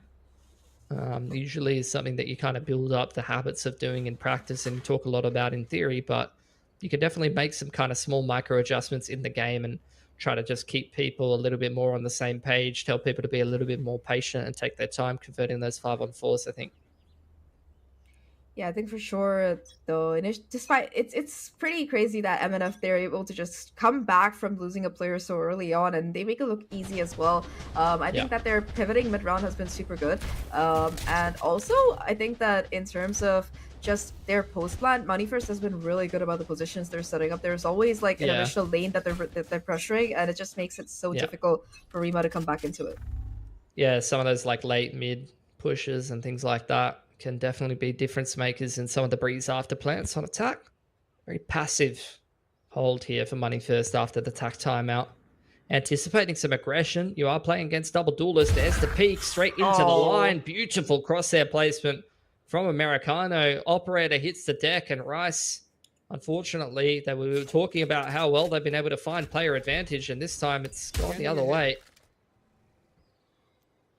Unfortunate there for Rice. Just that pixel angle. Americano so good at just being able to hold it down and get that kill. Again, the pivoting over towards this A site is what we're seeing. Tripwire there. Gotta be broken though, so no value to be found immediately by the Cypher off the back of it. Talking about the Cypher though, it's just them stuck in a corner again. Americano, second kill of the round here, able to smoke out the Cypher and ensure that the spike plant does go down. There's so many ults available in the post plant, but at this point, I don't think they're even necessary. It's just the Americano show along with the rest of the squad. And while Macchiato does take a little bit of damage here, it's still a lot of pressure that they can exert if necessary off the back of these ultimates. Yeah, I think they can just play the post here. You know, sometimes you do want to just leave your jet to die, but they are still fighting yellow, and it's working out for them. Tub left all on her lonesome. She was an absolute standout on the Breeze game yesterday. But Kit Kat going to put her down after one little kill. And Money First, patience pays off after the opponent's attack timeout. They punish the aggression and just continue trucking along with a really dominant attacking side of Breeze. And this is where I think any kind of worries, any kind of tilt after that game of Bind going the, quite unluckily I might add, to the favor of the other team, especially in the second last round, round number 23 of Bind. With the double headshot shower, I don't think they're thinking about that anymore. They are looking composed, they are looking comfortable, and they are looking good to really continue taking a dominant lead on Breeze here. I mean, they look really convincing so far on their attacking side, and they have another chance to get another round in their pocket, especially against the economy for RIMA, who are the ones to be stuck in that unfortunate cycle of buy save this time around. Blazestorm in the hand of Yanni. Don't know how much more she can really do with it, especially considering how cautious this time around MNF are playing. They're just going in for the side hit, no late lurk to immediate, and you do see the immediate attempt at a flood retake coming back in. Huntress reinvested for a little bit of zoning. Bladestorm coming in, actually connecting and taking down Macchiato there. That's a weapon that could possibly be retrieved. Trades coming in 1-for-1 so far. The neural theft comes out as well. That's going to detect this late lurk to come through the right click. It's perfectly taking care of that Viper's pit here, and the run and gun, it's going to be enough for the final kills Bugsy with a triple on that Phantom, 5 HP left, and a Thrifty to come through for Rima here. The lack of that additional lane really causing problems for MNF in that post plant. Yeah, I mean, I can see why they wouldn't necessarily want to go for that against a Thrifty round, but look how much was just thrown into that. Obviously not a lot invested in terms of the economy, but in terms of the ult economy, I'm pretty sure Rima just threw 4 ults at that, and it worked out. I think you're going to take that every day of the week, being able to cause an upset on the half bite. Bugsy's had a couple of pretty big multi-frags so far. She seems to be kind of the standout on this map here for Rima. She had a really good B-side hold, and then in the retake attempt there, off the back of the updraft, knives in combo with the Hunter's Fury, that seemed to work out an absolute treat for Rima. Money first now, once again, back to this mid control. They've taken A main as well. They just continue to seem to want to just hammer these A splits home. A side does look a little bit weaker for Weir.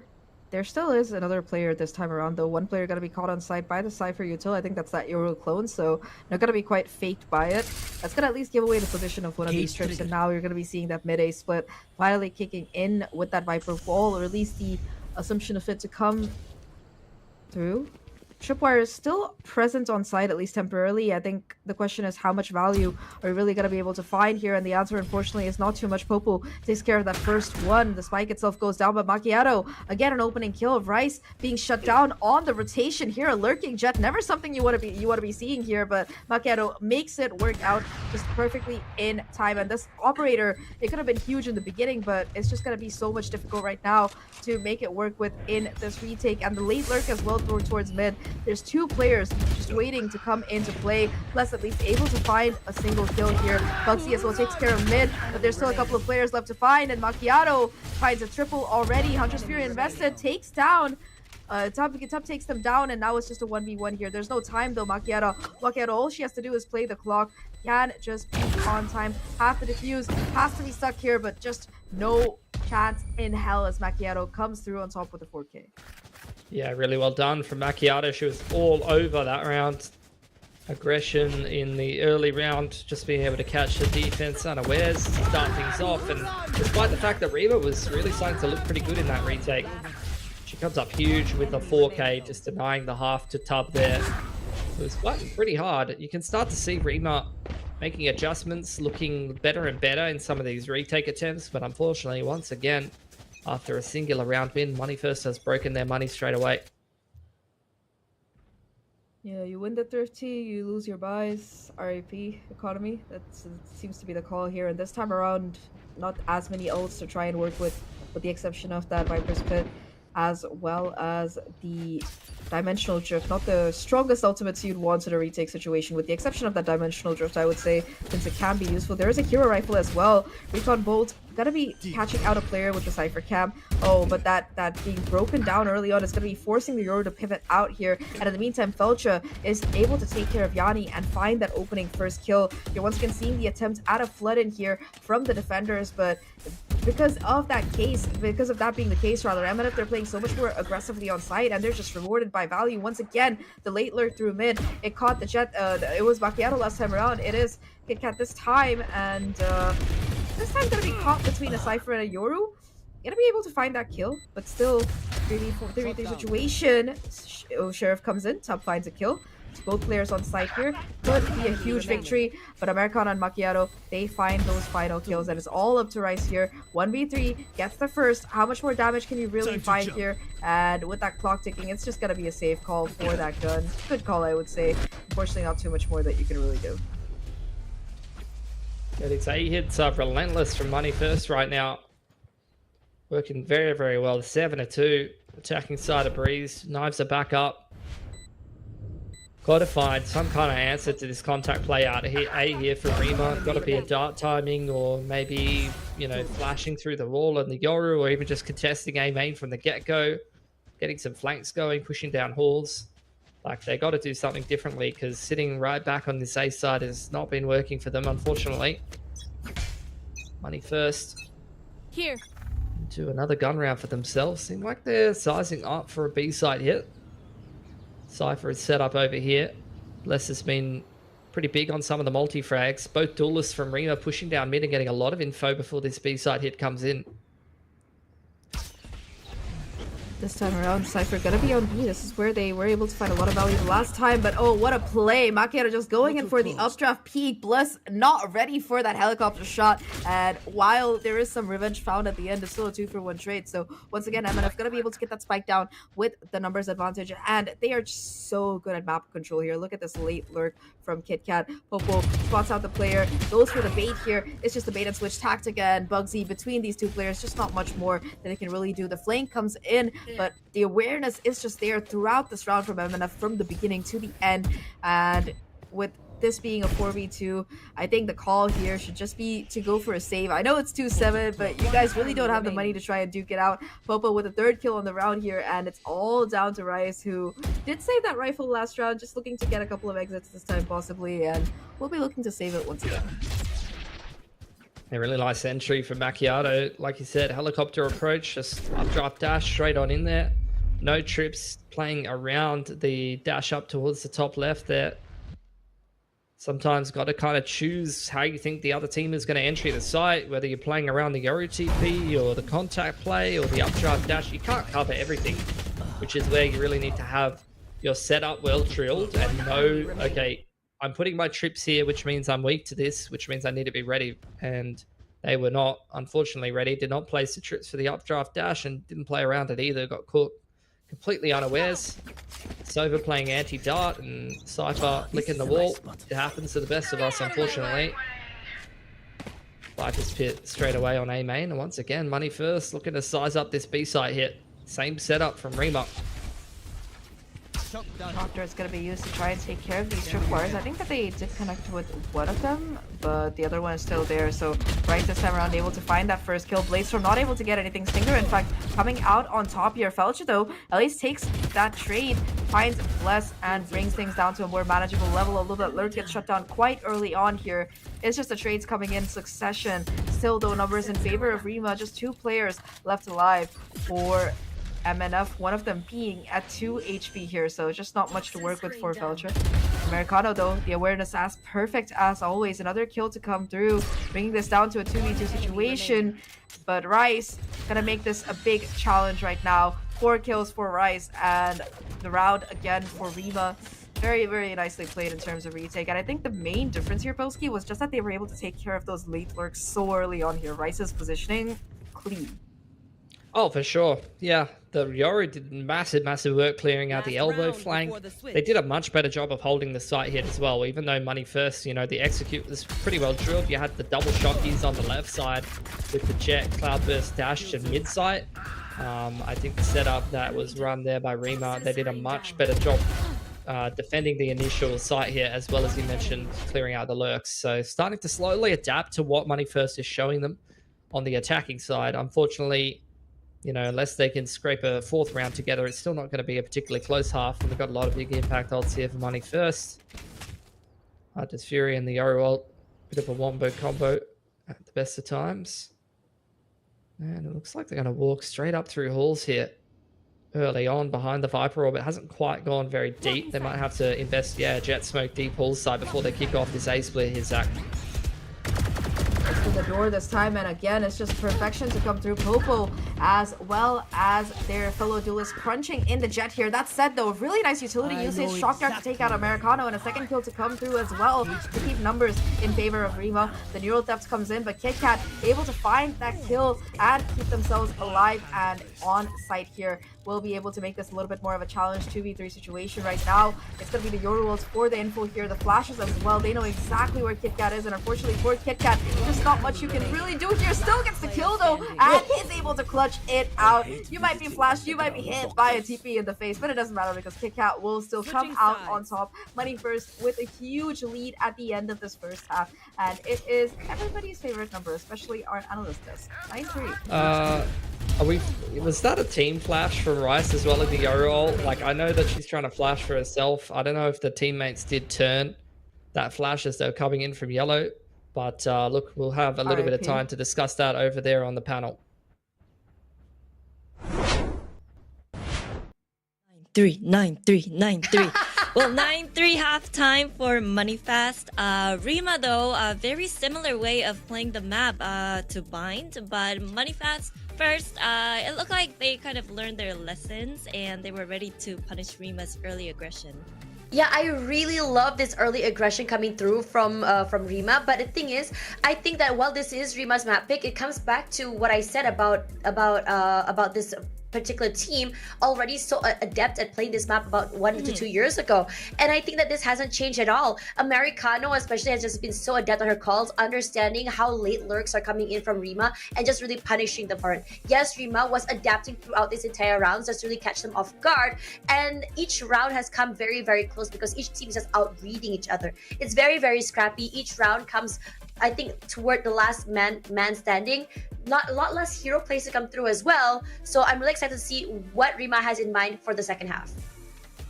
Yeah, we'll have to see that because we have the second half coming up. We are going to be switching sides. Let's see if 9-3 Curse is real this time. So I'm going to toss it over to our casters very soon. Hello?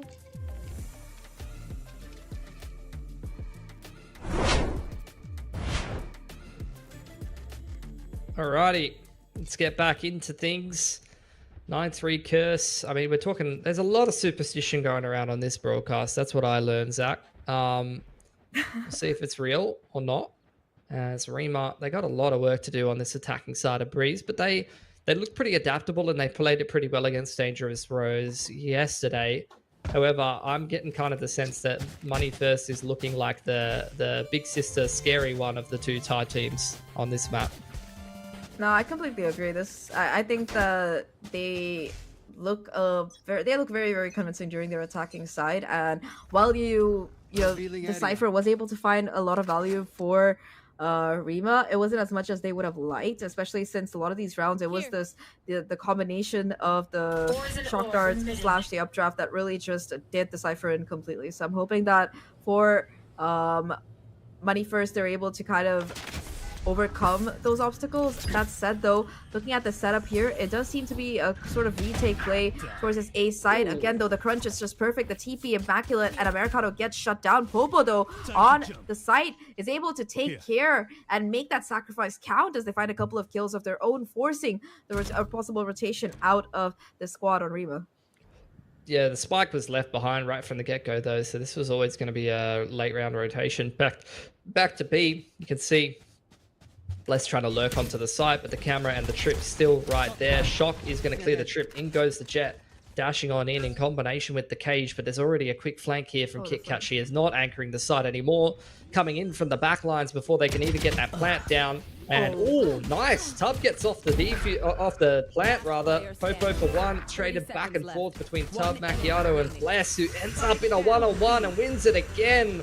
She is way too clean on the taps. We've seen it both yesterday and today.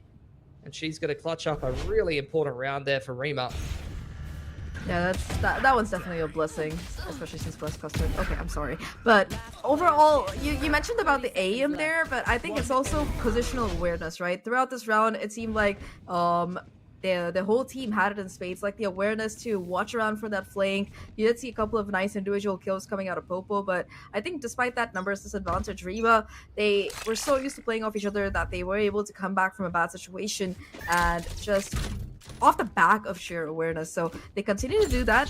Again, they have a camera ready to watch for an elbow push. They know the kind of damage that this can really do here. That said, though, Macchiato still able to find a kill and get out completely scot-free. No potential of trade. Yes, the player that does look quite low. And I don't know if you still want to be pushing into this, Chief. You know that there's a lot of players around here. Popo gets yet another.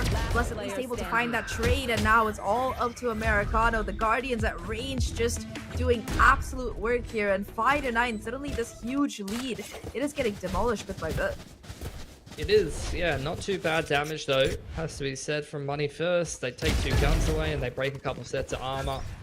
We'll take that on the classics.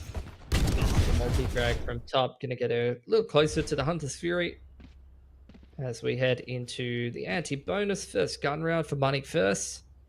Looks like The Jet going to be having a look towards A main. The Yoru maybe having a peek towards doors. Still just getting on some of these info lines, looking for opening picks. And it's going to be a slow start to the attacking half here for RIMA. Not in a rush to be going anywhere. Just having a little bit of a look everywhere. Camera keeping into A main there. Not in a rush to go anywhere too fast. Just feeling out this initial approach from Money First. Yeah, everyone's taking it a little bit slow. I think that for the side of RIMA, they want to be aware, like waiting to see if anyone from MNF will be pushing through, possibly dropping a juicy little rifle in their lap. But instead, MNF, they're going to be playing this extremely cautiously. They know that they want to hold on to these weapons as much as possible. Hall's control going to be taken quite early on here by Bugsy. Going to be opening the door, but just falling back off the back of it, causing a little bit of a distraction ploy, I would presume, towards the side of the map, while the rest of them gear up for a push on to B. The problem is that just one door being open does not a rotation make, and that's the call and the stance that MNF seem to be taking as well. Felcha, of course, forced to play around spawn a little bit deeper to make sure that they aren't being flanked here, but the clock is being wound down here, Pilski. I mean, you know, they push some of these duelists off the info lines, and Macchiato caught completely unawares. They're looking into A main. This is now turning into a bit of a B split. It's got to be both Felcha as well as KitKat to hold on to this one. Panic Dart going to be thrown on in there. The Cypher trying to hold on, even though there's a big scan from that dart. No one shot it. No one can capitalize off the back of that. 10 seconds on the clock. Money First have retaken mid control. Felcha still alive over on half wall, and a 3-on-2 for the Thai side.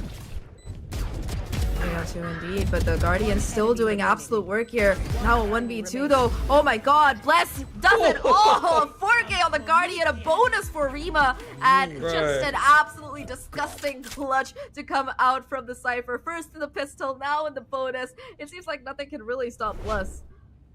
Yeah, they were talking about a curse. Curse on the desk. I take your curse, I raise you one bless. That's what I have to say about it. That is absolutely massive. And both in the pistol and then the bonus win against the first gun round, like, you literally could not be having more impact as Bless right now. You are single-handedly winning the game for RIMA. Oh my god, just the preciseness of those shots. And even if Bless hadn't won it, right, that was a great round by any means, because RIMA had achieved all their goals. They get the spike plant, yes, they take a couple of guns off, yes, but then Bless just the absolute cherry on the cake, and off the back of that, economy gonna be broken down here for MNF. Popo does a little bit of chip damage, but gets tagged down quite low here, and the drone hasn't checked Macchiato, so that might be a very dangerous position that RIMA have put themselves in if they're not careful. Macchiato, though, getting a little bit ahead of themselves. They're going to hear the dash, and they're going to be forced out of the corner. Could have had a little more patience in a position like that, unchecked. You could see Money First was ready to play around that. They were starting to, like, drift over to elbow, double doors. Could have had a cheeky little mid-crunch on her hands, but as it stands, RIMA not interested in middle. Gonna be the wall across A, Dart to start things off, and the Yoru goes in on a scouting mission. Rice having a little bit of a look, spots out the opposing Yoru. Try and flash Popo off the line, and fisticuffs gets in her face. That's the opening pick, and a nice lifer plant for RIMA. Yeah, this entire retake is coming in through the CT here. That's a nice little molly though. Does a lot of damage here to one of the players, and the Sheriff is able to finish them off. Felcha finds that first kill onto Tub. They have been able to regain a lot of the space here onto site, but still the spike gets down in the open here, and it's just a shooting gallery, skeet shooting, I would say, at this point. Sheriff takes down Yanni, 1v2 situation, but both players from RIMA are ready to just shut down Americano and get a 7th round on the board. 7-9 right now, and this round here, Pilski, this buy coming out of MNF, this is their chance to really be sure to get this game back in their hands, because they started off with such a huge lead, and now if they lose this round, I generally think this could just be a sweep from RIMA. I mean, they haven't been playing poorly. Like, you've had some big clutches coming in from Bless. Like, they need to remind themselves, like, you know, we're not throwing this game or anything. We're just not winning the XVXs in the mid-round. We just need to keep trucking. This is a comfortable map for us. RIMA's definitely applying the press, though. Rice peeking that line into KitKat. That's insanity. Yanni gets an opening pick as well on mid. That is not how you wanted this gun round start for Money First. Popo, a little bit of a timing to creep out elbow, try to take a fight, but isn't actually able to convert the kill. And it's a 5-on-3 for RIMA. They're just going to kick it straight into high gear onto the A site. I can't blame them. I'm not really sure what Americano can do with an operator from stairs, droned and smoked off. The shot almost connects, but almost is not going to be good enough this time. Oh no, another kill to come through for Rice here off the back of that flash, and Americano is in such a vulnerable position with this operator. 2v5, it might be better to just see if you can save these guns somehow. But again, oh, that's a self-flash there, a little bit of lucky. Still able to get the kill is Popo, so not entirely bad 2v4 situation. But yeah, that's the call here, just not much more you can do. We're looking at a 7-10 double digits coming, sorry, 8-9 here, score narrowing down here, 1 round differential, all that's gonna be left, but you need to save that operator. This is probably like one of the few chances in the game that you'll have to get it online, and I think that Americano understands the importance of that. Yeah, I mean, your ult's online at least. But this is what impressed me about RIMA yesterday. Their resilience, their ability to come back into the game despite a poor start on Breeze is being replicated today against arguably a better team in Money First. That is pretty impressive. This is a team that is definitely pretty tenacious. They're not going to let the initial start to a game get to them too much, and I think it's a little easier to get everyone really pumped up and fight for the game when you're getting such big impact clutches so early on in the half. Nothing gets everyone pumped up and focused up than all of Bless's clutches in the pistol and the bonus round.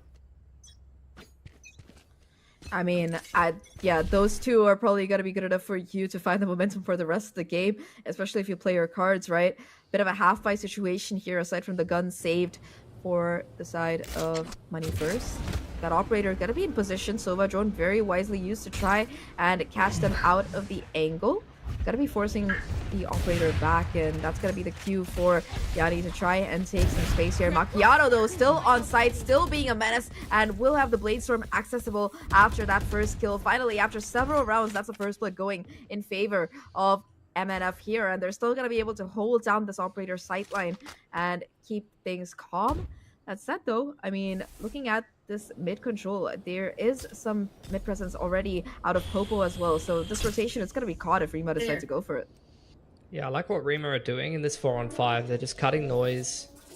They're wanting to see if Money First is going to give them anything, if they're going to panic because they've lost horse control with their dry Sova rolled over towards the yellow side, not going to hit absolutely anything at all. RIMA is not really able to make this work. They're trying to force the square through the circle hole right now, and it doesn't seem to be fitting. Dart onto backside. Yori's trying to creep across onto bridge, but Macchiato is still being an absolute menace from the A side. Dart to support, forces Tub, or Bless rather, to deal with that. And Felcher clearing out Rice on bridge. Beautiful hold for Money First off the back of Macchiato just being fearless with the operator. Yeah, it's a triple coming in for Macchiato. The Bladestorm as well coming in clutch here in this dicey situation to enable these kills to come through, and a follow-up as well onto the Sova there. That said, though, without the Bladestorm, I'm gonna be curious to see if Macchiato can still be as versatile with this operator as ever. I think that them not being able to find, RIMA not being able to find that first kill really made it difficult for them to continue pushing forward, especially once they lost the tip of the spear in their jets. So I'm hoping that they can adjust a little bit quicker in these upcoming rounds, because that's double digits for Money First. Just walking down elbow. Macchiato is staying active, changing up her angle of approach, and has been able to get onto a pretty deep B line. Yoru ult picked up by Rice in A main here, and will probably be the ult to kick off the play here. Straight out A, on a scouting mission yet again. Popo, I think, also ulting and scouting out A. Both of the Yoru ults going right past each other, having a little bit of a look about what's going on. Rice behind, Americano gets the pick in A main. Popo's also come out of the ult and doubled up. Macchiato with the pick on the Cypher over towards B in the meanwhile, and Money First are ahead by 2. Here. Oh, a rare shot actually not connecting here for Macchiato. Just gonna be going for the V peak though. Once again misses, and Rice, well able to get the kill, is gonna be immediately taken down by Felcher. So still gonna be a 1v2 situation. It's all up to Bugsy. At least has retrieved the spike here. 37 seconds left on the clock, and 2 ultimates on the opposite side to work with. Knows that Felcher is playing somewhere around towards mid. Spots them out. Not able to quite connect the shot, and that's the call to pivot over towards this B side rotation instead. But Felcher has this information. Is going to be ahead already, tucked in towards this elbow angle, and could be coming in for that flank if necessary. There's no Viper utility available. There's a tripwire as well to deal with. Just so much opposing. Bugsy here in his attempt at a clutch. Has the awareness though of this possible flank to come in. A 1v3. How much can Bugsy pull off here? Timing gonna mean everything in this clutch. Cage comes down to try and cut off this corner. I think there still is a camera on site as well, or another tripwire towards the back. So that's gonna be there. That said though, Bugsy is gonna be able to pivot around here. Isolates the first steal. 1 out of 2. Knows exactly where the second player is, but this time around the positioning from KitKat is immaculate. Is able to find that kill, and that's 11th round coming in for Money First. They had a rough start in the second half, but they slowly but surely seem to be able to put it together. Yeah, that was a real messy round. I think Popo making all of the difference there. Both of the Yoru ults going right past each other and actually committing to the TP and finding impact, both on the Viper backside of yellow, as you see from Rice's POV. But in the meanwhile, Popo dropping the flash and coming out of their Yoru ult. Yardo over on the other side of the map. Did find the pick on the Cypher, and we end up in this 3-on-1. So, Money First, that's the second round in a row for them, I believe. And that's going to force out a timer for RIMA, a timeout from RIMA, who I'd agree with you, Zach. And this is kind of what I was getting at when we were talking about it before. You've had 5 in a row for RIMA. When they find the opening pick, they're able to convert the rounds. When they have a massive clutch come out for Bless, they're able to convert the rounds. But when we stop seeing those kind of things happening in some of these attacking rounds, that's just where Money First is still able to put it together. And that's kind of what I was getting at when I was saying for them, it doesn't feel like they're playing badly. They're just losing to clutches, or they're just losing opening picks here or there. And as long as they kind of keep their heads screwed on, just keep playing the defensive side of Breeze the way that they're used to, they should probably still be fine. And I think that's what we're seeing here. Yeah, I think I agree with you there. I think that the defensive side, it's been a little bit rough for them for sure, especially thanks to how much the aggressiveness of RIMA was paying off in those initial rounds. But now that they have this operator online, they can afford to be a little bit more staggered in their defenses, and also have that mix of aggression and control as well, because that operator really, with the way Macchiato tends to play it as well, it can just find so much value here. And again, you're seeing it pay off in big time with Bugsy going down. No more smokes available for this attacking side. Not the best situation, especially when you're on your last legs in terms of economy. You really want to be sure that you don't go down for nothing, and it's just 2x difficult to be able to take any kind of approach at all without that Viper wall in your pocket. This is perfect for Macchiato as well. Takes the pick over towards Hall's side. Bugsy's been walking up halls and orbing it the whole game long, tickling the door, being a nuisance. Finally, Bugsy's been swatted away in this case, and I love the little movement of the Yoru to deal with the drone, and then you push the operator over onto that line and swap. Popo's found a way down towards bottom middle, which can't really be cleared. Like I mentioned before, it's the server drone's out of the equation. You probably want to be saving your dart for the side exit with 35 seconds on the clock. So I'm not sure if this position is going to get cleared at all, Zach. Yeah, I don't think so either. The thing to note is that Popo's TP, I think, has run out. They have to put a new one here, and that might be spotted. That said, it's still going to be the first blood coming in. The second one as well. Popo just raining down Hellfire from mid. Finally gets shut down here, but look at the clock. It's just 15 seconds left. They have to go onto site. They have to be quicker about it, and there's still one player being the linchpin on site. Felcha standing up strong here and denying this possible clutch attempt to come in. Beautiful jumping to come in. That is going to be the spike. Yeah, there's no time for the spike to go down, unfortunately. Yeah, that's the kill that they needed, but it's a little bit too late here. And insult to injury, Americano will shut down Bless as well. How many more clutch blessings can you expect from this player? It's not going to be one, as MNF get to match point here on their map pick, 12-8. And economy, I think a lot of players, they're not going to be in a good position if I remember what I saw correctly. Look, I think that was a hell of an attempt between Bless and Rice to turn that round around, but unfortunately in this case, not going to be enough. I think that was a half buy, so money is good here for Rima.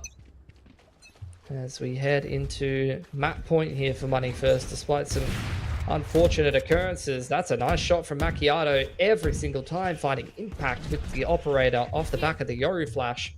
Pushing her onto the line this time. She has legged Bugsy through the wall. It's going to make, ooh, 1 for 1. Great flick though, you're absolutely right. But in the meanwhile, Rima's getting ready for this B execute. There's a Cypher Tripwire coming in handy. KitTen able to shut down Yanni and the dash here. There's also the player who has walked onto site. The awareness is going to be there, and Americano very happily finds the cleanup. 2 players left alive right now for Rima, and already the pressure being mounted here. Sova ult take care of Bugsy. It's just Bless right now. She's been incredible before in that clutch situation, but in a 1v4 with the spike dropped on site, how much more can she really do here? Does get the first, but it's just 2 players to swing around to take care of her. So we are heading to our first map 3 of the tournament, Pilski. How do you feel about that? Oh, at least for playoffs, I'm not too surprised. This has been a really, really close game, neck and neck between Money First and Rima. They have definitely been going kind of tit for tat, and look, despite the fact that I thought we were going to get a repeat kind of comeback from Rima there off the back of some big clutches from Bless, Money First, they keep themselves composed and they manage to close out their map picks. So let's throw it on back to the panel and see what they thought of that game of Breeze before we head to map 3.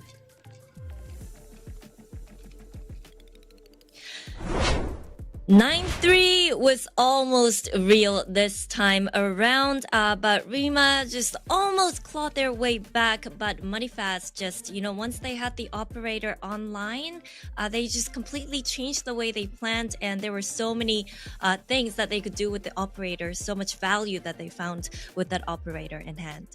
Yeah, so coming into this particular map, Rima is insane when it comes to the opening picks. They're very, very adept at playing aggressively, taking out that first pick. And yesterday, we wanted to see the same thing. I think this is a major, I would say, a major big W for Money First, because it showed that they did their homework when it comes to this particular map. They were very, very aware of where exactly Rima's reposition will be coming from, their lurks, and also their flanks are going to be. How many times has Rice been punished for going down out A main and trying to get information? How many times has the late lurks been found by having 2 players playing out all the way in mid side, watching in toward the A side? So that is something that's very, very, a lot of value coming from Money First. So looking very fluid come this map, and I was saying it before that on Byte it felt like Money First felt very rigid, but in this map their mid to late game readjustments have been huge, have been massive. They're very fluid. They know how to play off each other. And on top of that, coming back to what you said about Macchiato with that op, Macchiato is huge because once she gets a pick on one area,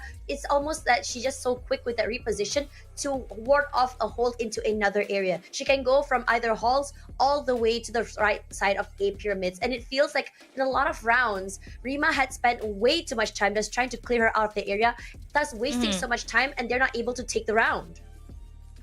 Yeah, with that operator, just it was definitely a struggle for Rima to deal with.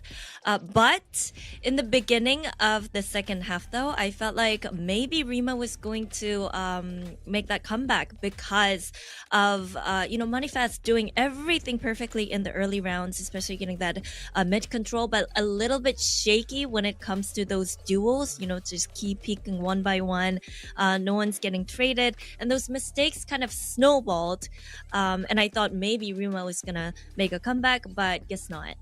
Yeah, one thing that I really liked about Money First in this particular map is that there's not only are they very dynamic, but they're sort of learning on the fly. They're understanding that when their positionings are not in the best areas, they manage to swap it out, and they have a lot of different plays, which I'm guessing comes back to their experience playing on this map a lot in the past years. Now, coming into a lot of rounds, I feel like Yanni on Jet has been massive as well. I mean, if you want to look at it from Rima's side, they had a good first half, I believe, with the hero plays. They had a lot lot of good ecos as well. And I think this also comes back to the aim jewels that I was saying. Coming onto this map, I think especially in round number 2, when Money first decided to go for Spectres instead of buying maybe some long-range weapons, such as maybe the Guardian, or the Bulldog, even Sheriffs. And I think that costed them quite a bit of money in that round. But you can see that change happened in the second half once they start to snowball. And coming back onto a lot of hero plays, I think that in this particular game, yes, hero plays did happen for Money first,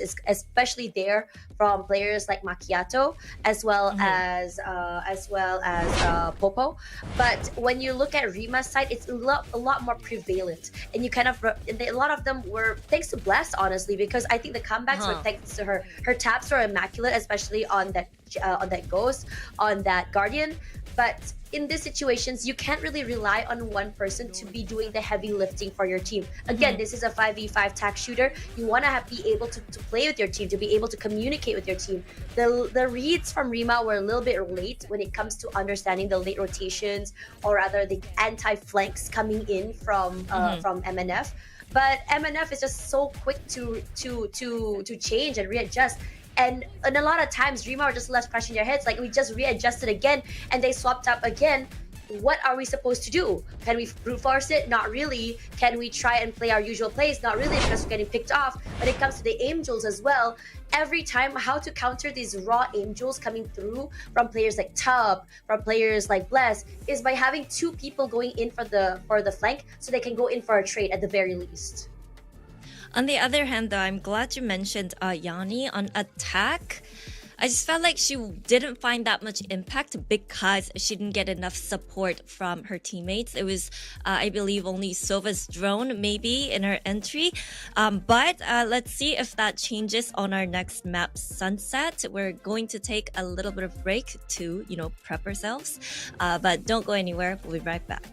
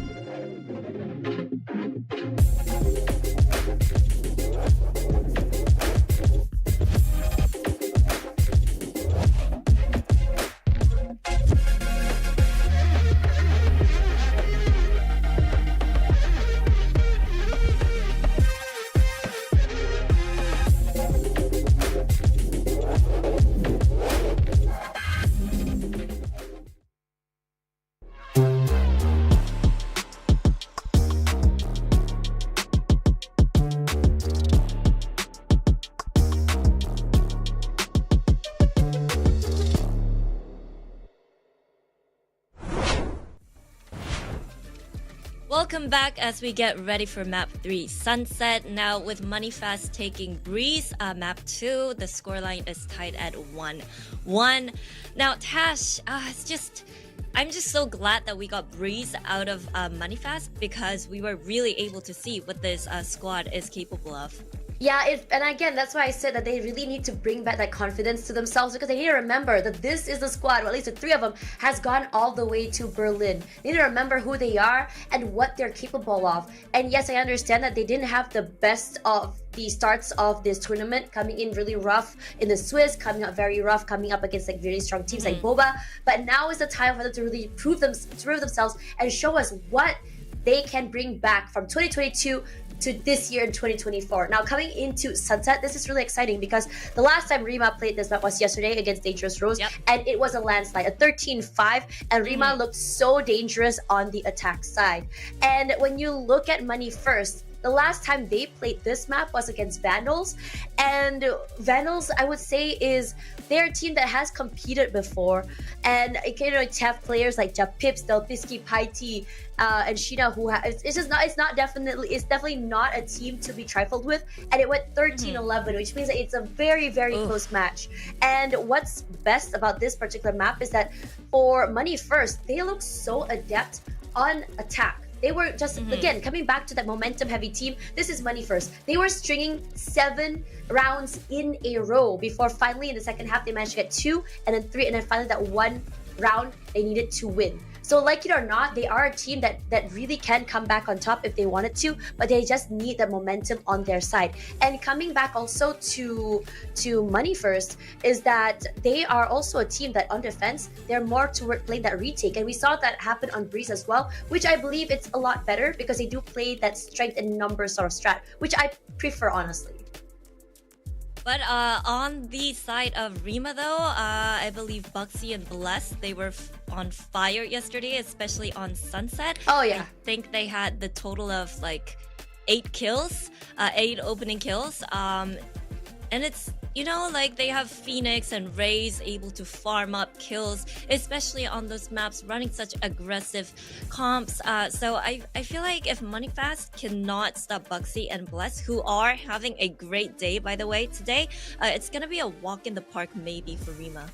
Yeah, this is a really exciting comp when you think about it, because yesterday how Rice played that is with the flash from the Phoenix, go in for that flash early, quickly get a pick. And one thing about Rice that's really scary is that she's not afraid. Like no utility would scare her. She would tank snake bites. She would tank nano swarms to go in for those initial picks, and that's what makes it so very scary. Now coming into today, I'm really excited to see. I think there won't be any agent changes unless of course what happened in the first match were to happen, where they had like a last minute change. And yeah, it looks like it's gonna be no changes, which I'm not surprised about. Now it's a very aggressive comp coming in from Money First. When you have that breach, when you have that gecko, you want to play very, very aggressively. You want to immediately react straight after the utility has been thrown out. But for RIMA, I think this is something that RIMA has been doing in every single map. This is a pattern I've been noticing. They like to go for those opening picks. They like to go and play hero plays.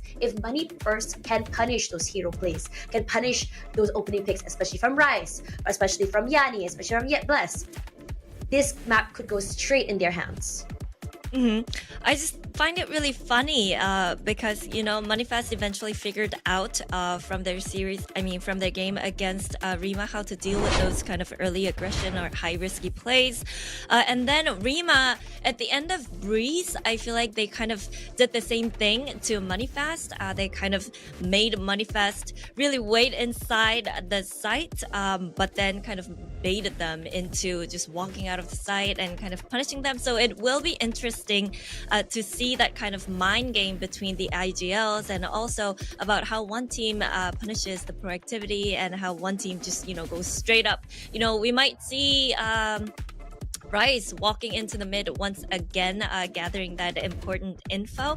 But with all info that they gather, I feel like they really need to learn how to take those, be more deliberate with how they make use of those info. But we are ready for our final map of the day, Sunset. So I'm going to toss it over to our casters.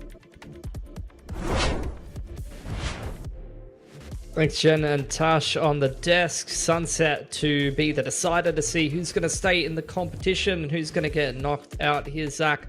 I think I've been impressed by both of these teams so far in the playoffs, so I'm a little sad to actually eliminate one of them. And look, both of them running the core of the same comp, but the Breach and the Phoenix is definitely going to be creating some very stylistic differences between these two teams and the way they want to approach it, right? Yeah, I mean, of course, the Breach is the more traditional option, but you also do see teams, they like to run that double duelist, and Phoenix has been making its way a little bit into the mix. I don't know if he's like you mentioned, he's not like an exact one-to-one replacement for the Breach, so I think the Phoenix team is going to be a little bit more aggressive, I would say, in terms of just taking contact and going in for those pushes. What interested me, though, is both of these teams have a really good record on this map historically this year.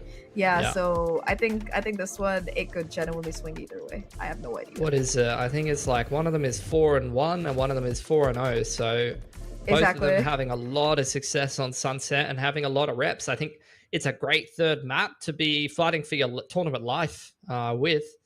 I think the Phoenix, obviously, a lot of people being inspired by Loud recently, who've been loving the double duelist Phoenix on this map. You know, QCK has been running around causing terror, and a lot of people are enjoying watching that. So we'll see if the proactivity of the Phoenix or the kind of the reactivity and the supportive work of the Breach is going to be a more effective approach this time. As we start this round off, deep smoke towards the bottom of A main, smoke towards top mid for Money First. They take a little bit of control at tiles, a little bit of control in mid. Doors being closed, but they're not interested in breaking it. They want to just go straight towards top mid and look for a fight here. They push that smoke. There's already a crossfire here. Dizzy not gonna really connect with that first player. Oh, the flash comes out, but it's a little bit too late as Rice gets shut down by Macchiato. That's gonna be the A side opened up for that spike to go down, and complete clear of that side to come through as well, especially since that push came in through mid. There's just so much space that RIMA will have to re-clear in their attempt at this retake. No real flank either to come through, and a late lurk as well that might materialize, but instead just no necessity for it at all. All the defenders converging through the CT angle instead, ready to pop out of the smoke on that first contact of the Dizzy, the flash and the peek. It's immaculate here, but still the kills. It's from RIMA to come in. The retake, it's perfect. And what looked like it was absolutely impossible, RIMA make it look like a nice walk in the park as they have 3 players still left standing. I mean, that was such a nice pistol round for Money First. They caught Rice completely pants down with the flash in hand there. Opening pick for them. They turned that very quickly into a top mid to A site pivot off the back of the beautiful fault line up short. And they had the read in the 5-on-4 no. Like, I was looking at that flash point and I was thinking that is going to be dangerous when you complete that retake. But no kills after that. Just a singular kill for Macchiato. And I don't know what happened over towards spawn side, but the rest of RIMA flooded straight through defense spawn into the A site and absolutely wiped the floor with Money First to win that defensive pistol. Yeah, that's a good way to say it. Like, that was a round that it seemed like RIMA had no way back inside, and they just go through and fight people to death and take the round. It was very, very convincingly done, and off the back of that, since they did get that spike flood down, a little bit extra money to work with in the form of these sheriffs for Money First, but they're looking to pivot towards this market area instead. Door gotta be broken up. Beautiful concussion does connect, but doesn't quite have the impact necessary, and it's the 1-2 punch here. Bugsy, the bait, the switch coming through in the form of both Yanni and Rice, and the 2 remaining players, they're just struggling to get onto site at all. No space given in hell, and a complete flawless shutdown for RIMA in round number 2. Yeah, that is as clean as an anti-eco gets. The only player that really took any losses there was Bugsy, who got her armor broken. The rest of the girls quite happy to bring pretty dangerous looking weaponry. I mean, Spectres are no joke on this map. And look, 2 Bulldogs and Guardian. That's a pretty nice looking bonus if I'm RIMA. Money First, though, into their first gun round here. And it looks like they're going to be kicking it into high gear over towards this A site. Double duelist to contest them on the side of RIMA, though, Zach. Indeed, a lot to work with, and just that first contact play, you see Yanni try to walk up, but Macchiato there for the punish. That second play, a similar play to come through from Rice, but it's just these wide peaks that are being consistently punished here by MNF. They're saying, all right, you might have won a couple rounds, but don't get ahead of yourself. Bugsy at least able to find a little bit of chip damage. A lot of armor being broken here, but how many more kills can you really find here? All right, Bugsy. Guardian coming in strong once again. 2 players go down, and suddenly what was a really good buy round coming out from MNF turns into an attempt at not only denying this clutch, but also holding on to whatever weapons you have remaining. Rotation has come through from the Cypher towards this area. And with that star cover down, at least Bugsy can make an attempt to just stick the spike here. We'll be able to get half the peek through the walk-in. It's going to be perfect for Macchiato. But Bugsy made that bonus very substantial with those last couple of kills. Oh, for sure. I totally agree. Like, they were 4-on-1, could have brought 4 guns into the next gun round. Anti-bonus, their economy would have looked way better. So the fact that they kind of just dry walk up short into the last player and lose a handful of guns is kind of a bad feel. What should have been a really, really solid round for Money First. Regardless, though, they do win the anti-bonus with 2 players surviving. They're 1 off the showstopper now, so could be a bit of orb control on the cards. And once again, it's going to be the A main fight here, Zach. Breachstone ready to go to set up Macchiato for success if necessary. Right, still perfect flash this time around. Only able to get 1 kill. Will be forced to fall. Will be taken down, and no follow-up to come in either from the rest of the team. But that's the sound cue. That's the information that Money First needed here. They know there's at least a couple more players around this A side. Gonna be going for a pivot over towards B. But the problem here is that B side, there's still that Cypher to deal with. You still do have that Aftershock on Ginny to be able to take care of some of those pesky tripwires maybe on site. But this is interesting. Look at KitKat going in for that solo late market push. Yeah, they're just taking it as a 1-3. The trip is very deep on the side. There's a full retake set up here for Bless with the can right up above A main, or B main rather. So she's going to be knowing exactly what's going on, and I'm not sure you'll be even clearing that cam unless she comes off of it. HL's actually invested to be able to try to clear the trip that's not even there front side. In goes the wingman to plant. Eyes on whether Macchiato gets a kill here to contest the retake, because if the Raze gets the opening kill here and rips the showstopper, that could just be the end of the round. You're also 1 off of the Thrash as well. Timing gonna be everything here. That's that late lurk from KitKat still in play around this market area.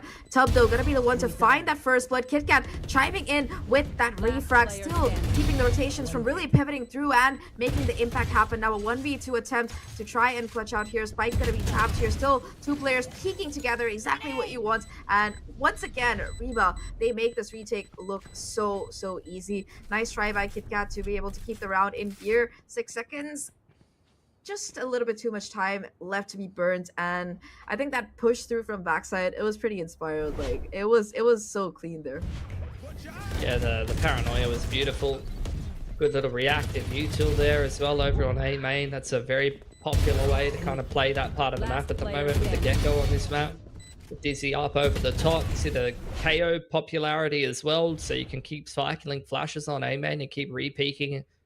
Usually with the Raze, but at least in this case, it's a bit more of a direct approach compared to the KO. You're just chucking curveballs and peeking yourself. Half buy in here for Money First. They've kept the money pretty honest on RIMA, and if they can get some kills in this round, it could stay that way. Not to mention the fact they've got some pretty big ults here. Spotting out Tub. We will just give control of the site here. Once again, the paint shells on front site are not hitting anything. In with the showstopper, they're going for this one. Oh, it's gonna be the first blood to come through for KitKat though. Showstopper hasn't really found anything. Never mind. Tossed into the dark cover, walks away with the kill, and spots out another player too. So that's a 3v5 retake that we are looking at likely here. Bit of chip damage done thanks to the paint shells. Still though, it's the Thrash to come out. The timing perfect for Popo though, and it's gonna be enough to find a couple of kills. Now just Bless in a 1v3. Not much HP to look with. Does have a neural theft. We'll be able to at least figure out where this post plant is being played from, but still so many fights to isolate and take, and so much damage left to do here. Just no chance in hell, and Macchiato takes care of that final kill with the headshot. Beautiful round from MNF, a thrifty that comes out off the back of that showstopper, and I think the biggest kill of that round was probably the timing on Popo's swing there, because that completely denied the Thrash. Absolutely. What a huge round to be winning though. For Money First, only on the half buy with the Sheriffs, and they break the money here of RIMA. So despite the strong start, despite the anti-bonus not going as well as you'd like, and the first gun round being won by RIMA, they find themselves broken, and I think part of that is down to the extra kills fed over in that bonus round, I believe. Money first, though, back on the anti-eco themselves, just creeping up into the top mid smoke. They're immediately just going to run straight at Bugsy. Dizzy catches her full blind, and here's just beautiful layering of util, fault line, and the paranoia straight on Bless's head. And they're going to wrap through Spawn onto that B site with ease. Yeah, I think this round, it just seems like every single play that you can make, MNF is doing it correctly, whether it's the one way to watch for the flank, whether it's this mid push and the, like you mentioned, just the layers of flashes, right? You start with the Dizzy, you go with the paranoia, you have the concussion on top of that. Just no safe corner that you can try to jump out and surprise MNF with. So very, very methodical. 2 players left alive right now, walking into this crossfire. Can they really do anything is the question, and the answer to that is no, absolutely nothing. Pelcher gets the last 2 kills, and it will be, we are going to be tied up at 3-3. Finally, we're going to be seeing a full buy versus full buy confrontation here once again. Looking at the ultimates here, the Phoenix ult is ready to go. The run back could be pivotal in a retake situation, but look at Americano. She's only one off the Rolling Thunder. Yeah, showstopper's almost there for Yanni as well. And once again, it looks like we're just going to throw hands at A main. Seems to be the go-to for both teams. The duelist crossfiring between elbow and short. Yanni's been caught a couple of times over near the boxes here. Dizzy being thrown straight away by Tub. That's been dealt with early on. Macchiato once again taking the same duel, pushing the opposing Raze off the line. In goes the paranoia. She's going to single satchel into elbow side, and Rima going to fall back to the side here, Zach. Flash does connect, but it's still going to be a player tucked into the corner. This time around, though, Rice does have the backup in the form of Yanni, who's able to swing, take contact with the rest of the players. That is just a flash for flash battle. Still, though, Love, Tub going to be the one to come out on top, takes care of both Popo and Kit Kat. 3 kills so far found in this elbow. A deadly zone that MNF just don't want to contest anymore. And Macchiato and Americano, they are left to try and put the pieces of this together. The problem with losing so many of your players without any trades means that there's just no rotation to come through here, and there's still 2 players left towards the CT ready to play off of the trips. Rolling Thunder picked up from the B main orb. It's a bit of a consolation prize at this point. Money more than good enough to continue to buy forward into the half here. And look, I'm not, getting too hyped up or too excited for this 2-on-5 to be converted with 30 seconds on the clock, but if you keep your eyes on the bottom left side of the screen, every single kill going against Rima in a round like this is going to be pretty impactful for Money First, especially given the fact they've got plenty more cash to continue trading down with the defense economy.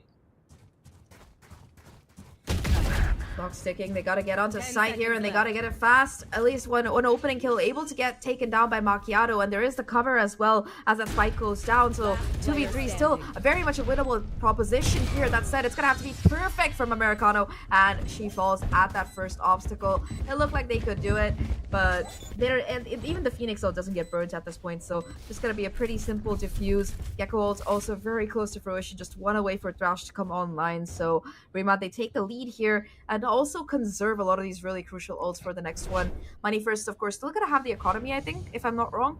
But yeah, they've got tons of money, and I think that's why it's so important that Rima doesn't lose too many kills there at the end. They lose the Raze on short, but 4 players surviving is exactly what you want. And I think Yanni was 1 off the showstopper anyway, so her dying there actually gives her Raze ult heading into round number 8. Not the worst thing in the world. One of the better ways to get killed. Money First, looking like after throwing hands at A every single time, I gotta go and test the B approach. And once again, looking at the setup for Rima, they are quite happy to sit all the way back and play full retake, which is something we see a lot on this map at the moment. I mean, we saw Sen win a tournament recently playing that retake style time and time again. So we'll see how Rima deals with it. I mean, it's worked for them so far. Rima have looked really, really good on these retakes, whether it was that pistol, whether it was that full buy conversion. They've been able to look very immaculate. You're going to be seeing a little bit more of an exploration coming out of MNF here. Last few times they tried pushing in for that CT angle, this time opting to take control of market instead to try and find some value with and maintain the site presence.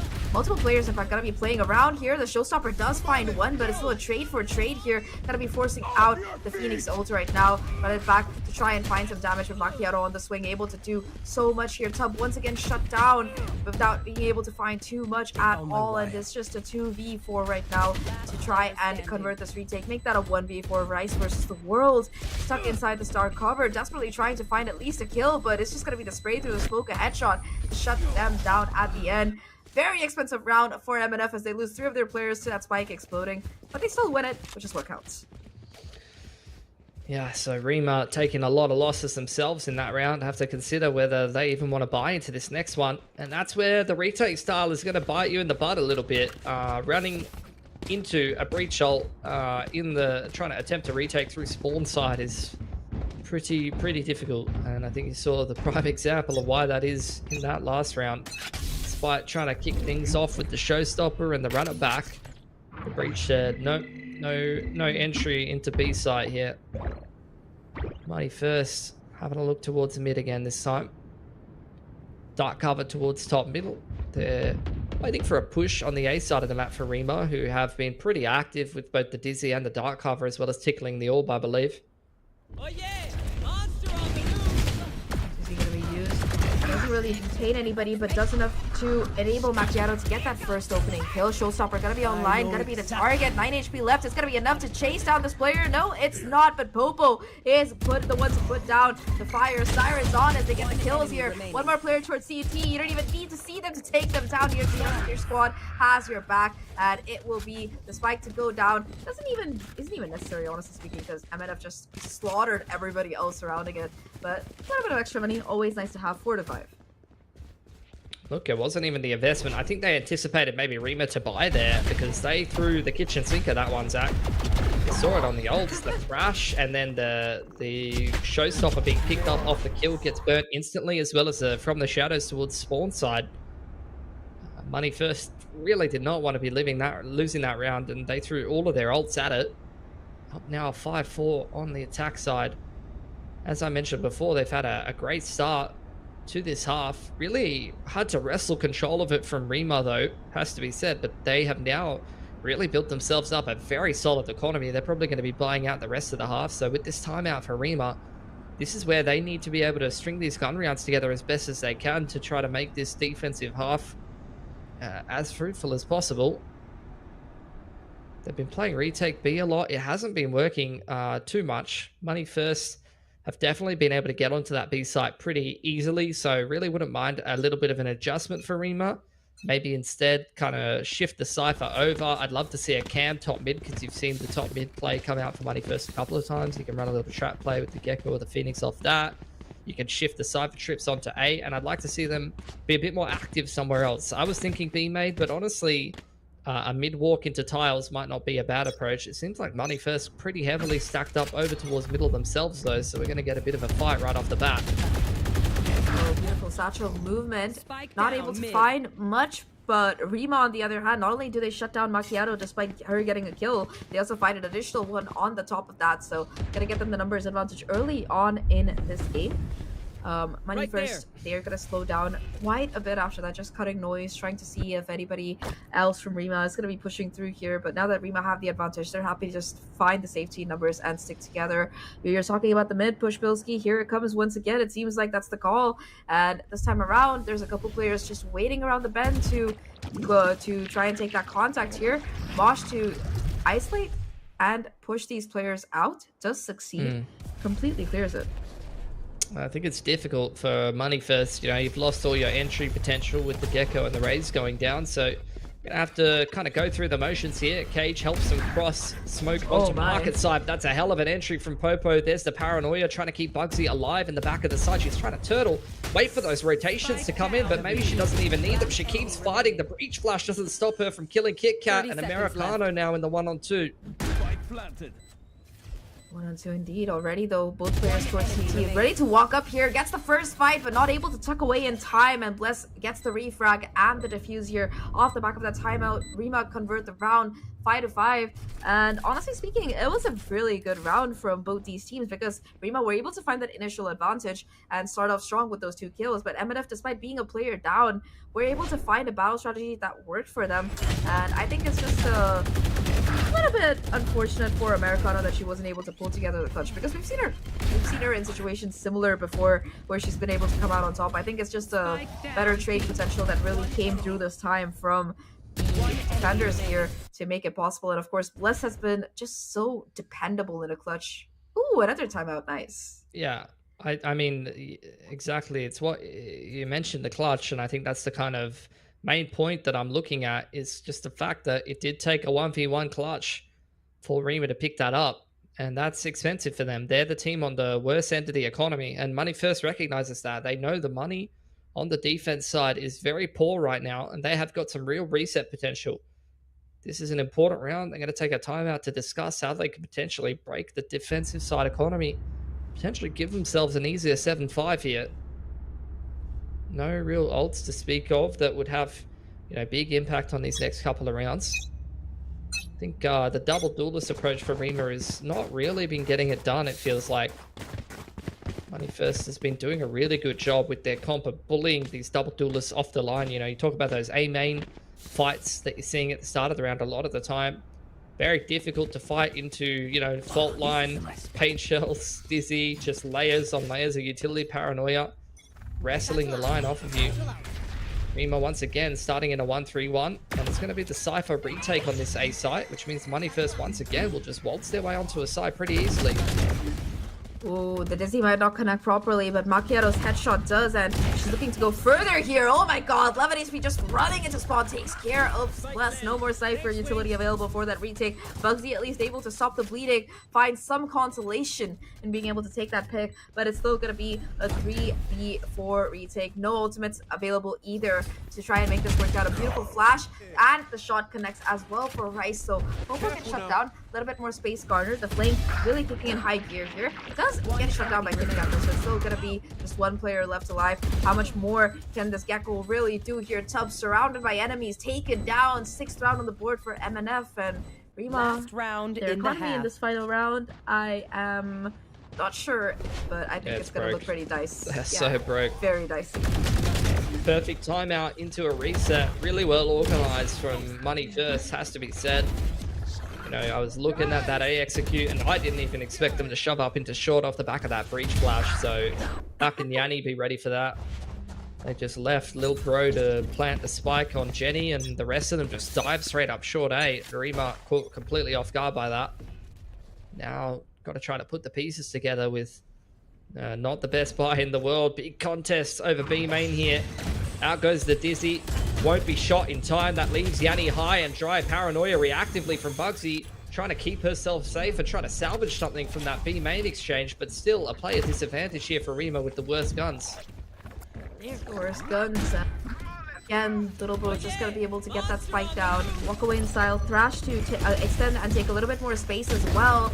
One player gets detained, but Vulture is able to find the trade. The Phoenix ult used as well to try and stay alive, but it's a little bit too late right now. It's all up to Rice here. They've been pretty impressive throughout the course of today, but in a 1v3, it might be a little bit too much even for them to bite off and chew here. One bullet left in the chamber. Insult to injury. Has to reload. Has to give away the information. And with this clock ticking, how are you going to even try to get onto that defuse? The answer is, you're on. Americano shuts you down. 5-7 here. Lead for M and F, but all things considered, RIMA, they were able to bounce back a little bit towards the end of that first half. Yeah, it's been a very, very close series so far, going the distance here in the lower bracket of Game Changers SEA. Let's throw it back to the panel to discuss this game of Sunset so far.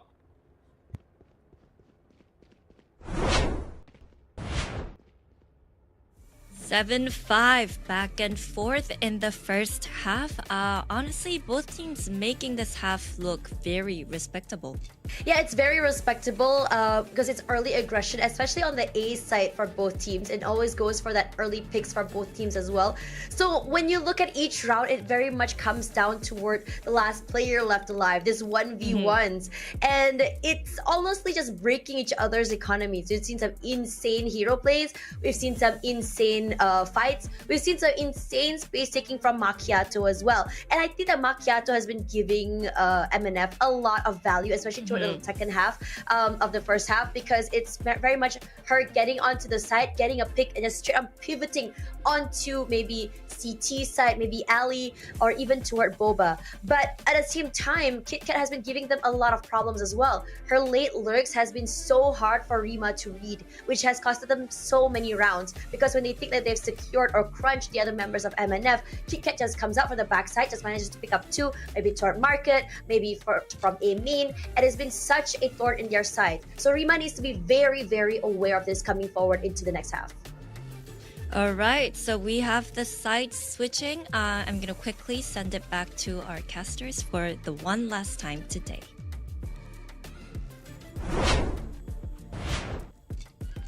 Thanks a lot. So 7-5 for money first. Moving on to the defensive side here of Sunset. Got to be feeling, somewhat confident, but we'll see how the pistol is going to start things off here. Looks like Rima already positioning themselves to grab a little bit of mid control early on. And Popo maybe looking to close the door here. Cypher left over on that B side of the map. Going to have money first fighting for a little bit of elbow control with the breach on a short. I'm gonna be excited to see which ultimate Rima is gonna be prioritizing to farm up here, because most teams like to go in for the Phoenix ult, but the Gecko can also be super valuable. I like those points that you made about the breach utility here. It could definitely be like a huge factor in taking that early control, like you said. So far though, it does seem like MNF, they're content to just play quite defensively here. Mid control garnered completely by Rima. Just a dart cover and a tripwire standing in their way, as they could try to go in for a repeat of what MNF tried to pull. Instead though, they're looking to be playing this just a little bit more patiently.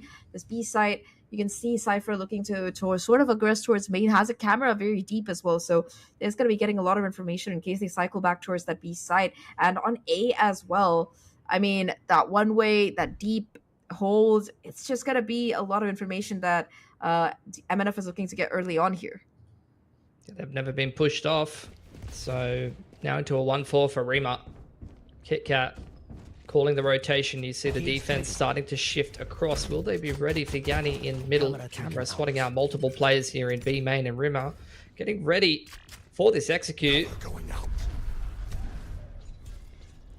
Seems like they're going to be hearing the Cypher utility and deciding they really don't want anything to do with it. Rice still going to be hanging around, at least creating the ploy of a fake, and it's working out great here. 3 players from the defenders going to be caught over and holding their ground. And in fact, off the back of that, it seems like they're looking to push further and contest towards this part of the map as well. Tripwire is still on site, 14 seconds left, no time to rotate. Little bro running to go get that spike down. All they have to really do is deny it, and they succeed. Sure, the kill comes in, but the spike has to be stuck, and there's just no time. All that MNF have to do here is keep themselves alive, and Popo is doing exactly that. Sure, Bless is able to take them down at the end, and it will be the pistol for MNF because it's just a little bit too late. Yeah, that is just panic and pressure getting to you in a key round. They wanted to pivot back away from the Cypher. Raze was left on the lurk. In middle, you need your Raze with the pack to be able to break the Cypher util in this particular comp. You don't have a Sober as your initiator, and you cannot be leaving it down to the last 15-20 seconds against the comp that MNF is running. The paranoia, the fault line is going to make your life very miserable trying to force it through that B main choke point. So I think, unfortunately, Rima have learned that the hard way, and they will be forced on the eco here. Just not much to work with. I mean, we have seen them before find considerable impact with these sheriffs, but it's gonna take a miracle for that, or at least a lot of really nice shots. And it seems like MNF, they're not making the mistake. They're not getting over aggressive. They're not really like setting themselves in a position where they can be punished and drop too many of these weapons over to their opponents. Again, the spike, it's just taking a lot of time to make its way forward. Market control gonna be Garner here. Americano, I don't know if she spotted out this player quite yet. Oh, that's the information. Knows that there's Rice hanging around there. Molly to try and cut off the angle, but that concussion, it's beautiful. Letting Popo and KitKat both push forward and find a couple of kills. Rice, at least with the Sheriff, able to find one for themselves, but now it's all up to Blessed and Rice. Both players looking quite low. At least they found a couple of kills. Americano takes care of Rice here, and now Bless goes down to boot as well. A 9th round on the board for MNF here. A couple of weapons dropped, but all things considered, I think keeping 2 Spectres and a Bulldog into this bonus round, it's going to be looking pretty nice. Yeah, I think Bless spent quite a lot in that last round. I don't know if she bought Sheriff Armor. So what I'm keeping an eye on for Bless is what she buys heading into this round and whether she's actually going to have enough for trips and cages, things like that. Can help you piece together and execute in the mid to late round. And if she can't trip the flank and then they get flanked on, that could be problematic to say the least.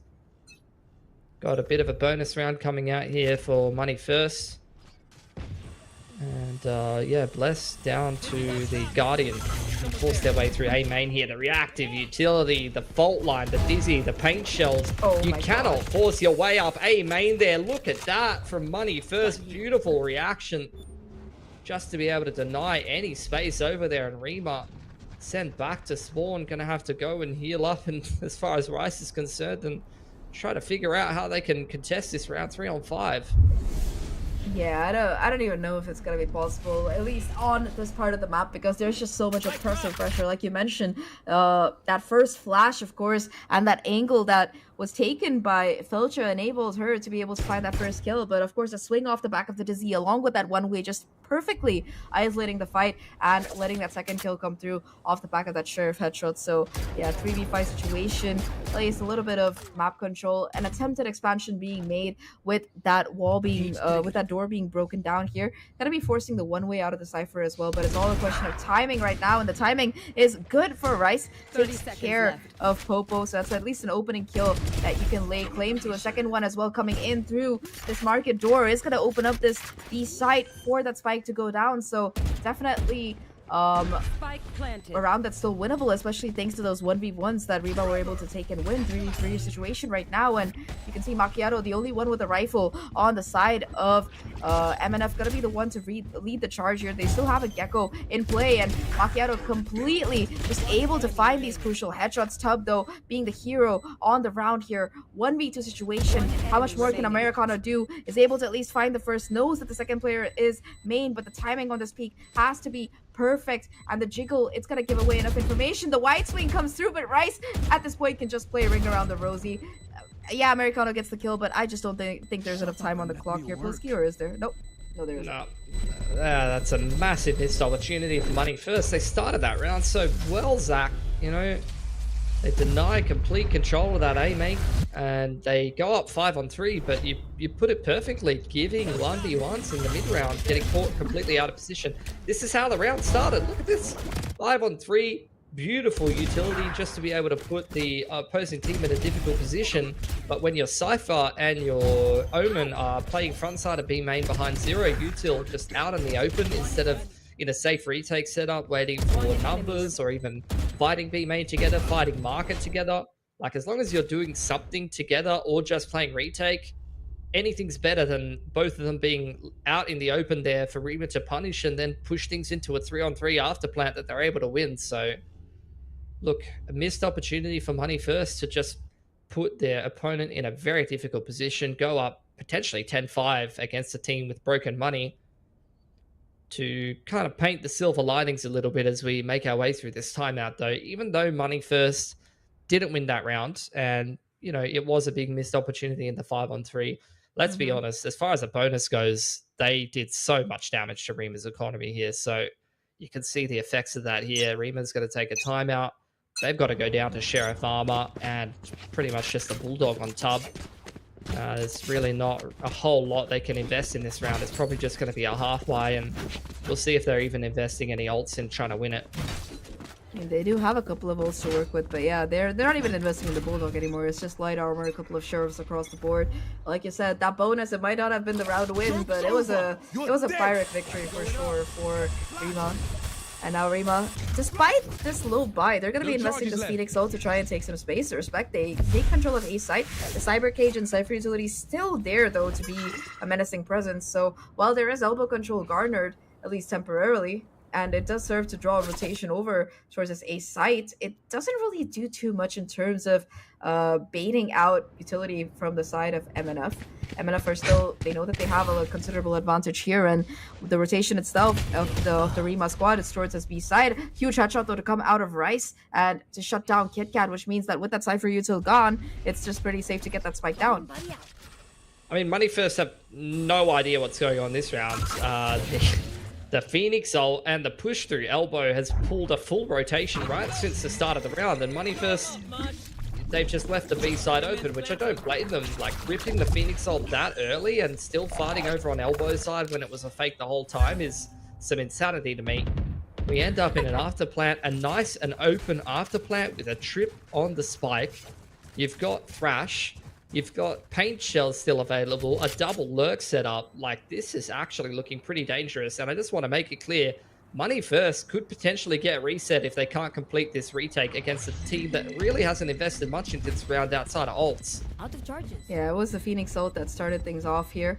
Dark cover to come through as well. Like you mentioned, there's still a lot of utility available.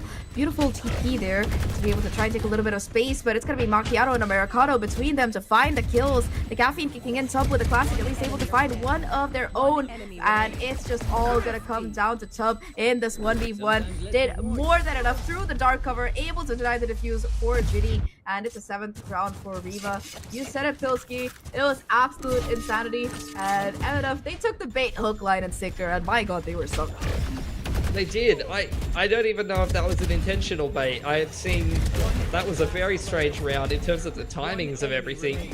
And I think the fact that it was so strange completely caught MNF off guard. Like, they had no idea what was going on. The Phoenix ult getting sent straight up elbow, and then we ended up in an afterplan on B.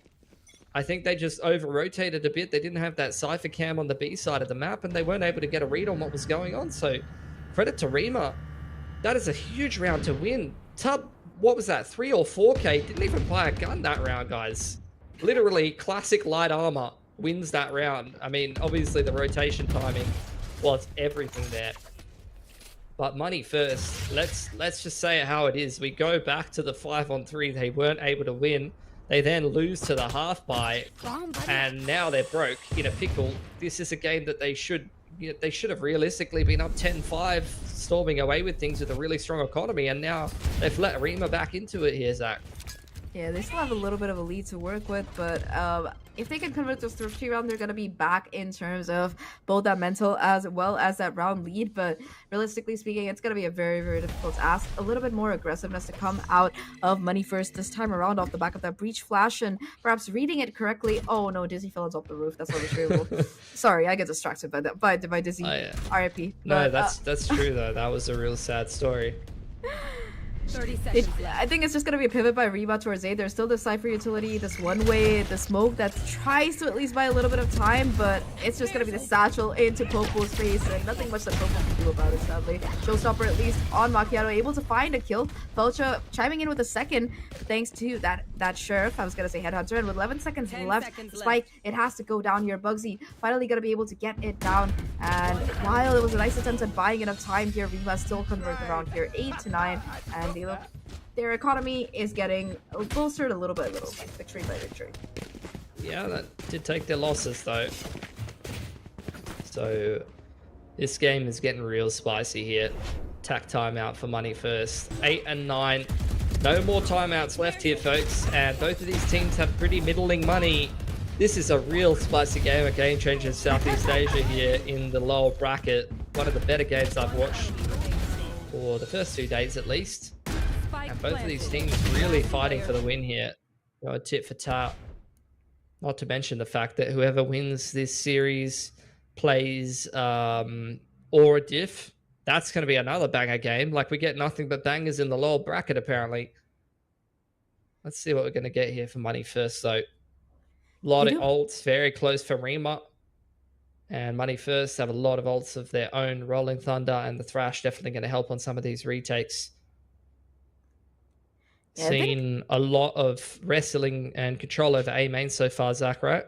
Mm-hmm. Yeah, I think I'm glad you brought it up, because I think that a lot of these rounds have been decided pretty much on the onset or at least you think so, because of the confrontation that goes down at A main. Like, both teams, they really want to fight that super aggressively, and I think that for Money First in particular, they are investing a lot of resources on utility and trying to hold on to that angle. I like that RIMA tends to go for that A side, go for that fight, draw a little bit of utility out of Money First, and then go in for the pivot towards B. It's been working out great so far. This time around, though, it's just a very straightforward hit by the attack towards B side.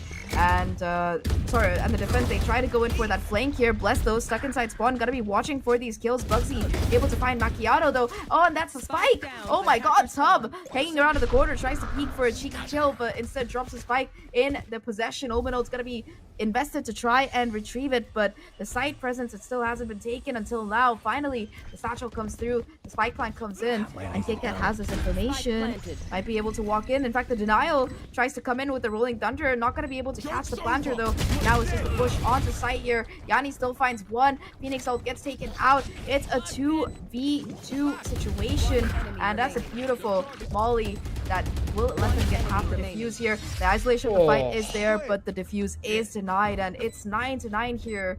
Really, really nice round out of RIMA. RIMA is just, they're being so good in the mid round, so composed about pivoting back to the other side of the map. Like, Money First showing more depth, showing more cheeky little rounds that they can throw in with this copper tiles dive. You saw Macchiato double satchel into tiles, immediate fault line paranoia, and then the aftershock to try to force them out of the corner, set play, try to catch those players on the backside of A. And it did kind of work for a 2-for-2, but that's exactly where RIMA is really earning their stars here, being adaptable in the mid round, which is exactly what you need to see against this kind of comp. Once again, they're creeping towards B main here, looking to set up this exec off the back of the showstopper or the thrash, I'd imagine. KitKat and Popo to defend here.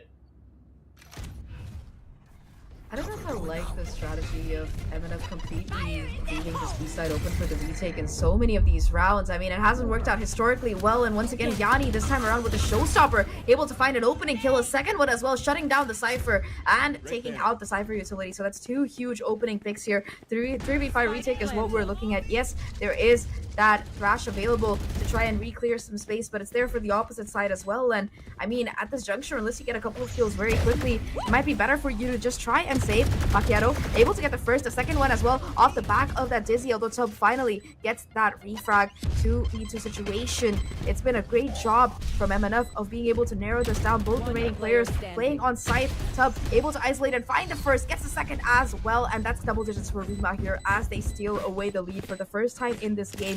Really, really beautifully done here. And you know, I know you said there are no more timeouts left, Pilski, but I really wish we had one, because I think this strategy of leaving B for the retake has to be reconsidered. Oh my god. These rounds are so tense. So many close XVXs. Showstopper worth its weight in gold there. Yanni, after a very quiet game of Breeze, that's a double entry, which breaks the economy of Money First. 5 in a row now for RIMA. They are showing some serious resilience here. Contact peek onto the line. Macchiato hits the deck. Next player is Felcher. Trying to defend here. Satchel off the back of the Dizzy, just peeking straight into the site. Popo's doing a decent job of trying to shut things down. Dizzy thrown out by Felcher. Hits absolutely everyone. But it's still only a 1-for-1. RIMA 3-on-2 here, getting themselves into a nice little after plant. Disrupted for the time being, Zahk. New that comes out as well, but the white swing is going to be there, and Bless takes care of KitKat, so it's just going to be Americano in a 1v3 right now. They're not even planting the spike, it's just 3 people tapping and waiting for the possible push to come in here. Americano, how much more time are you going to spend here? And it's not long for the world as Bless takes her out 11-9 right now, and this next round here, Pilski. Yeah, it's the last chance for Eminem to jump back into this, because that was an eco, this is their buy. I know, but Rice stopped planting one off the run it back. Like, that's the thing. I thought Rice was tapping, knowing, you know, we can kill her, make sure everyone's got their gun out, and then we can get the plant down and get Rice her Phoenix ult in the run it back. But then she interrupted the plant. It's a small thing to be sad about. The bigger thing is what you were talking about, which is the fact that they're doing the damn thing right now. Once again, going back towards B, fault line. Keeping them back for the time being. Immediate smoke towards market side. Operator shot missing. Both the hot hands and the paint shell going to make sure that no one can be safe in B main here. Reactive utility here for MNF, and there's the Phoenix ult secured from the orb in B main. Yeah, they're probably going to be using it in tandem with that Thrash to go forward. Operator takes care of the Phoenix ult, at least for now. Beautiful flash to come through as well, and I like that the Gecko has been returned. Lovely. To the baby picked up a beautiful aftershock though to clear out the corner, force Rice out, and enable them to jump into Macchiato's waiting clutches here. Just first blood going this time around to MNF, and the rotation, it's going to be looking to go over towards this A side instead, but that's where the Cypher is positioned this time around. Yeah, I mean, this time they need to be better about playing retake. You've seen Popo and KitKat get caught off guard a couple of times, and this time they're playing a lot more patiently. Tub going to be checked on the other side of the map, not going to be allowed to get away with that. And actually, that's the paint shells coming back up for Macchiato, and a showstopper in the back pocket. Gen Implant spotted. Aggression over on spawn side. They're just contacting straight through the smoke, and that's being punished. Great trades here for money first, and they have shut down this B execute into a pivot on A. 4v1, unwinnable, untenable situation here for Bugsy, who just gets one tap by Felcher. 4 alive for money first. Great recovery. Great retake as well to come out of them. 11-10 right now. You set up Pilski in either elimination round, lower bracket, neither team wanting to give up and let go here. So we are going the distance, it seems like. And it's going to be a very convincing round to come out of MNF because they keep their ultimates in their pocket. They get the showstopper for that next round. They have the neural theft as well as that operator still ready to go here. And I think just the difference it makes to be able to get those first couple of kills and keep yourself in a position where you don't have to constantly be a step behind, chasing after the rotation, chasing after the retake. I think it's been huge. We haven't been able to see that operator get online until now. So Macchiato, now that she has it, hopefully will continue being the mess that the mess maker rather that MNF desperately need at the situation. Big mid fight. It's actually Americano who's got the op. Smoked off the line. Macchiato diving into mid. Felcher is holding tile side. Showstopper ripped. Goes 1-for-1 with the opposing raise, but it's a man advantage here. But money first. Americano slipping through the dark cover on towards top middle. Punishes that attacking side Omen for trying to trade the kill back. And puts RIMA in a 2-on-4 situation. 2-on-4, and you know, usually you see RIMA go in for those fights, get those picks, and then pivot, having drawn a rotation over. This time though, it's just gonna be the 2v4 attempt, push out on this A side. Cypher utility still in play, players still positioned towards CT as well, so a lot to do here. That's gonna make it very, very difficult for them to really advance forward. Tripwire as well, an added menace here off the back of that paranoia. The kill connects, and it is just gonna be Bless versus the world, and the operator making sure that she's not long for it. 11-11 right now, and I don't know, Pilski. Until this operator, I would have said RIMA was winning it, but now that this operator is in play, I generally have no idea. I mean, Money First are being so adaptable. Like, their set rounds and their approaches, they have just got so much depth on this defensive side, and I think partially it's down to the comp they're running and the chemistry of their core. Really seems like there's a lot of things that they can do, and they're comfortable kind of changing it up. I think Popo and KitKat are definitely doing a better job in the mid to late round of not cooking the goose a bit. 11-11 here. RIMA on not the best investment you've ever seen. A lot of bulldogs, a lot of light armor. The camera spots out the A main cross. There's the fault line to try to push them off. KitKat diving a little too far there off the back of the breach util. Punished by Bugsy. Man advantage now for RIMA. We'll see if they can convert. Omen TP being considered straight onto the B side just to have a little bit of a look around. Doesn't seem too much. Gets cancelled, but there's Macchiato unchecked on the deep B main line. And that's what she's done so well this series, Zach. She has been absolutely all over the map as soon as she's got the op in her hands on defense. Yeah, you just don't know which off angle or which angle she's gonna be there. And it's not just Macchiato, right? It's the operator that's being dropped around like a hot parcel of potato. Macchiato in that first round, Americano in the previous. It's just a coffee fiesta operator smorgasbord for everybody to really play off of here.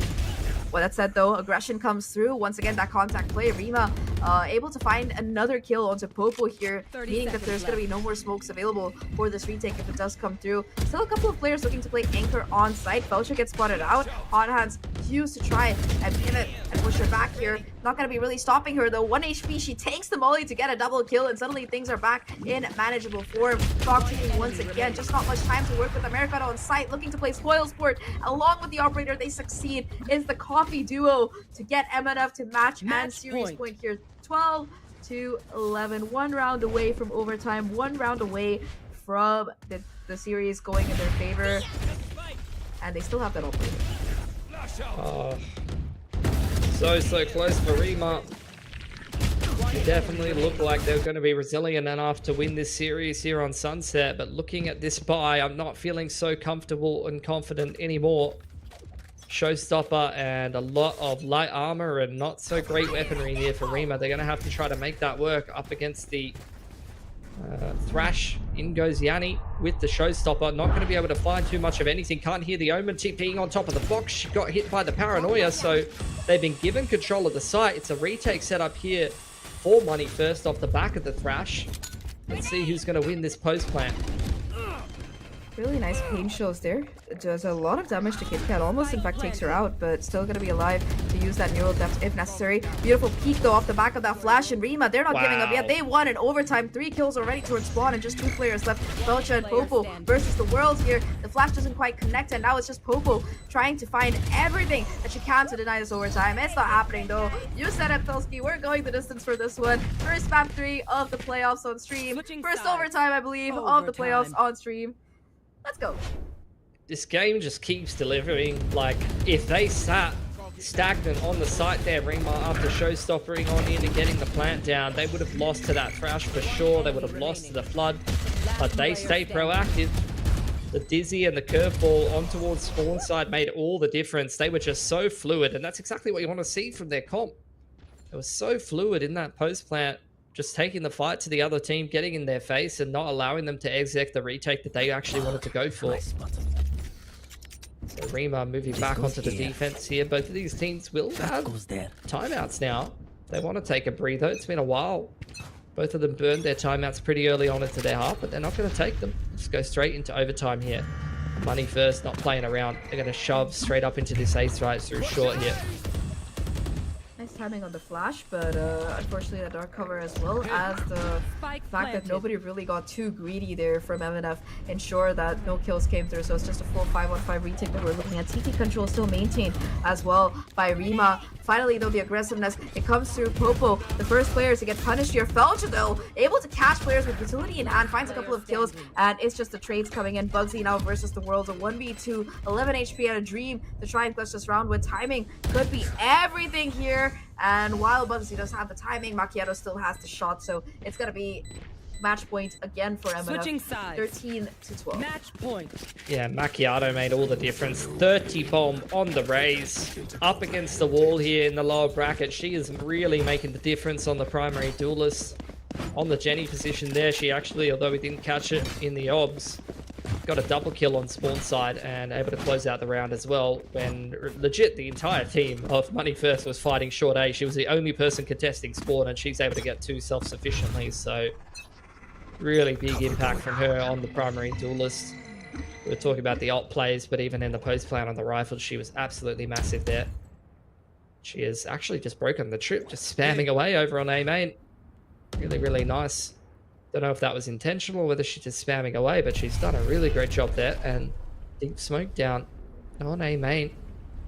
She's gotten on the info line here for Money First. Will RIMA spend some time in utility pushing her off, or do they opt to go elsewhere? Not sure about that answer. I would personally prefer the elsewhere, because I think historically speaking it's been very hit or miss in terms of trying to push, but I think if you're feeling a little bit confident, you can try to go in for those fights. And being at match point at this point, MNF, they definitely do look to be they look like they have at least taken a toll on the mental of RIMA here, who have completely slowed down their approach. They try to go in for that B fake, for that A fake. They don't get very far, and the clock. I'm getting nervous. The clock, that's exactly right. I'm getting real nervous because RIMA, I'm thinking about that pistol. I'm getting flashbacks of the pistol. They're putting the pieces back together here, though, Zach, but there's 3 players over here for Money First. A full util kit for Americano on the breach here. The Gecko's over here on Felcha. This is going to be a difficult site to get into. Standing gonna be everything here, and the paranoia connects. Felcher able to find that first kill. The spike, it's going down as well. No real way to deny that plan from coming through, and Bugsy finds yet another kill there towards Americano. 3v3 situation right now. It's gonna be Popo on this backside, catches sight of the Omen. The camera is still gonna be online as well. Such a menace here. Oh my god, I don't know how Bugsy and Bless both get those kills there. Still attacked by the camera. The fake play is perfect, and Bless manages to keep things around. 13-13, we go again, and this time around, Pilski, it might have been a little bit late, but it was still just in time. No denial of that plan to come through. Oh, this game just keeps delivering. I don't know if my heart could take it, to be honest. Like, that was such a close round. They didn't even trade well going into the site, but Bugsy went absolutely ballistic. Bugsy and Bless combined for 5 there in the post plant between each other. And I can't say I'm too surprised, because that's what RIMA has been doing so well. Like, their multi-frag potential on some of these players when the going gets tough has been really, really nice. So we go again here. Money first, back on the attacking side. KitKat trying to deal with the top middle trip, which is not there. And breaking the door and looking to kick off a B split into the Raisin Gecko here. Dizzy not gonna really spot anything.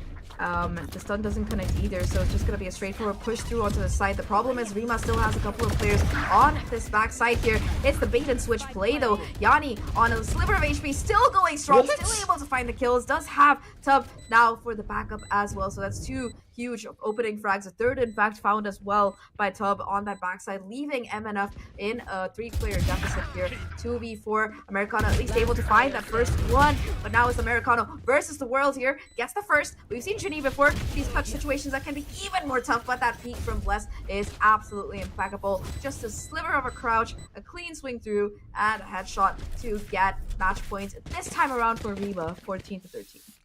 Thank God Bless hits that shot, because if Ginny gets that next kill, then she has Rolling Thunder to deny the next tap. But Bless, once again, the 1-bullet aim, looking very solid. This was a huge missed opportunity. I don't know who that was whiffing. Macchiato, I think it's Felcher on the Gecko, unloads like 30 bullets into 2 players and kills no one. That's real rough. Has to be said, but that's what happens, Zach, when the pressure gets on. You know, you get into these tight OT games at the end of a 3rd map. It happens to the best players in the world, you know. We're not going in on anyone here. It's just the spirit of competition. It's why you love tight games like this. Hey, I miss shots of people not even looking at me, so I'm not one to judge. Talking about tight competition, though, at angles, that's going to be Macchiato finding that crucial first one once again. This time around, though, it gets traded out almost immediately. And I think that if they can get this Phoenix ult online for Rice, that might be game over. Yeah, 4-on-4 now. And I'm there with you. I'm just personally, I miss shots when there's absolutely nothing on the line, so... We'll see what RIMA's going to be able to put together here. They do have the chance to win this series right here and now. They've taken the raise off that info line, which has been big for Money First. When they've had that A info, they've been able to kind of play accordingly. Is the shove through top middle dark cover to the top right side. It's going to be pressure on Popo now. Will she be able to hold on? Gets 1 and some change. Felcher now turtling the site here with KitKat. But will they be able to hold here? The bait and switch tactic, able to get 1 for 1 so far. There still is going to be Cypher on the side here. TP across. Oh, KitKat gave away her position. It's all going to come down to how much KitKat can do, and Bugsy takes care of that. So now it's a 1v2 situation. Americano once again in the position of having to do it all to keep MNF in this. Does spot the cross on that player, knows that there's at least 1 towards main, but it's just so much space that has to be re-cleared. The spike is well planted for main, not exactly an open angle that you can really get through. At least Jenny does have her full utility kit available. Aftershock used to clear out that angle. First angle taken care of. Spike gonna be tapped here. It's gonna connect the stun, but it's just a discipline coming through, and the crossfire, it's too much to work with. 15-13, it's gonna be RIMA moving on in that lower bracket. They were arguably the underdog heading into the series, but I think after yesterday and today, they have proved that they are an amazing team that has the potential to dig deep, and I think generally is one of the best surprises for me this year coming out of Game Changers SCA. Yeah, I mean, they showed a lot of resilience, and that's a very, very impressive team to be able to put down in that fashion. I'm really keen to see their game further on in the lower bracket. They're going to be playing up against Aura Differential, who are looking really solid as well. So I think, look, going into 2024, I said the same thing at the end of EMEA game changes. Like, it's not even just the top teams and names that you know. Like, some of these players that are coming through the woodworks here in 2024 in game changes are definitely worth keeping your eye on, and especially here in stage 1, where we don't have the qualification on the line just yet, and we're looking forward towards stage 2 to see who are going to be the favorites. I am very keen to see what we're going to get. Regardless though, let's throw it back to the analyst desk to break down what was a very long series and a very close game of Sunset there. I don't say.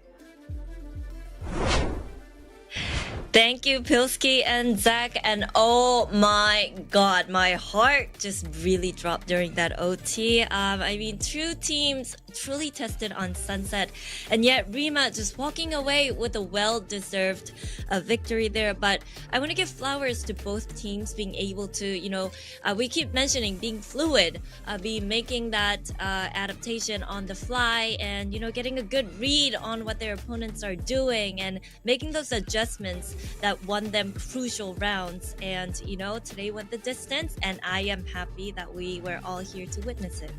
You know what's really funny? Coming back to Sapphire's run back in X10 as well as Full Sense Sapphire, they are a team that definitely goes all the way to a Game 3 and even overtime. So let's just say that this is basically tradition at this point. But this time around, it's RIMA that comes up on top in this very close game.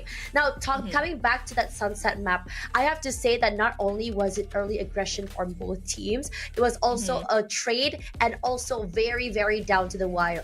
An X versus X, 2 versus 2, 2 versus 1, and a 1 versus 1 2 at the end of the day. And it comes down to breaking each other's economies. And even when the economy is so broken, both teams have been able to deliver some insane thrifty rounds, either with the Stingers, either with the Sheriffs, and it's been immaculate and very well played from both teams. Now, MNF, I think in terms of their aggression, Macchiato is definitely the player to be highlighted here, because she's not only very aggressive with those multi-frags, she's definitely embodying the W gaming, where she's not only aggressive enough to take a site, but she pushes all the way to CT site, all the way to alley, all the way up to Boba, and still good for 1 or 2 more before finally going down. And then on top of that, when you look at the other hand here, you also have players like Bless, you have a player like Tup, who is just so big in these multi-frag potentials and very differing to what we would expect from MNF, who's a little bit more onto team play, a little bit more onto the crossfires. For RIMA, one of the pivotal big rounds for them are always won because of these hero plays, because of the multi-frag potentials. Round that doesn't seem to have that man or 2-man advantage suddenly becomes so winnable for them, because Tub was able to get 3k, because Bless was able to tap 3 heads off right off the ground. And it was honestly very close, because again, we saw the lead come in through from MNF, but it was RIMA to be coming out and just catching up. Insane comeback, taking 5 rounds in a row before finally coming up online and finally winning the round. So, you know, Jinx's... Look at this graph. The graph is insane. The graph is insane. I have to agree with you. But also, I'm terrified, because my Jinx seems to be working still. Oh my god! Yeah! Alright, I got one prediction right, but congratulations. You officially jinxed MNF. I guess we have to say that's goodbye not a congrats, to man! But yeah, we do have to say, but yeah, definitely a congrats to MNF as well for coming in. I think that would be like one, not only just the playoffs, but also top 4, I believe, for this team, top 4, top 5. And it's definitely very fun watching them. I think with a little bit more time, I think they just have, I think one problem they have in terms of the comp is maybe they need more time for comms. Maybe they need more time for chemistry, because again, this is such a last minute put together team. And I would love to see how dynamic this team is going to be once they figured out how to play with each other. Agreed. And we did get a good glimpse of their team synergy, especially in the beginning of the second half as well. You know, them just using Raze and Breach Gecko to kind of take that control, and then the Gecko and Breach moving on to the mid after getting that A control, which was actually, you know, well read by RIMA as well. But For us, it was just a lot of flashy plays with what some of the casters that I know call garbo guns, you know? Garbo guns.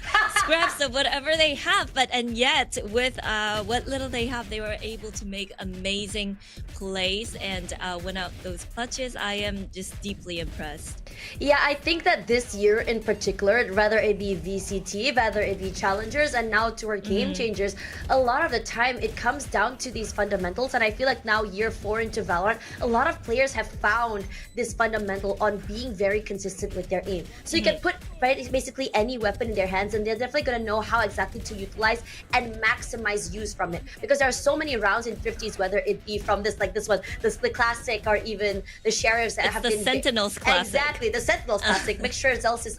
I'm terrified Zelz is gonna find this and quote this. But anyways, coming back to this, you know, it's just they've been making a lot of value out of that, and both RIMA as well as Money First have been a testament to this as well in Game Changers, that you know, we went from Game Changers for the girlies who are very, very comfortable on going for comfort picks, to a tournament that is based around comps now from VCT. I mean, this particular comp played by both teams here is a testament to Loud over in Madrid. Now, Top coming out on top, I'm not surprised. Massive, big props to her, because this morning, I mean, earlier it was Blessed, and now Top. These are definitely two players to watch out for. Yep. Their multi-frags potential is insane.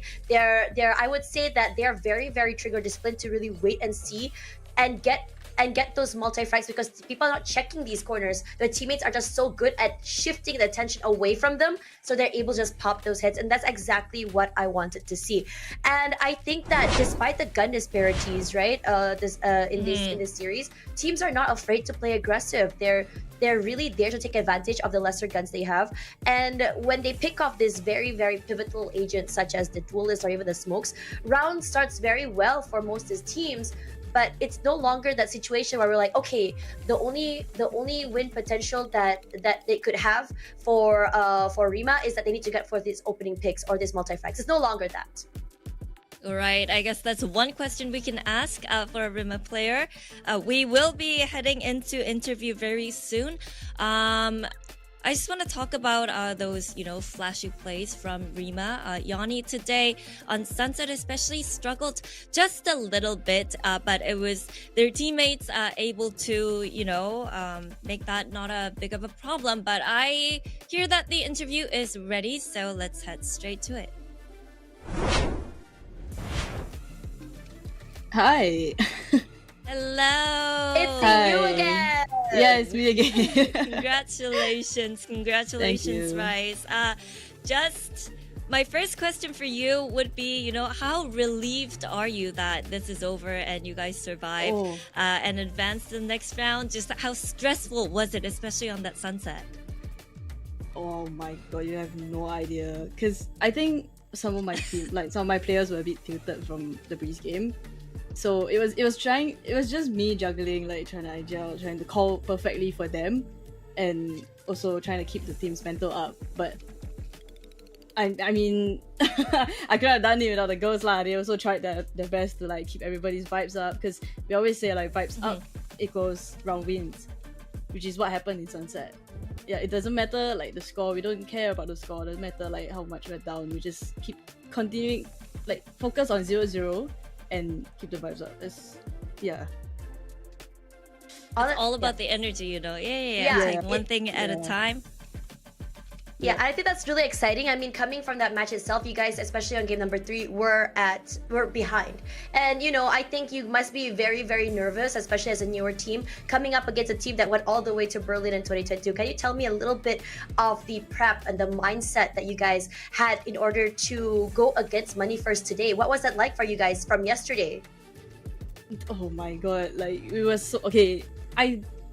We were confident in our own like playstyle. We know that our playstyle is not something that, as in they know less about us than we know about them, because they've made it to like playoffs and stuff, and that they have actual VODs that we can review, but they don't have on us, right? So we're just using that as our advantage. And props to my coach. Oh my god, thanks to the time difference, because he's 11 hours behind us, means like when we end the game, my it's like in gosh. the morning for them. it's the morning for him. So he spent the entire day yesterday boarding like Money First and like coming up with like basically like case studies on them. And then before the games today, he got us into a call early and told us like, okay, this is their play style, this is how they play bind. We can do this to counter, which is exactly what happened. Yeah, and Breeze was just not. Hats off to the coaching staff. But good luck tomorrow. I think it's going to be against Aura Differential, right? Yeah. Can you just give us a quick fighting words for the viewers? Fighting words? I don't know, man. Like, all we want to do is just, we have reached our goal, right? Our initial goal was playoffs, and then the next goal was top 4. We have reached our goal. We have peaked our peak, you know. So all we're gonna do is just keep fighting, keep putting up a fight and showing people that like, yo, RIMA GC is actually a team worth watching, you know. Yeah. Yeah, RIMA GC definitely are. Thank you once again, Rice, for your time, and best of luck tomorrow. Thank you so much. Thank you. Bye-bye. Rice is just so sweet. I just So love humble. how she's like holding onto that plushie the whale. all the time. She's like, oh my god. But yeah, definitely. I do like how confident they are feeling right now, saying that they've just, reached their goal already, and whatever they get next will be bonus. Definitely a great mindset to head into, especially when you're facing stronger teams and when you're maybe behind and you really need that kind of extra oomph to, pick up the rounds and, show some resilience. And I think she's just doing that perfectly as an IGL and also as an emotional leader of the team. I really think so, but let's have a look at the journey so far, because we're going to be looking at the brackets right now. And this has been very exciting, because coming into this tournament, I think for the last 2 years that I've been here on Game Changers APAC and now C, is that we've been seeing the same teams over and over again, the same 4. With now South Asia out of the picture, it gives a lot of room for the newer teams and as well as the new blood to come through. And now we finally see a team like RIMA come up online and finally take out one of the strongest teams that we've seen so far. Yeah.